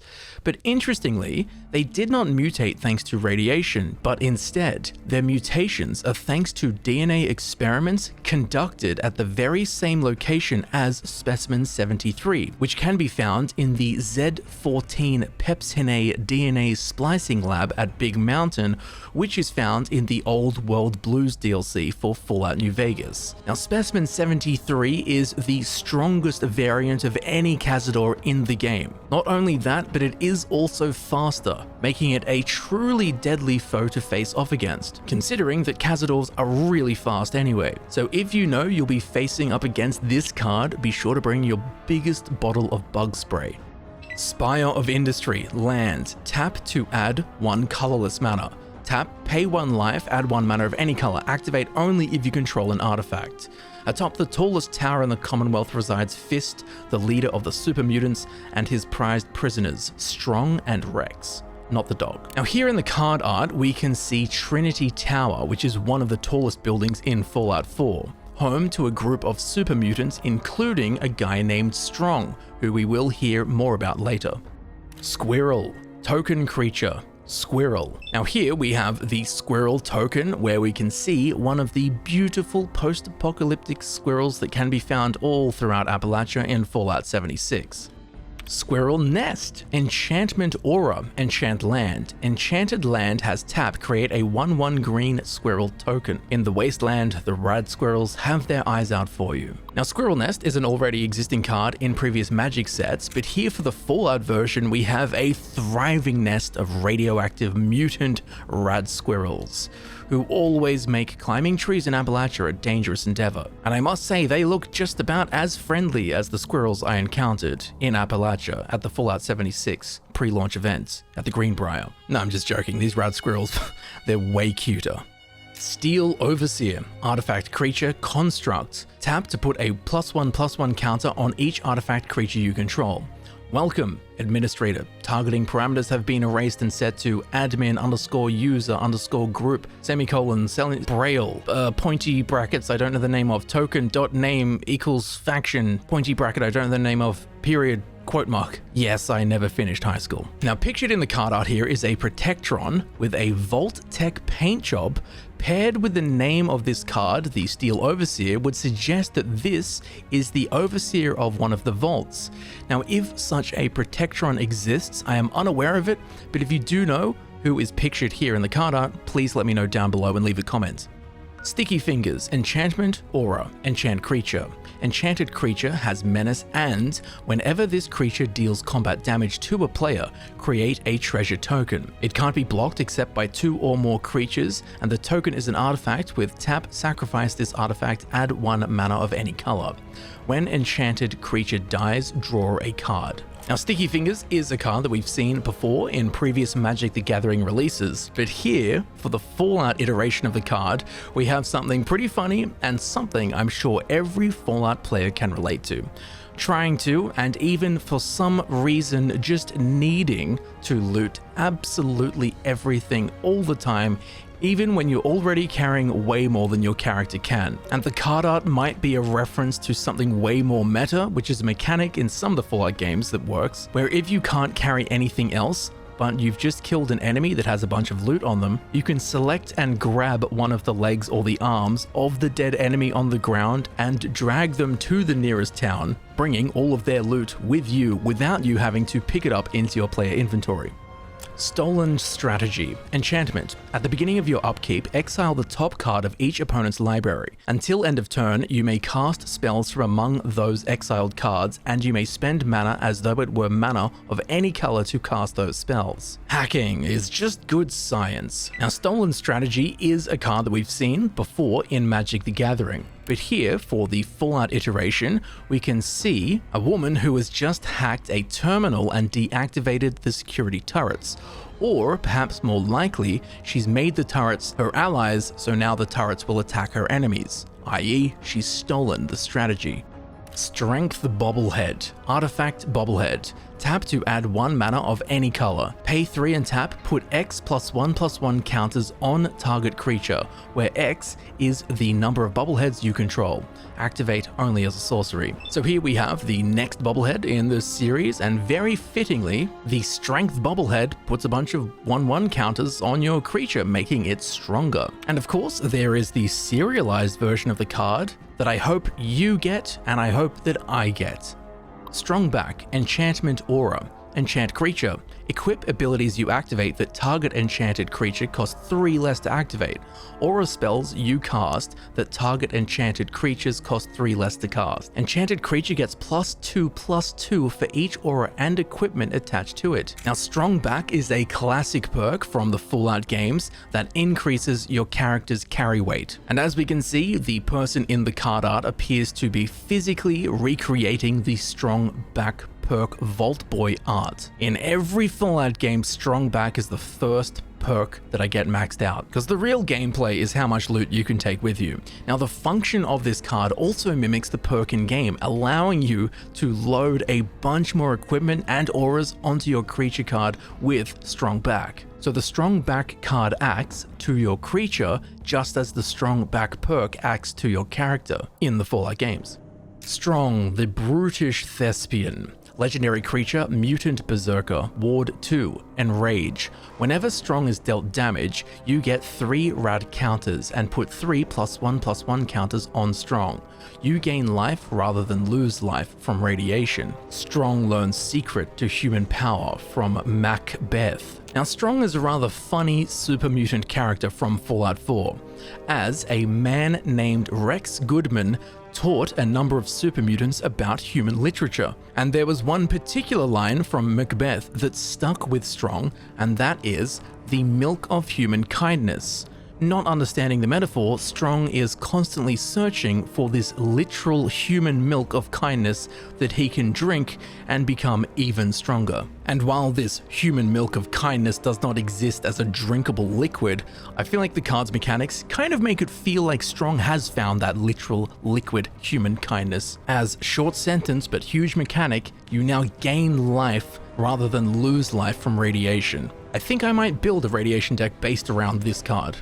Struggle for Project Purity. Enchantment. As Struggle for Project Purity enters the battlefield, choose Brotherhood of Steel or Enclave. Brotherhood. At the beginning of your upkeep, each opponent draws a card. You draw a card for each card drawn this way. Enclave. Whenever a player attacks you with 1 or more creatures, that player gets twice that many rad counters. Now, I love the mechanics of this card making you choose between the Brotherhood of Steel or the Enclave. As in Fallout 3's main questline, it revolves around something called Project Purity, which was a water purification project. Ultimately, as the story comes to a head, you must choose between two factions vying for control over Project Purity, that being the Enclave and the Brotherhood of Steel. In the card art, we can see a T-45 power armor-clad Brotherhood of Steel member literally punching the power armor helmet off the Enclave member, which is pretty sick because I feel like no one likes the Enclave really. Sulphur Falls, land. Sulphur Falls enters the battlefield tapped unless you control an island or a mountain. Tap to add 1 blue or 1 red mana. Shortly after the Vault Dwellers moved out, the Fire Geckos moved in. Now pictured here are the Sulphur Caves, which are a location that lies beneath Vault 19 in Fallout New Vegas. Now these sulphur caves are filled with sulphur pools and fire geckos, as we can see in the card art. Sungrass Prairie, land. Pay 1 and tap to add 1 green and 1 white mana. Sometimes, just for a moment, the wind is moving gently through the trees, the Brahmin are grazing beneath a blue sky, and everything is at peace. Now, I'm not sure if this is a specific location that we're seeing pictured in the card art, as there are many kind of yellow grassed farmland areas we can find throughout the Fallout games. But if you know exactly where this is, be sure to let me know. Sunken Hollow, land, island, swamp. Tap to add blue or black mana. Sunken Hollow enters the battlefield tapped unless you control 2 or more basic lands. Stranded far from home, the FMS Northern Star is a rusting hulk crewed by ghouls. Pictured here, we can see the hollow and rusted interior of the wreck of the FMS Northern Star, which is a beached or even sunken ship that can be found on the southern shores of the Commonwealth in Fallout 4. Sunpetal Grove, land. Sunpetal Grove enters the battlefield tapped unless you control a forest or a plains. Tap to add 1 green or white mana. Must have been something to see a movie on a screen that big. Preston Garvey. Now in the card art, we can see the Starlight Drive-In Cinema from Fallout 4, and the quote from Preston Garvey in the flavor text is a line he will say when you walk past this location, if he is your follower/companion. Sun-Scorched Divide, land. Pay 1 and tap to add 1 red and 1 white mana. To the Divide they came, in the Divide they rest. Ulysses. Now pictured here, we can see some part of a location known as the Divide, which is found in Fallout New Vegas' DLC, The Lonesome Road. And the quote there from Ulysses, he's the main antagonist of that DLC, and the guy that I really hope is in the Bighorner Rancher card art. Super Mutant Scavenger, creature, mutant warrior, trample. When Super Mutant Scavenger enters the battlefield or dies, return up to 1 target aura or equipment card from your graveyard to your hand. Out in the wastelands, everything's a steal. Now in the card art, we have a super mutant lugging a bunch of trash, which is not uncommon, as all throughout super mutant encampments we find heaps of garbage that the super mutants have scavenged. The bloke in the card art does look pretty big though, so we might be seeing a super mutant behemoth, which is a much larger variant of super mutant, or pictured could be my brother who lifts furniture like it's feathers. And I also like how the card's mechanics, in a sense, scavenge items from your graveyard, just as the super mutant in the card is doing. Survivor's Medkit, artifact, pay 1, tap, choose 1 that hasn't been chosen. Stimpack, draw a card. Fancy Lads Snack Cakes, create a food token. Or Radaway, target player loses all rad counters, sacrifice Survivor's Medkit. Now just quickly, mechanically, removing rad counters will be a huge thing. As we've seen and will continue to see, there are lots of cards that give lots of people lots of rad counters, so being able to remove them is huge. But in the card art, we have a bunch of medical aid items from the Fallout games inside of a medical kit, or a first aid kit. They call different things throughout different games. The first option is Stimpack, which is a healing item throughout the Fallout games. It's basically the healing potion. The second option, the Fancy Lads Snack Cakes, are a food item in the games, and fittingly, this option creates a food token. And the third option, which is much needed with all these rad cards, as I said, is Radaway, which in the Fallout games will remove a bunch of radiation that's built up on your character. And now we have 2 full art land cards. That would be Swamp. In the first, we can see what looks to be the glowing sea from Fallout 4, with the player character and Dogmeat walking towards the Red Rocket Station, which can be found in the glowing sea. And in the second, we can see one of many fissures throughout Appalachia in Fallout 76. Although, judging by the sheer scale of this bubbling abyss, I would say that this is Fissure Site Prime. Swift Foot Boots, Artifact Equipment. Equipped creature has hexproof and haste. It can't be the target of spells or abilities your opponents control. Equip cost 1. I don't need breaks. I usually find that if something stops me, it's interesting enough to stop for. Now, Swift Foot Boots is an already existing card in Magic the Gathering, but here for the Fallout version, we have a pair of roller skates, which are a miscellaneous junk item that can be found in Fallout 3 and Fallout New Vegas, I believe. Annoyingly, in-game you can't actually equip them, but I'm all for it. I would love to scoot around the wasteland a bit faster. Swords to Plowshares. Instant. Exile target creature. Its controller gains life equal to its power. At the Vault-Tec Agricultural Research Center, Mr. Handy robots were repurposed for farming and turning intruders into fertilizer. So here we have another absolutely classic card that we've seen many times throughout the history of Magic the Gathering. But here in the Fallout version, we can see a group of Mr. Handys, those being repurposed Mr. Gutsy's, a military robot, who are now harvesting fruits and possibly vegetables. But as we know, all fruits are vegetables, so let's just say vegetables, which is in keeping with the original concept of the card, as randomly I saw an interview with the guy that originally created Swords to Plowshares, in which he said the concept of the card was a soldier that's given up his sword and become a farmer. So I think that it's cool to see that 31 years or so on, the card's concept has translated across to Fallout so well with this. And with all of this in mind, we know that this is the Vault-Tec Agricultural Research Center found in the forest region of Appalachia in Fallout 76, where there are Mr. Handys farming. However, I feel like the card art is far more akin to Grey Garden, which is a location in Fallout 4, where we can find a bunch of repurposed Mr. Handys picking mute fruits from the orchard. Synth Eradicator, Artifact Creature, Synth Soldier, Haste. Whenever Synth Eradicator attacks, exile the top card of your library. You may get 2 energy counters. If you don't, you may play that card this turn. And you can tap and pay 3 energy counters. Synth Eradicator deals 3 damage to any target. So pictured in the card art here, we have a Synth Eradicator from Fallout 4, which is a Gen 2 synth with various upgrades, bells and whistles that have been slapped onto them, better suiting these robots to eradicating. Synth Infiltrator, Artifact Creature Synth. Improvise. Your artifacts can help cast this spell. Each artifact you tap after you're done activating mana abilities pays for 1.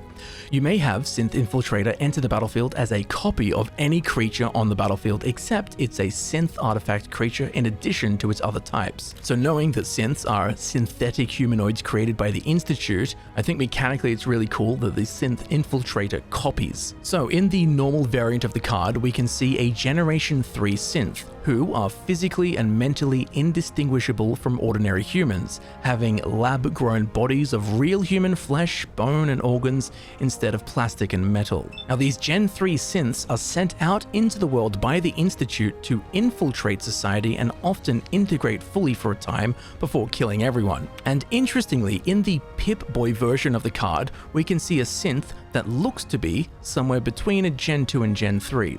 But this is interesting because behind him we can see the Capital Wasteland, specifically the Bay, which would mean that this guy is in Rivet City, where, in Fallout 3, Dr. Zimmer, the director of the Institute's Synth Retention Bureau, is tracking an escaped synth, Harkness, which Dr. Zimmer insists on calling androids.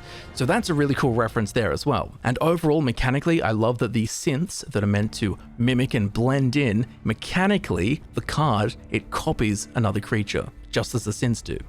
T45 Power Armor, Artifact Equipment. When T45 Power Armor enters the battlefield, you get 2 energy counters. Equipped creature gets +3/+3 and doesn't untap during its controller's untap step. At the beginning of your upkeep, you may pay 1 energy counter.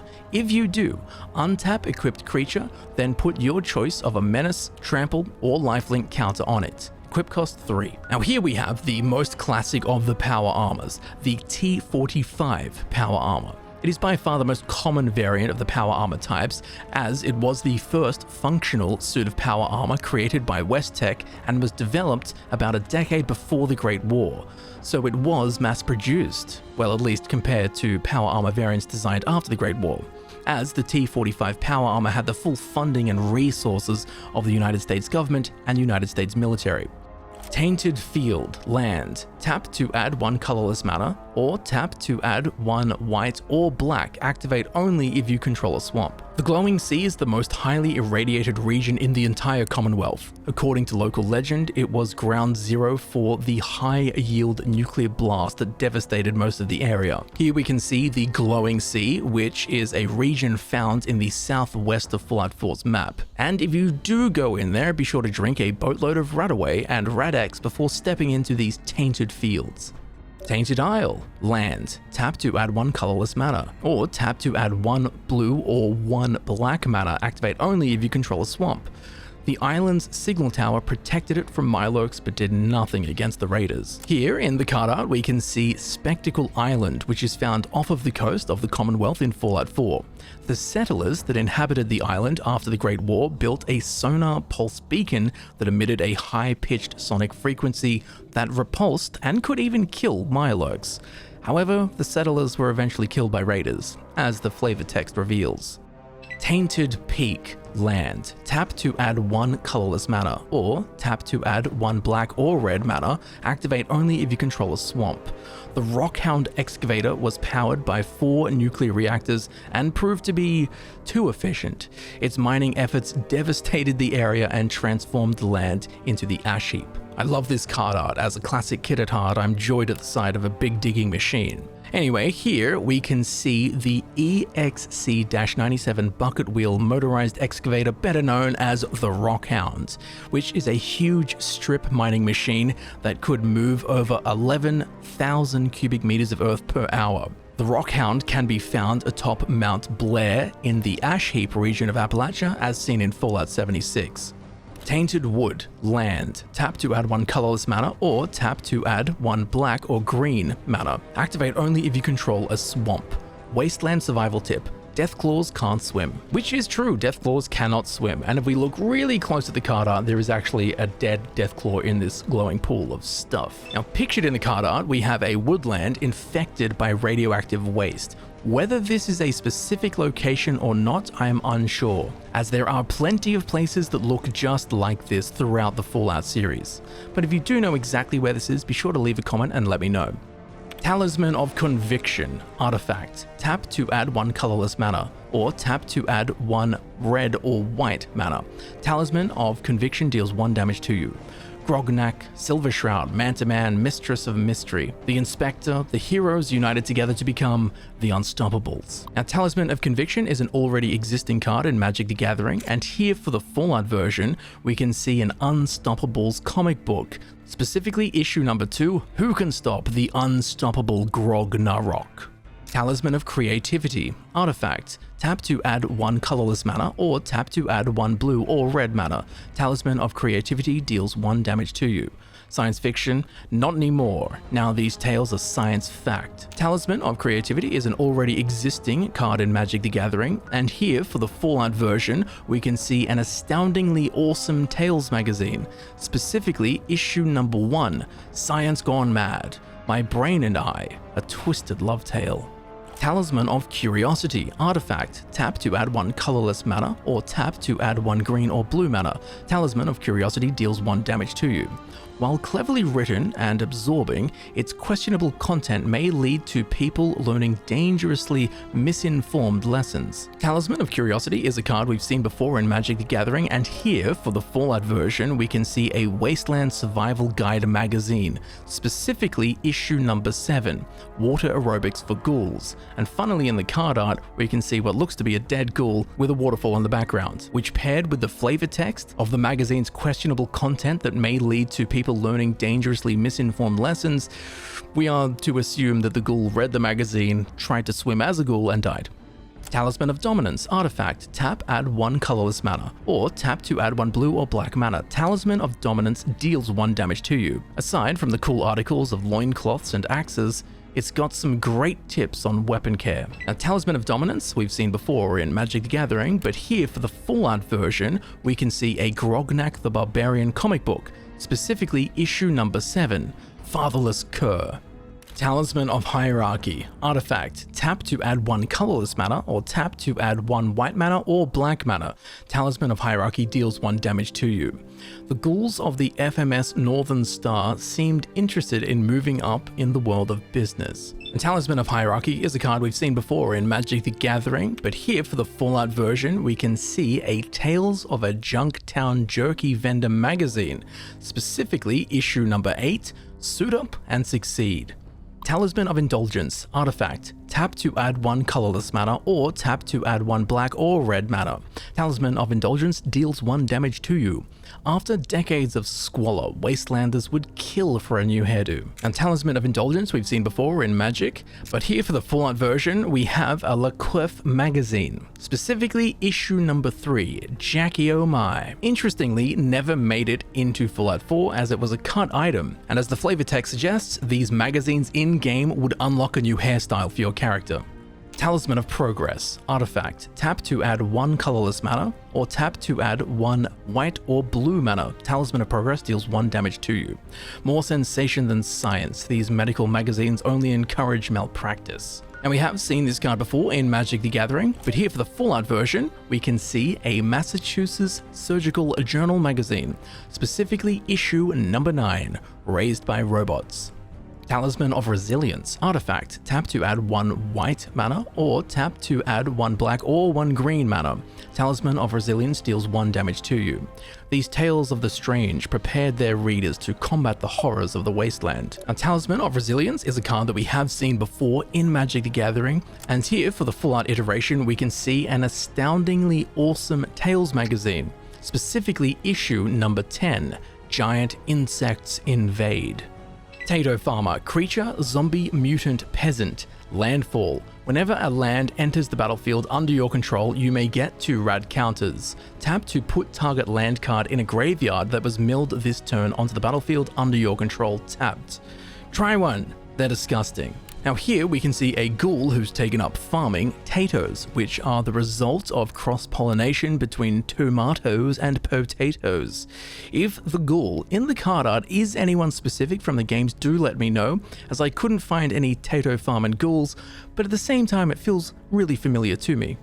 Temple of Abandon. Land. Temple of Abandon enters the battlefield tapped. When Temple of Abandon enters the battlefield, scry 1. Tap to add 1 red or 1 green mana. You can't just travel through without stopping to see Dinky and the world's 2nd largest thermometer. So here in the card art, as the flavor text revealed, we can see Dinky the dinosaur and the world's 2nd largest thermometer. We saw them earlier when we were talking about Craig Boone.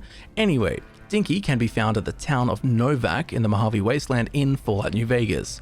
Funnily, the town of Novak gets its name from the no vacancies sign at the local motel, which most of the letters have fallen off, leaving the sign Novak. Temple of Deceit. Land. Temple of Deceit enters the battlefield tapped. When Temple of Deceit enters the battlefield, scry 1.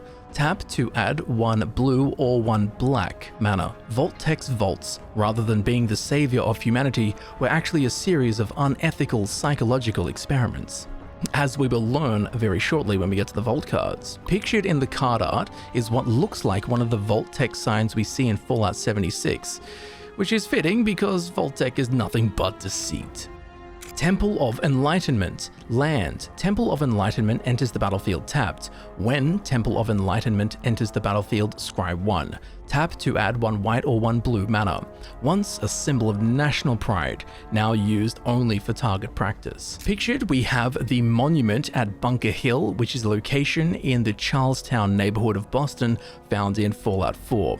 And a fun fact, when Liberty Prime, the giant Brotherhood of Steel robot, walks past Bunker Hill's monument, it recognizes it and salutes. Temple of Epiphany. Land. Temple of Epiphany enters the battlefield tapped. When Temple of Epiphany enters the battlefield, scry 1. and you can tap it to add 1 blue or 1 red mana. The Institute's FEV experiments failed. Only Sean's DNA made organic synths possible. Here we can see the FEV lab of the Institute, which is now being closed down. We can visit this in Fallout 4. But interestingly, we can still see some of these super mutants submerged in these giant vats of FEV liquid. Temple of Malady. Lands. Temple of Malady enters the battlefield tapped. When Temple of Malady enters the battlefield, scry 1. Tap to add either black or green mana.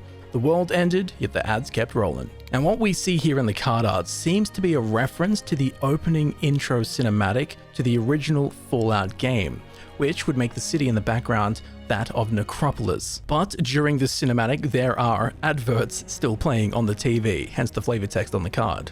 Temple of Malice. Land. Temple of Malice enters the battlefield tapped. When Temple of Malice enters the battlefield, scry 1. Tap to add either black or red mana. The Sorgus Ironworks is controlled by the Forged, a raider gang who worship fire and metal. So here in the card art, we can see the Sorgus Ironworks, which can be found within the Commonwealth of Fallout 4. Once a historic pre-Revolutionary War ironworks, the Sorgus Ironworks was reopened during the Sino-American War before the Great War. However, these days it is run by a group of raiders who call themselves the Forged, headed by their leader, Slag.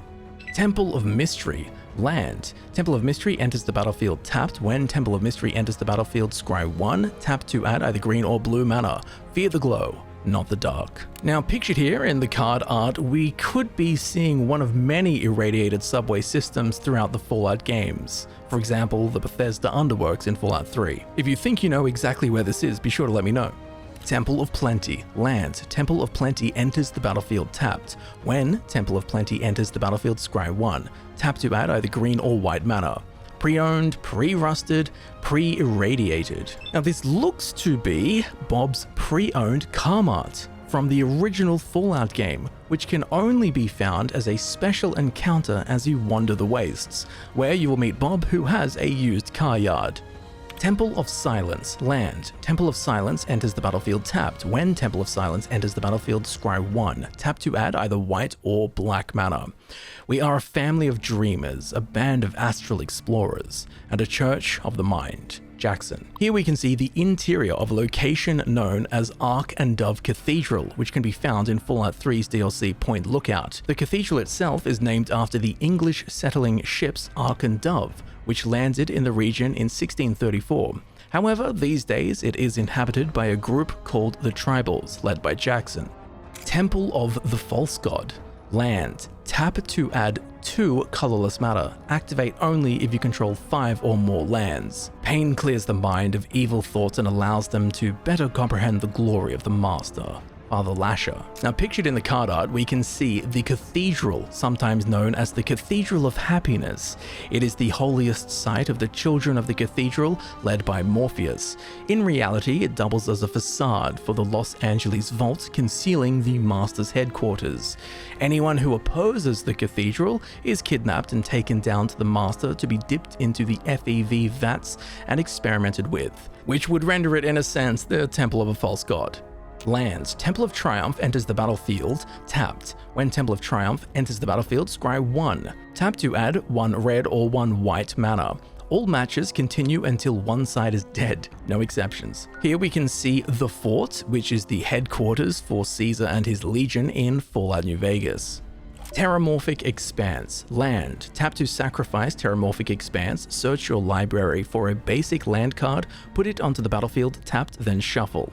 A new civilization was built bit by bit from the scrap of the old one. I'm not sure if this is anywhere specific that we're seeing in the card art or just showing a city built up from the ruins of pre-war society, as so many of the current cities in the Fallout universe have been. The Master Transcendent. Legendary artifact creature, mutant. The Master Transcendent. When the Master Transcendent enters the battlefield, target player gets 2 rad counters. Tap, put target creature card in a graveyard that was milled this turn onto the battlefield under your control. It's a green mutant with base power and toughness 3/3. It loses its other colors and creature types. Finally, we get to the Master, the man, if you could call him that we've heard so much about.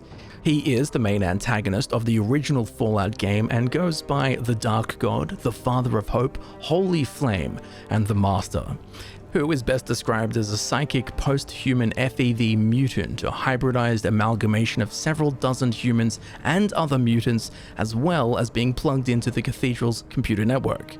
To put the Master very simply, his plan was to create a new post-apocalyptic species of humanoid mutant by dipping humans into the FEV, creating super mutants, or specifically when it comes to the Master's FEV experiments, the Nightkin. Anyway, his faith in the FEV derives from him being knocked into a vat of the stuff, where for days he floated, mutating rapidly, gaining the capabilities to complete extremely philosophical questions. He then injected himself with more of the forced evolutionary virus and gained the ability to neurologically link with computers.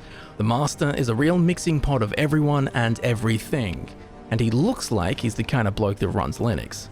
The Motherlode Excavator, legendary artifact creature, robot. When the Motherlode Excavator enters the battlefield, choose target opponent. You get an amount of energy counters equal to the number of non-basic lands that player controls. Whenever the Motherlode attacks, you may pay 4 energy counters. When you do, destroy target non-basic land defending player controls, and creatures that player controls without flying cannot block this turn. So here we can see the excavator from Fallout 76 called the Motherlode as it's bursting through the floor of the Hornerite industrial headquarters. I also love the mechanics of this card, being able to destroy lands, as that's very fitting for a giant excavator.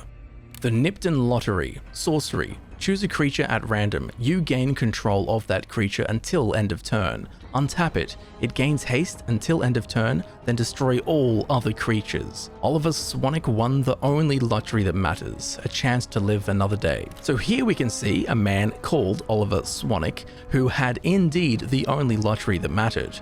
Behind him, we can see the town of Nipton in flames as Caesar's legion ransacks it and burns it to the ground.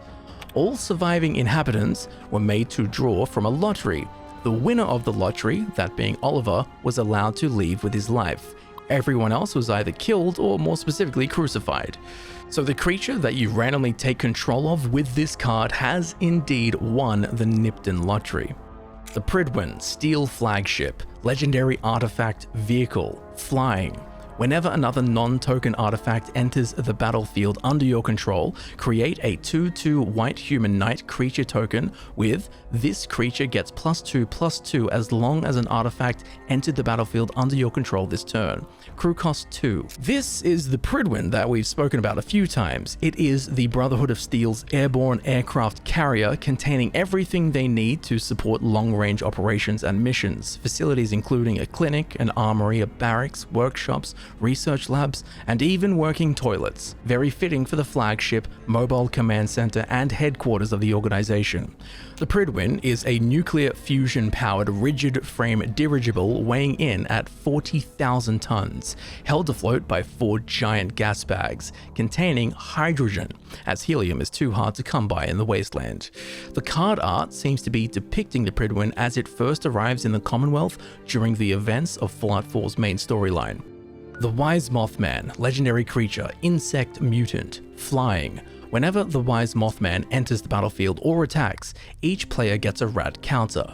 Whenever one or more non-land cards are milled, put a +1/+1 counter on each of up to X target creatures, where X is the number of non-land cards milled this way. Now the Mothmen are a strange cryptid of folklore in Appalachia. There are many different Mothmen, but here we have the unique Wise Mothman, distinguished by its purple eyes. He is known as the Wise One or Popper by his followers, but to his enemies, he is known as the Pretender and the Purple Liar. While most Mothmen are feral and not to be trifled with, the amaranth-eyed Wise Mothman is believed to be benevolent and harbor a profound intellect. His cult are known as the Enlightened. The Wise Mothman can be encountered in Fallout 76, and I'm very sad that I still haven't run into this dusty old chap. Now in the Pip-Boy variant of the card, we can see the Landview Lighthouse in Appalachia in Fallout 76 in the background, where the player can encounter the purple-eyed Wise Mothman during an event called the Path to Enlightenment. Thirst for Knowledge, instant, draw 3 cards, then discard 2 cards unless you discard an artifact card. a blend of 17 fruit flavors, cola, and a weaponized isotope byproduct that barely passed safety approval. Thirst for Knowledge is an already existing card in Magic the Gathering, and here for the Fallout version, we can see a super mutant gulping down some of that good stuff, the glowing blue waters of life, best known as Nuka-Cola Quantum. Thopter, token artifact creature, Thopter has flying. Now for the Thopter token, we can see in the card art, there is an iBot, which are all-purpose flying robots that have been known to serve functions as varied as spreading propaganda, reconnaissance missions, surveillance, delivering messages, repair and medical services. Or in Magic's case, they've also been known to function as a Thopter. Thought Vessel, artifact. You have no maximum hand size. Tap to add 1 colorless mana, a window into the mind of someone you once knew. Now Thought Vessel we've seen before in previous Magic the Gathering sets, and here for the Fallout version of the card, we can see one of the very slick terminals found throughout the Institute in Fallout 4, although judging by the flavor text it would appear that this terminal belongs to Father, the leader of the Institute, who, as we discussed earlier, is actually the player character's son. Three-Dog, Galaxy News DJ, legendary creature, human bard. Whenever you attack, you may pay 2 life and sacrifice an aura attached to Three-Dog, Galaxy News DJ. When you sacrifice an aura this way, for each other attacking creature you control, create a token that's a copy of that aura attached to that creature. You're listening to Galaxy News Radio, bringing you the truth, no matter how bad it hurts. Now, Three-Dog is possibly the swankiest character in Fallout 3, and is actually with us the whole game. Sort of, as he is the host of Galaxy News Radio, which we can tune into on our Pip-Boy, which if we do, wherever we go, Three-Dog will be right there, playing boppin' tunes and giving us the most recent news from the Capital Wasteland, making sure that we are always fighting the good fight. Thrill, Kill Disciple, creature, human mercenary, squad 1, discard a card. As an additional cost to cast this spell, you may pay its squad cost any number of times. When this creature enters the battlefield, create that many tokens that are copies of it. When Thrill, Kill Disciple dies, create a junk token. Now I'm not entirely sure who/what faction we're seeing in the card art here, but they look like a very seriously kitted out raider gang, of which there are many throughout the Fallout games. However, with that said, based on their overall aesthetic and the card name, this could very likely be a gang of raiders known as the Disciples from Fallout 4's Nuka World DLC, a very prickly bunch that you will definitely want to get a tetanus shot before fighting. Tireless Tracker, creature, human scout, landfall. Whenever a land enters the battlefield under your control, investigate. Create a clue token. It's an artifact with 2. Sacrifice this artifact or a card. Whenever you sacrifice a clue, put a +1/+1 counter on Tireless Tracker. Now here we have a very innocent looking lass who is tracking the footprints of what looks to belong to a radstag and something else with giant claws, likely a Deathclaw or a Yaogwai. Now as far as I know, the only characters in Fallout that have the name Tracker are the inbred swamp folk of Fallout 3's DLC Point Lookouts. The woman in the card art is definitely not one of them. Regardless, it's cool to see that she has a mechanic that involves investigating and lands, as a tracker, she is literally investigating the land. Toxic Sheep Squatch, Gem Razor, creature, beast, mutate, reach, trample. Whenever this creature mutates, destroy target artifact or enchantment an opponent controls. So Toxic Sheep Squatch is a reprint of the card Gem Razor, an already existing card in Magic the Gathering. And here for the Fallout version, we have the Fearsome Sheep Squatch, a cryptid that stalks the Appalachian Mountains. Myth says it has existed long before the Great War. Whether this is the result of strange experiments, radiation-induced mutation, or truly is a being of legend, we will never know. All we do know is that they are very real in Fallout. Now funnily, in Fallout 76, there are some posters that we can find referencing the Sheep Squatch, and if we look closely at the card art, the Toxic Sheep Squatch is actually holding this very poster. That's pretty funny. Treasure, token artifact. Treasure, tap to sacrifice this artifact and add 1 mana of any color. So here we have the treasure tokens. Firstly, we can see a stack of caps, which are very literally bottle caps, and are the primary currency of post-apocalyptic America in the Fallout games. And secondly, we have a box of pre-war money. which is somewhat of a minor currency, and at the very least it can be collected and traded in for caps. Either way, if you find a stack of caps or a stack of notes, you have indeed found treasure. Treasure Vault, Artifact Land, tap to add 1 colorless mana, or pay XX and tap to sacrifice Treasure Vault and create X treasure tokens. The vault of the Sierra Madre Hotel and Casino contains a fortune in gold, and a tragic tale. Now, Treasure Vault is an already existing card in Magic the Gathering, but here for the Fallout version we have something very fitting indeed. As pictured in the card art is the Sierra Madre Vault, the prize awaiting the player at the end of the Dead Money DLC for Fallout New Vegas, which, if you couldn't guess, is filled with stacks of gold, money, loot of all sorts. It is literally a treasure vault. Unexpected Windfall, instant. As an additional cost to cast this spell, discard a card, draw 2 cards and create 2 treasure tokens. Nice, coming back for you later. So Unexpected Windfall is an already existing Magic the Gathering card, but for the Fallout iteration, we have the perfect thing, the Cryolator, a unique experimental weapon developed by the Overseer of Vault 111, the very same vault that we find ourselves in at the start of Fallout 4. By using chemicals and components readily available within Vault 111, which was a vault based on cryogenic technologies, the Cryolator prototype was able to be completed, making the wonders of cryogenics now portable and on demand. Which, let me tell you, I would have loved one of these during the recent Australian summer. Anyway, with all of that, the cool part is that the Cryolator is found locked in a cabinet in Vault 111, again where you start the game. So you find it in the first 10-20 minutes of gameplay, but the lock level's too high for a new player and we must come back later to get it. Or you can use Dogmeat to sniff it out and he'll bring it to you. Either way, the Cryolator is quite literally an unexpected windfall that we need to come back for, which is exactly what we see in the card art here. Dare I say, this card is cool. VATS, instant, split second. As long as this spell is on the stack, players can't cast spells or activate abilities that aren't mana abilities. Choose any number of target creatures with equal toughness. Destroy the chosen creatures. The Vault Tech Assisted Targeting Systems redefined combat.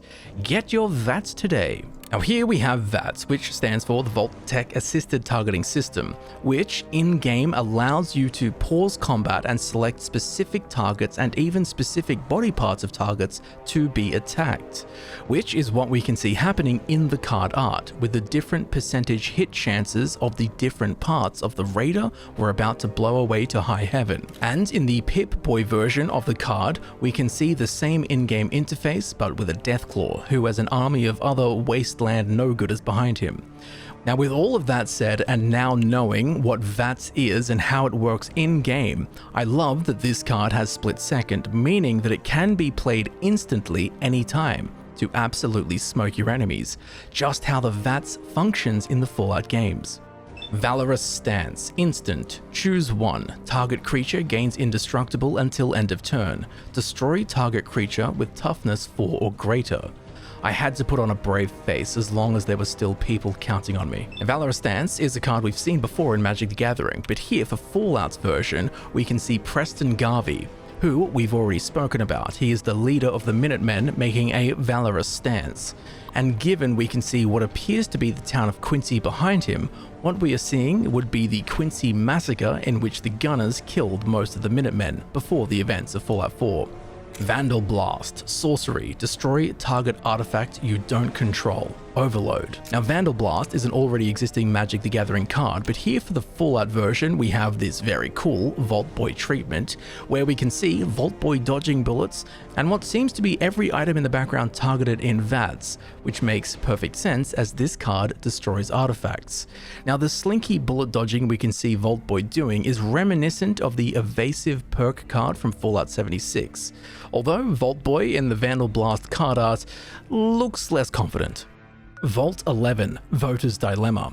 as this saga enters and after your draw step, add a lore counter, sacrifice after 3. So 1 for each opponent, you create a 1/1 white human soldier creature token, and for 2 and 3, each player secretly votes for up to 1 creature, then those votes are revealed. If no creature got votes, each player draws a card. Otherwise, destroy each creature with the most votes or tied for most votes. Enchantment Saga. So this goes for all of the Vault cards. They are Saga cards that have multiple different things that happen over multiple different turns. And what's happening throughout these sagas is based on the story behind the Vault of the card. So first up, we have Vault 11, where the inhabitants were told that each year they had to sacrifice someone or they would all be killed.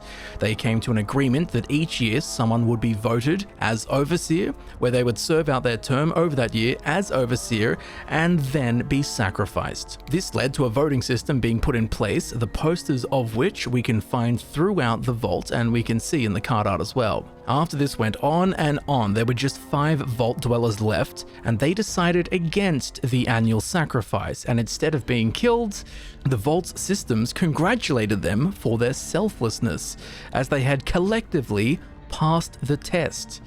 Which is a great thing to find out after 100 or so years of needlessly sacrificing someone every year. But it is very cool to see this voting mechanic implemented into the card, and if no one votes, everyone benefits. But if someone votes, something dies, just like the Vault. Vault 12, the Necropolis. 1, each player gets 3 rad counters. 2, create X 2/2 black zombie mutant creature tokens, where X is the total number of rad counters among players. And 3, put 2 +1/+1 counters on each creature you control that's a zombie mutant. Now, Vault 12 was built beneath the sprawling city of Bakersfield and was marketed as the state-of-the-art fallout shelter. Its true purpose, however, was to study the effects of radiation on the human population. To ensure a successful experiment, the Vault door was very cleverly designed to be unable to close, and it functioned in this way perfectly, as when the bombs fell, the door to Vault 12 remained open, as the residents piled in an attempt to protect themselves. The radiation flooded through the door and either killed the Vault dwellers or, even worse, they suffered ghoulification. Some turned feral, some kept their mind intact, and those who stayed in the Vault founded the City of Ghouls, known as Necropolis, led by a hideous ghoul called Set. And as we can see, all of this radiation and ghoulification is reflected in the card's mechanics, as in this set, all of the ghouls are zombies. Vault 13, Dweller's Journey. Turn 1, for each player, exile up to 1 other target enchantment or creature that player controls until Vault 13 leaves the battlefield. Turn 2, you gain 2 life and scry 2, and turn 3, return 2 cards exiled with Vault 13 to the battlefield under their owner's control and put the rest on the bottom of their owner's libraries. Now, Vault 13 is the vault in which the Vault Dweller, that being the player character in Fallout 1, originally comes from. Vault 13 was one of the largest vaults ever constructed, with a baffling cost of $645 billion. It could house 1,000 occupants at maximum capacity. The Vault Dweller was sent out on a mission to find a replacement water chip for the vault. And years later, this vault had become a myth known as the Holy 13. 3 generations later, in Fallout 2, the Chosen One, that being the player character in Fallout 2, was sent to Vault 13 to retrieve the Gek, so they may attempt to terramorph their town, which was experiencing a historically bad drought. Vault 21, House Gambit. Turn 1 and turn 2, discard a card, then draw a card, and turn 3, reveal up to 5 non-land cards from your hand. For each of those cards that has the same mana value as another card revealed this way, create a treasure token. Now, Vault 21 was originally a vault that was hidden beneath the city of Las Vegas, and it actually did what it said on the tin. It kept the inhabitants alive and protected from the nuclear fallout. Many years later, however, the vault was opened up and converted into a hotel/casino, as we find it in Fallout New Vegas. Now, given the casino element of Vault 21, I do love the draw, discard, and hand reveal mechanics of this card, very fitting. Vault 75 Middle School. Turn 1, exile all creatures with power 4 or greater. Turn 2, put a +1/+1 counter on each creature you control. And turn 2 and turn 3, put a +1/+1 counter on each creature you control. Vault 75, one of the darker vaults. Now Vault 75 is located beneath the Malden Middle School in the Commonwealth, found in Fallout 4. It was presented to the public as a safe place for children should nuclear warfare come. Every designated family with a student at the school, along with the teachers, were quickly scurried off underground into the safety of Vault 75. What a lovely story. No, as Vault Tech security separated the children from the adults, so they may be shown around for orientation. The children were taken to the atrium, and the adults were immediately executed. So now the Vault Tech scientists had a huge group of children to experiment on, with no resistance from their parents or teachers, because they're dead. The true purpose of Vault 75 was to conduct experiments with selective breeding, refinement of human genetics, gene modification, hormonal treatments, and the like, all directed and devised by Dr. Braun. Now, the children that were obedient went on to become Vault Tech scientists. The children who were dull and dim-witted celebrated their 18th birthday, yay, before being incinerated. Oh, and children that were exceptional were harvested, whatever that means. So with all of that in mind, we can see that the mechanics of the card reflect the lore, as at first, all of the big creatures are exiled, aka the adults. And then all of the small creatures, the things that are left over, grow up in a sense, they get stronger. Vault 87 Forced Evolution. Turn 1. Gain control of target non-mutant creature for as long as you control Vault 87. Turn 2. Put a +1/+1 counter on target creature you control. It becomes a mutant in addition to its other types. And turn 3, draw cards equal to the greatest power among mutants you control. Now, Vault 87 was the hub of the Evolutionary Experimentation Program, which was an experiment run by the United States government in collaboration with Mariposa Military Base, hoping to create improved soldiers for the American military by using the forced evolutionary virus. Needless to say, the experiment failed with unpredicted mutations in rage and mental degradation. All test subjects were to be terminated after just 14 days, but ultimately they broke free and killed the rest of the inhabitants. Fittingly, the card's abilities revolve around mutating creatures and mutants. Vault 101 Birthday Party. Turn 1, create a 1/1 white human soldier creature token and a food token. Turn 2 and turn 3, you may put an aura or equipment card from your hand or graveyard onto the battlefield. If an equipment is put onto the battlefield this way, you may attach it to a creature you control. Now, Vault 101 is the starting area of Fallout 3 as the player character grew up there. In the opening hours or so of the game, different stages of your youth are played out, one of which is your 10th birthday, during which you get presents, eat cake, and your dad James gives you a BB gun. Vault 112 Sadistic Simulation. Turn 1 and turn 2. Tap up to one target creature and put a stun counter on it. You get 2 energy counters. And turn 3, pay any amount of energy counters. If you paid 1 or more energy counters this way, shuffle your library, then exile that many cards from the top. You may play one of those cards without paying its mana cost. So Vault 112 was one of the last vaults constructed, housing 85 occupants who were to be suspended in a virtual reality world, as of one of Vault Tech's experiments. The simulator and the simulations were designed by Dr. Stannis Braun, the very same Dr. Braun who was the genius who came up with the experiment of Vault 75 where he harvested children.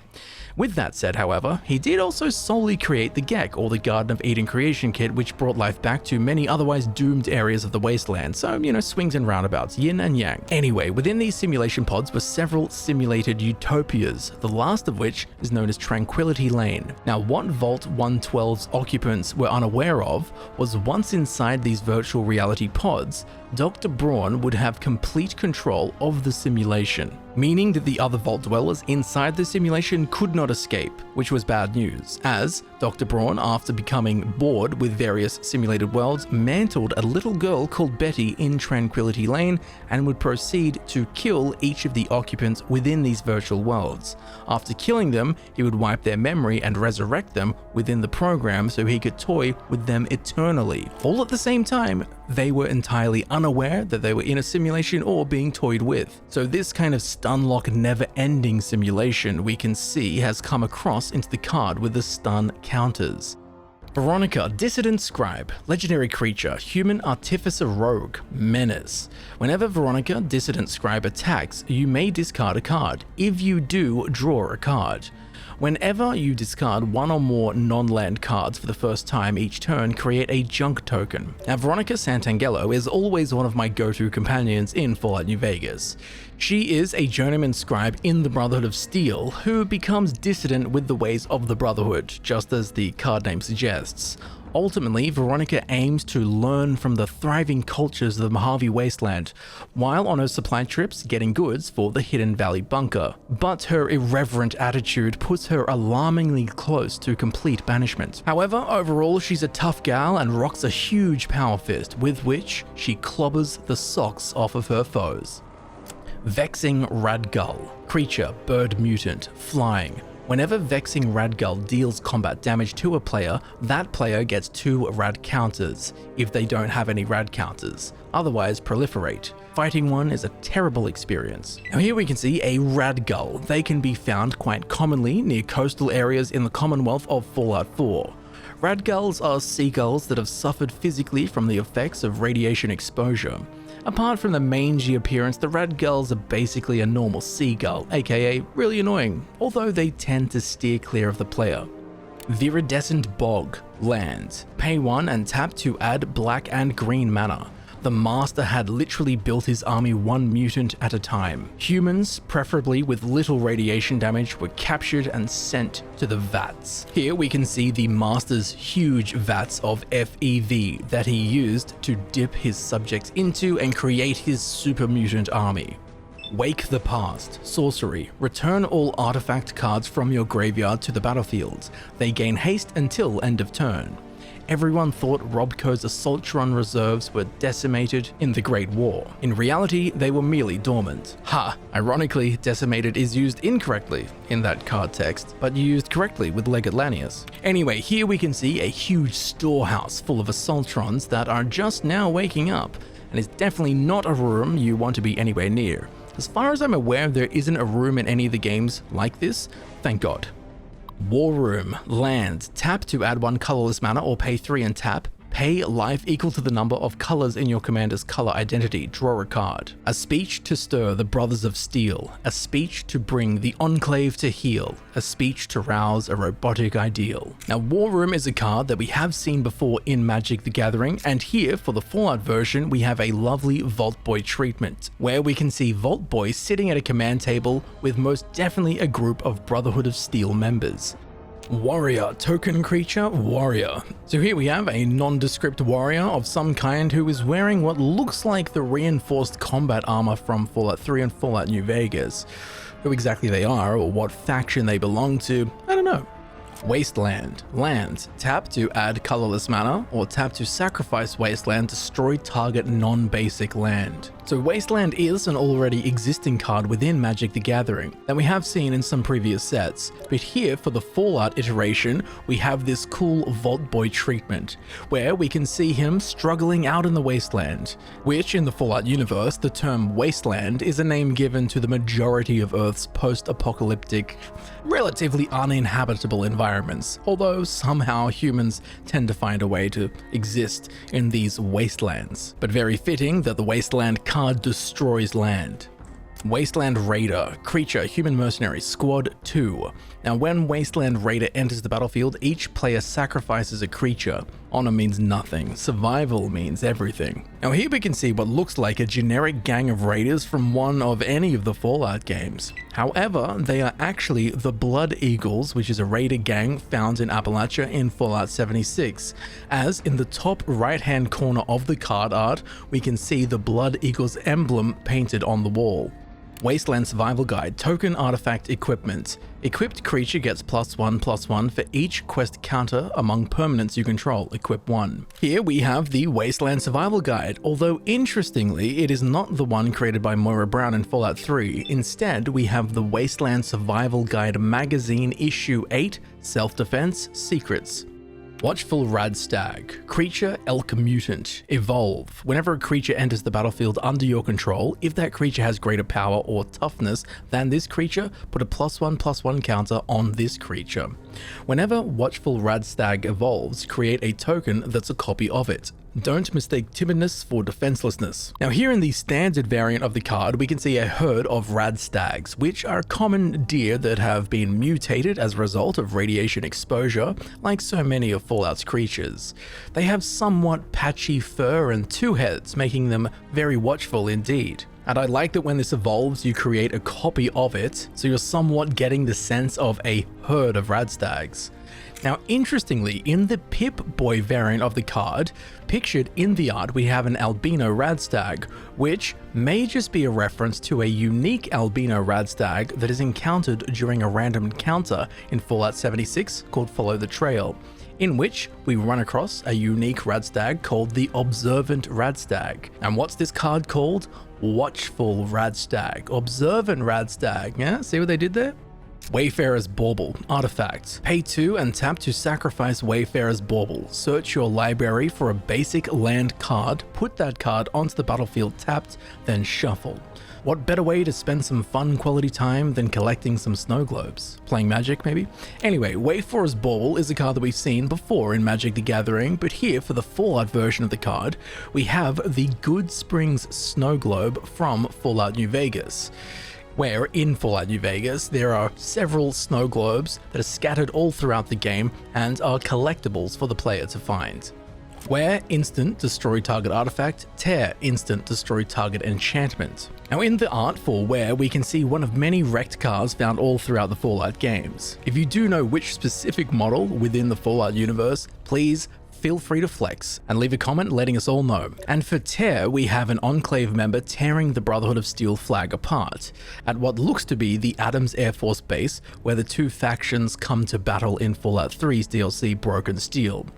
Now interestingly, I'm actually not 100% sure as to what power armor this Enclave member is wearing. It could be the standard Enclave power armor, although it looks somewhat different. It could also be the XO2 power armor that we've only seen in Fallout 4 through the Creation Club, which I think looks much more akin to what we see in the card arts. If you do know what we're looking at, be sure to let us know. Well Rested. Enchantment Aura. Enchant Creature. Enchanted creature has, whenever this creature becomes untapped, put 2 +1/+1 counters on it. Then you gain 2 life and draw a card. This ability triggers once each turn. When you're a deep sleeper, any bed will do. Now, Well Rested is a status effect found throughout the Fallout games where your character gets a small buff for having slept in a bed, or a bed that you own in some of the games. Now, the card art seems to be based on the status effect icon from Fallout 3 and Fallout New Vegas, and I do like that the card mechanic, when you untap, i.e. after your card has had a good rest, it gets a buff.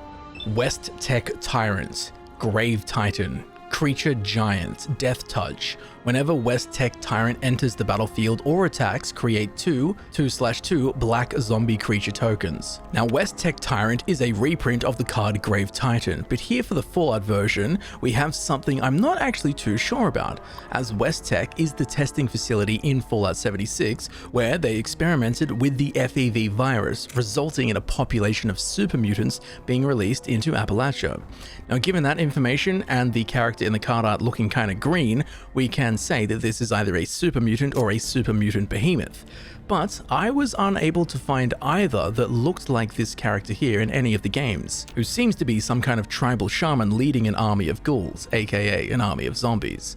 So if you do know this character in the card art, I would love to know who it is. Whirler Rogue. Creature, Human Rogue Artificer. When Whirler Rogue enters the battlefield, create 2 1/1 colorless Thopter artifact creature tokens with flying. Tap 2 untapped artifacts you control. Target creature can't be blocked this turn. Now here we can see an Institute scientist wearing the clean room suit from Fallout 4, accompanied by 2 iBots, which as we know are the Thopter token in this Fallout set. Now altogether they appear to be infiltrating Diamond City, as I believe that is what we can see in the background. White Glove Gourmand. Creature, Human Noble. When White Glove Gourmand enters the battlefield, create 2 1/1 white human soldier creature tokens. At the beginning of your end step, if another human died under your control this turn, create a food token. Here's to us, it's time we moved beyond beef. Now here's an interesting card, as the White Glove Society is a secretive group of gourmets and connoisseurs who run the Ultra-Lux Casino in the New Vegas Strip in Fallout New Vegas. They dress very formally and wear these creepy masquerade masks. But even creepier still is the fact that their highly renowned fine dining restaurant, well, while it does have raving reviews, it has in fact gone beyond beef, as the White Glove Society kills, cooks, and serves to their customers humans, which, as we see in the card mechanics, when a human dies, we get a food token. Yum yum. Wild Growth. Enchantment Aura. Enchant Land. Whenever enchanted land is tapped for mana, its controller adds an additional green mana. Our researchers noted a sense of euphoria and claimed to hear incomprehensible voices. Extreme measures will need to be taken to cull this organism. Stranglevine's research notes. Now, Wild Growth is an already existing card within Magic the Gathering, and very fittingly, for its Fallout version, we have the infamous Stranglevines found in the Maya region of Appalachia in Fallout 76. The flavor text at the bottom is from some research notes from the Enclave Research Facility Site J. Interestingly, these vines came about after the core meltdown of Vault 94's Gek. When that happened, a thick fog spilled from the vault's entrance into the surrounding forest, rapidly terraforming the surrounding biome downriver, which underwent, dare I say, wild growth and turned into a swampy jungle, which is now known as the Maya. From this transformation sprouted all throughout the region these strangler vines. Wild Wasteland. Enchantment. Skip your draw step. At the beginning of your upkeep, exile the top 2 cards of your library. You may play those cards this turn. Some things in the Wasteland are best left unexplained. Now, Wild Wasteland is a trait that can be taken at the start of Fallout New Vegas, and I think some of the other games too, during character creation. It adds a whole bunch of random encounters and strange things to find that would not appear in the game unless the trait had been taken.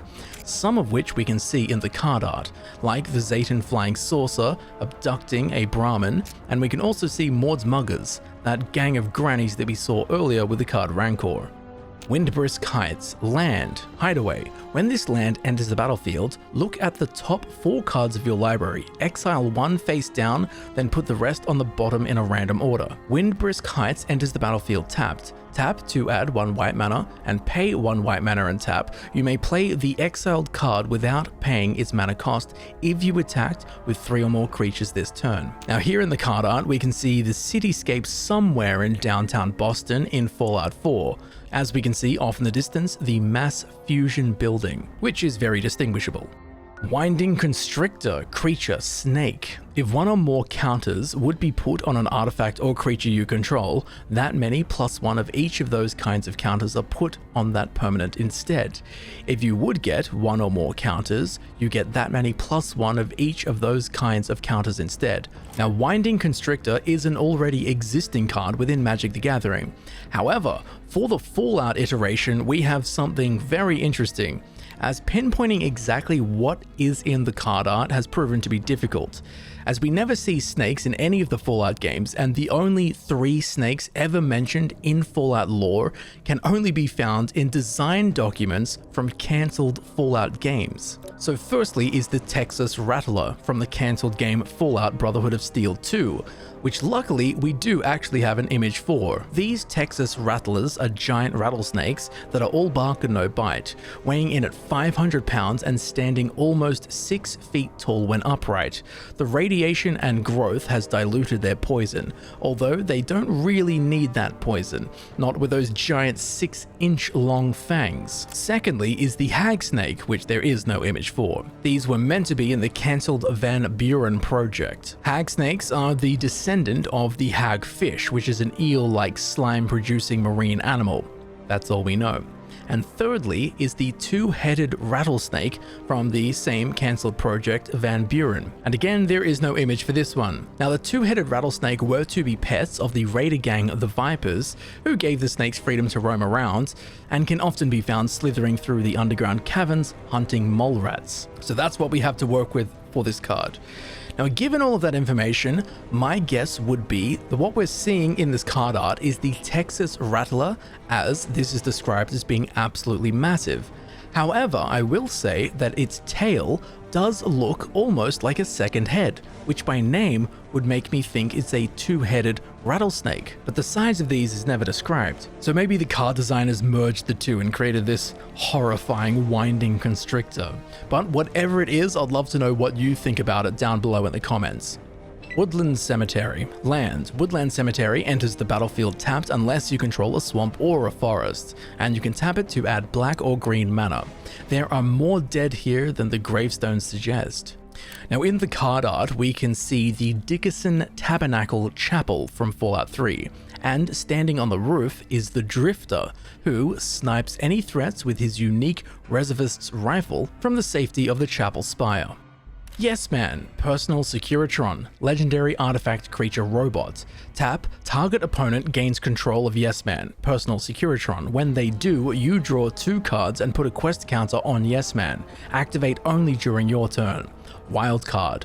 When Yes Man leaves the battlefield, its owner creates a tapped 1/1 white soldier creature token for each quest counter on it. Now, Yes Man is a modified Securitron with a unique personality running off of an AI program. He is an integral part of Benny's scheme to take over the New Vegas Strip and will directly assist the player throughout the course of the main questline in Fallout New Vegas. He has been programmed to do exactly as he's told, hence the name, Yes Man. But because of his programming, he cannot truly be allied with anyone because he does exactly what he's told, whoever tells him. So the flip-floppiness of the card's allegiance is fairly on point with Yes Man, as regardless of what route you take in regards to the factions in Fallout New Vegas, Yes Man always seems to be assisting the player in some way. He doesn't know whose side he's on. Young Deathclaws, Creature Lizard Mutant, Menace. This creature cannot be blocked except by 2 or more creatures. Each creature card in your graveyard has Scavenge. The Scavenge cost is equal to its mana cost. Exile a creature card from your graveyard and pay its mana cost. Put a number of +1/+1 counters equal to that card's power on target creature. Scavenge only as a sorcery. So here in the card art, we can see 2 young Deathclaws fighting over scraps in a boneyard. We know that they're young Deathclaws. 1, it's in the card name, and 2, the Deathclaws in the picture have not fully developed their horns yet, but it looks like they're scavenging for food, for sustenance of any kind, just as this card does. And finally, we have the Zombie Mutant, which is just a token and appears to be a feral ghoul, which is wielding a weapon, which can very, very rarely be seen in Fallout New Vegas. And if we look behind this feral ghoul, we can see the exterior of the RepCon test site, the same place we saw with the card Jason Bright.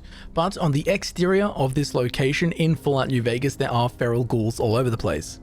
So, now that we know all about the lore of these cards in the Magic the Gathering Universes Beyond Fallout Commander set, let's get straight into opening the Fallout Collector Booster Box the Wizards of the Coast very kindly sent me. And I also have 3 more collector boosters that I got from a pre-launch event. Alright, the moment I've been waiting for a few weeks to actually open these. So let's get this beautiful box opened up here and get the boosters out, and we can just stack them up and rip them open.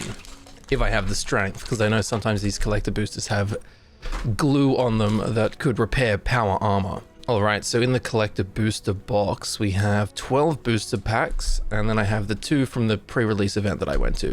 Let's start with these. Oh, yeah. Told you the glue. It's so strong. Alright, okay, we've got a foil mountain, the one with the vulture in it from Fallout 76. Foil Skycloud Expanse, very nice. Hour of Reckoning.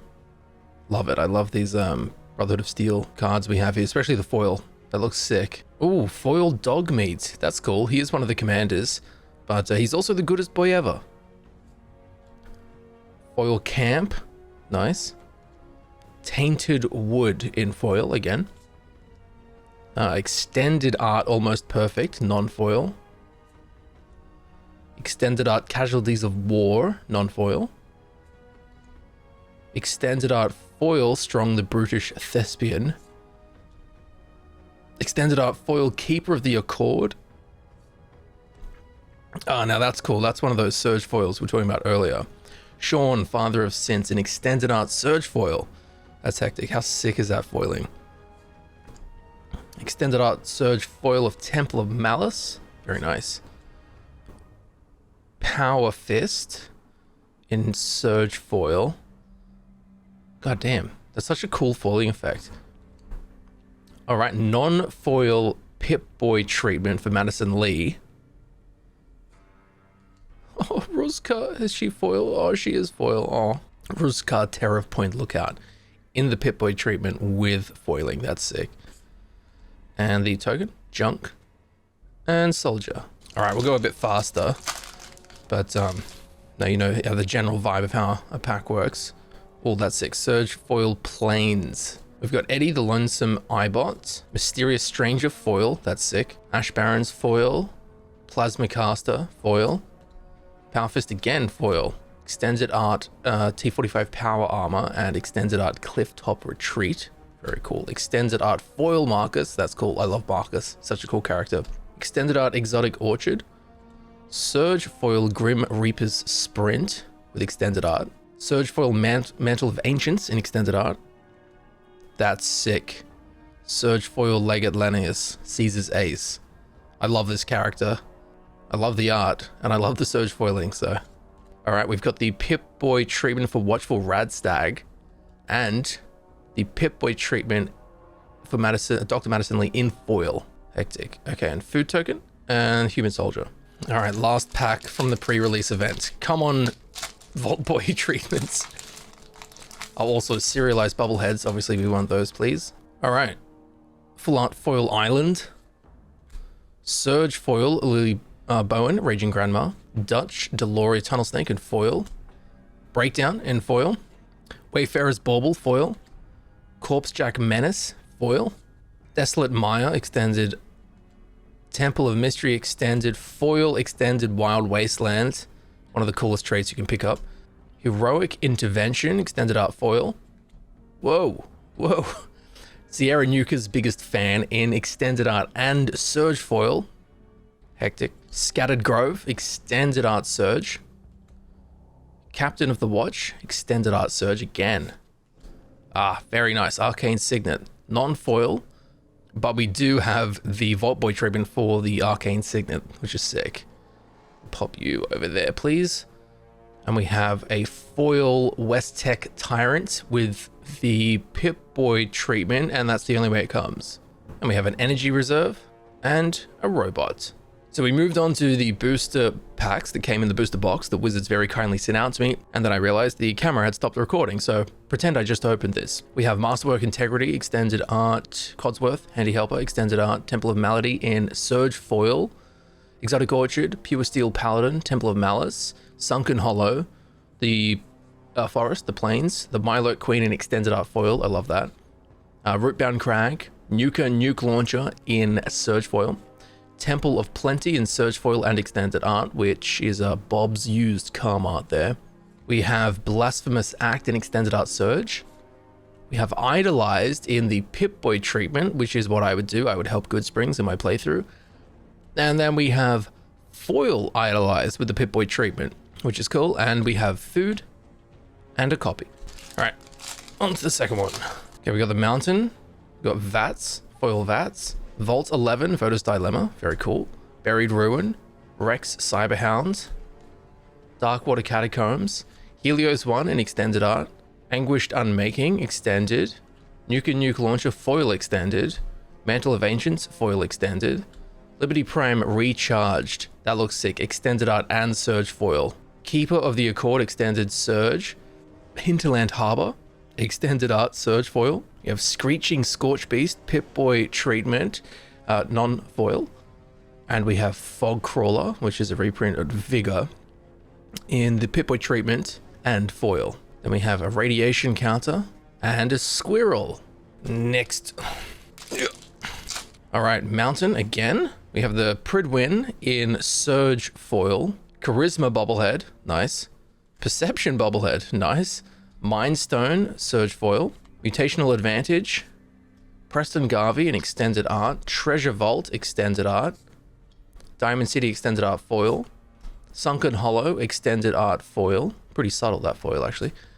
Synth Eradicator Surge foil extended art, Shadow Blood Ridge Surge foil extended art, Temple of Plenty Surge foil, Ruzka Terror of Point Lookout in the Pip-Boy treatment, and Vanderblast foil Vanderblast. That's sick. That is the Vault Boy treatment for the card. That's actually the only way it comes. Very nice, very nice. Stick you over there. And we have a treasure token and a human soldier. And Ruzka goes there. I need to use the strength bobblehead to become strong enough to open these. All right, what do we got here? Ah, Swamp. Very cool. We have Keeper of the Accord, Vault 75 foil, Evolving Wilds in Surge foil, Nuka-Cola Vending Machine, Putrefy, Hancock Ghoulish Mare, Wake of the Past, Moira Brown Guide Author Extended Art foil, Irrigated Farmland Extended Art foil, Red Death Shipwrecker Extended Art Surge foil, which I just love these Surge foils. They look so sick. Tireless Tracker Extended Art Surge foil. White Glove Gourmand. I can't remember how to say that word. I had to look up how to pronounce it. We went through the lore and I don't remember. Anyway, it's in Surge foil. That's cool. We have Assaultron Invader in the Pip-Boy treatment, and we have the Wise Mothman with the Pip-Boy treatment. He is one of the commanders, but you can't get these treatments in the pre-built decks, only from the collector boosters, so that's sick that we have that. Very nice. Radiation and Robot. Stick you there. Okay, on to the next pack. Come on, serialized bobblehead. All right, we've got a Plains, Curie, Powder Ganger, Agility bobblehead, Talisman of Progress. I think that's the first talisman we've seen. Agent Frank Horrigan foil. Yes Man, Heroic Intervention, Kellogg Dangerous Mind extended art foil, Darkwater Catacomb extended art foil, Curie extended art Surge foil, Basilisk Collar extended art Surge foil, Liberty Prime Recharged again in the extended art Surge foil. We have Atomize in the Pip-Boy treatment, and we have Atomize again foil Pip-Boy treatment. Very cool. A junk token and a soldier. All right, we've got Mountain, Wake the Past, Canyon Slough, Surge foil, Temple of Plenty, Synth Eradicator, Fetid Pools, Extended Art Mr. Gusty, Extended Art Blasphemous Act, Extended Art Grim Reaper's Sprint in foil, Extended Art One with a Machine foil, Love Dema. I think is my favorite character from Fallout 4 actually. Over Encumbered, me all the time, Surge foil extended art. Temple of Triumph extended art Surge foil, very cool. Even though Caesar's Legion's like super evil, I do love Caesar's Legion for some reason. Anyway, Liberty Prime Recharged, Surge foil, Prime Mirelurk Queen, which is a reprint of Hull Breaker Horror, and foil Vault Boy treatment for the Gek. Or the Crucible of Worlds, sorry. Which is the Gek, really. That's sick. And we have a Radiation Counter and a Thopter. Alright, you can go over here, and Prime Mirelurk Queen can go right there. Alright, what's lurking in this one? Oh, Surge Foil Island. Very cool. The Battalia there. We have Grim Reaper's Sprint foil, Bastion of Remembrance, foil. Megaton's Fate, foil. Dr. Madison Lee, foil. Harold and Bob, First Newmans. I love Harold and Bob, I guess. They're one and the same, really. Electro-Siphon in Extended Art. We have Entrapment Maneuver in Extended Art. We have Hancock, Ghoulish Mare, Extended Art foil. Woodland Cemetery, Extended Art foil. T45 Power Armor, Extended Art Surge foil. Scavenger Grounds, Extended Art Surge. Impassioned Orator in just in Surge. We have the Wise Mothman with a Pip-Boy treatment once again, and we have Toxic Sheep Squatch in Pip-Boy treatment and foil. Very cool. Stick those two there, and we have an Energy Reserve and a Settlement. Okay, we have Plains, the Motherlode Excavator, McCready, Path to Exile, Loyal Apprentice, Cathedral Acolyte, Thrill Kill Disciple Extended, Temple of Triumph Extended, Mutational Advantage Extended foil.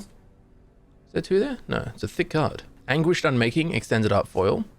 Rampaging Yaoguai Extended Art Surge foil, very nice. Inexorable Tide Extended Art Surge foil. Codsworth Handy Helper Extended Art Surge foil.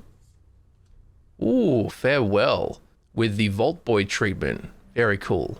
Not foil, but no. Assaultron Invader with the Pip-Boy treatment in foil. Surge foil even. I think that's the first Pip-Boy card we've seen in Surge. That's sick. I think there's a 10% chance of a foil card being a Surge foil in these packs. And Treasure. And Zombie Mutant. Got a Swamp. Arcade Gannon.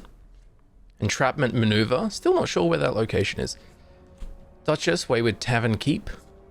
Buried Ruin. Viridescent Bog. That's the Masters FEV VATs there. Harold and Bob, First Newmans in Extended Art. Hour of Reckoning. Extended. The Motherlode Extractor Extended foil. Blasphemous Act Extended Art foil. Sentry Bot, that's cool. Sentry Bots are sick. And well, here's an Extended Art Surge foil. Cinderglade Extended Art Surge foil. Elder Arthur Maxon Extended Art Surge foil. Inventory Management with the Pip-Boy treatment.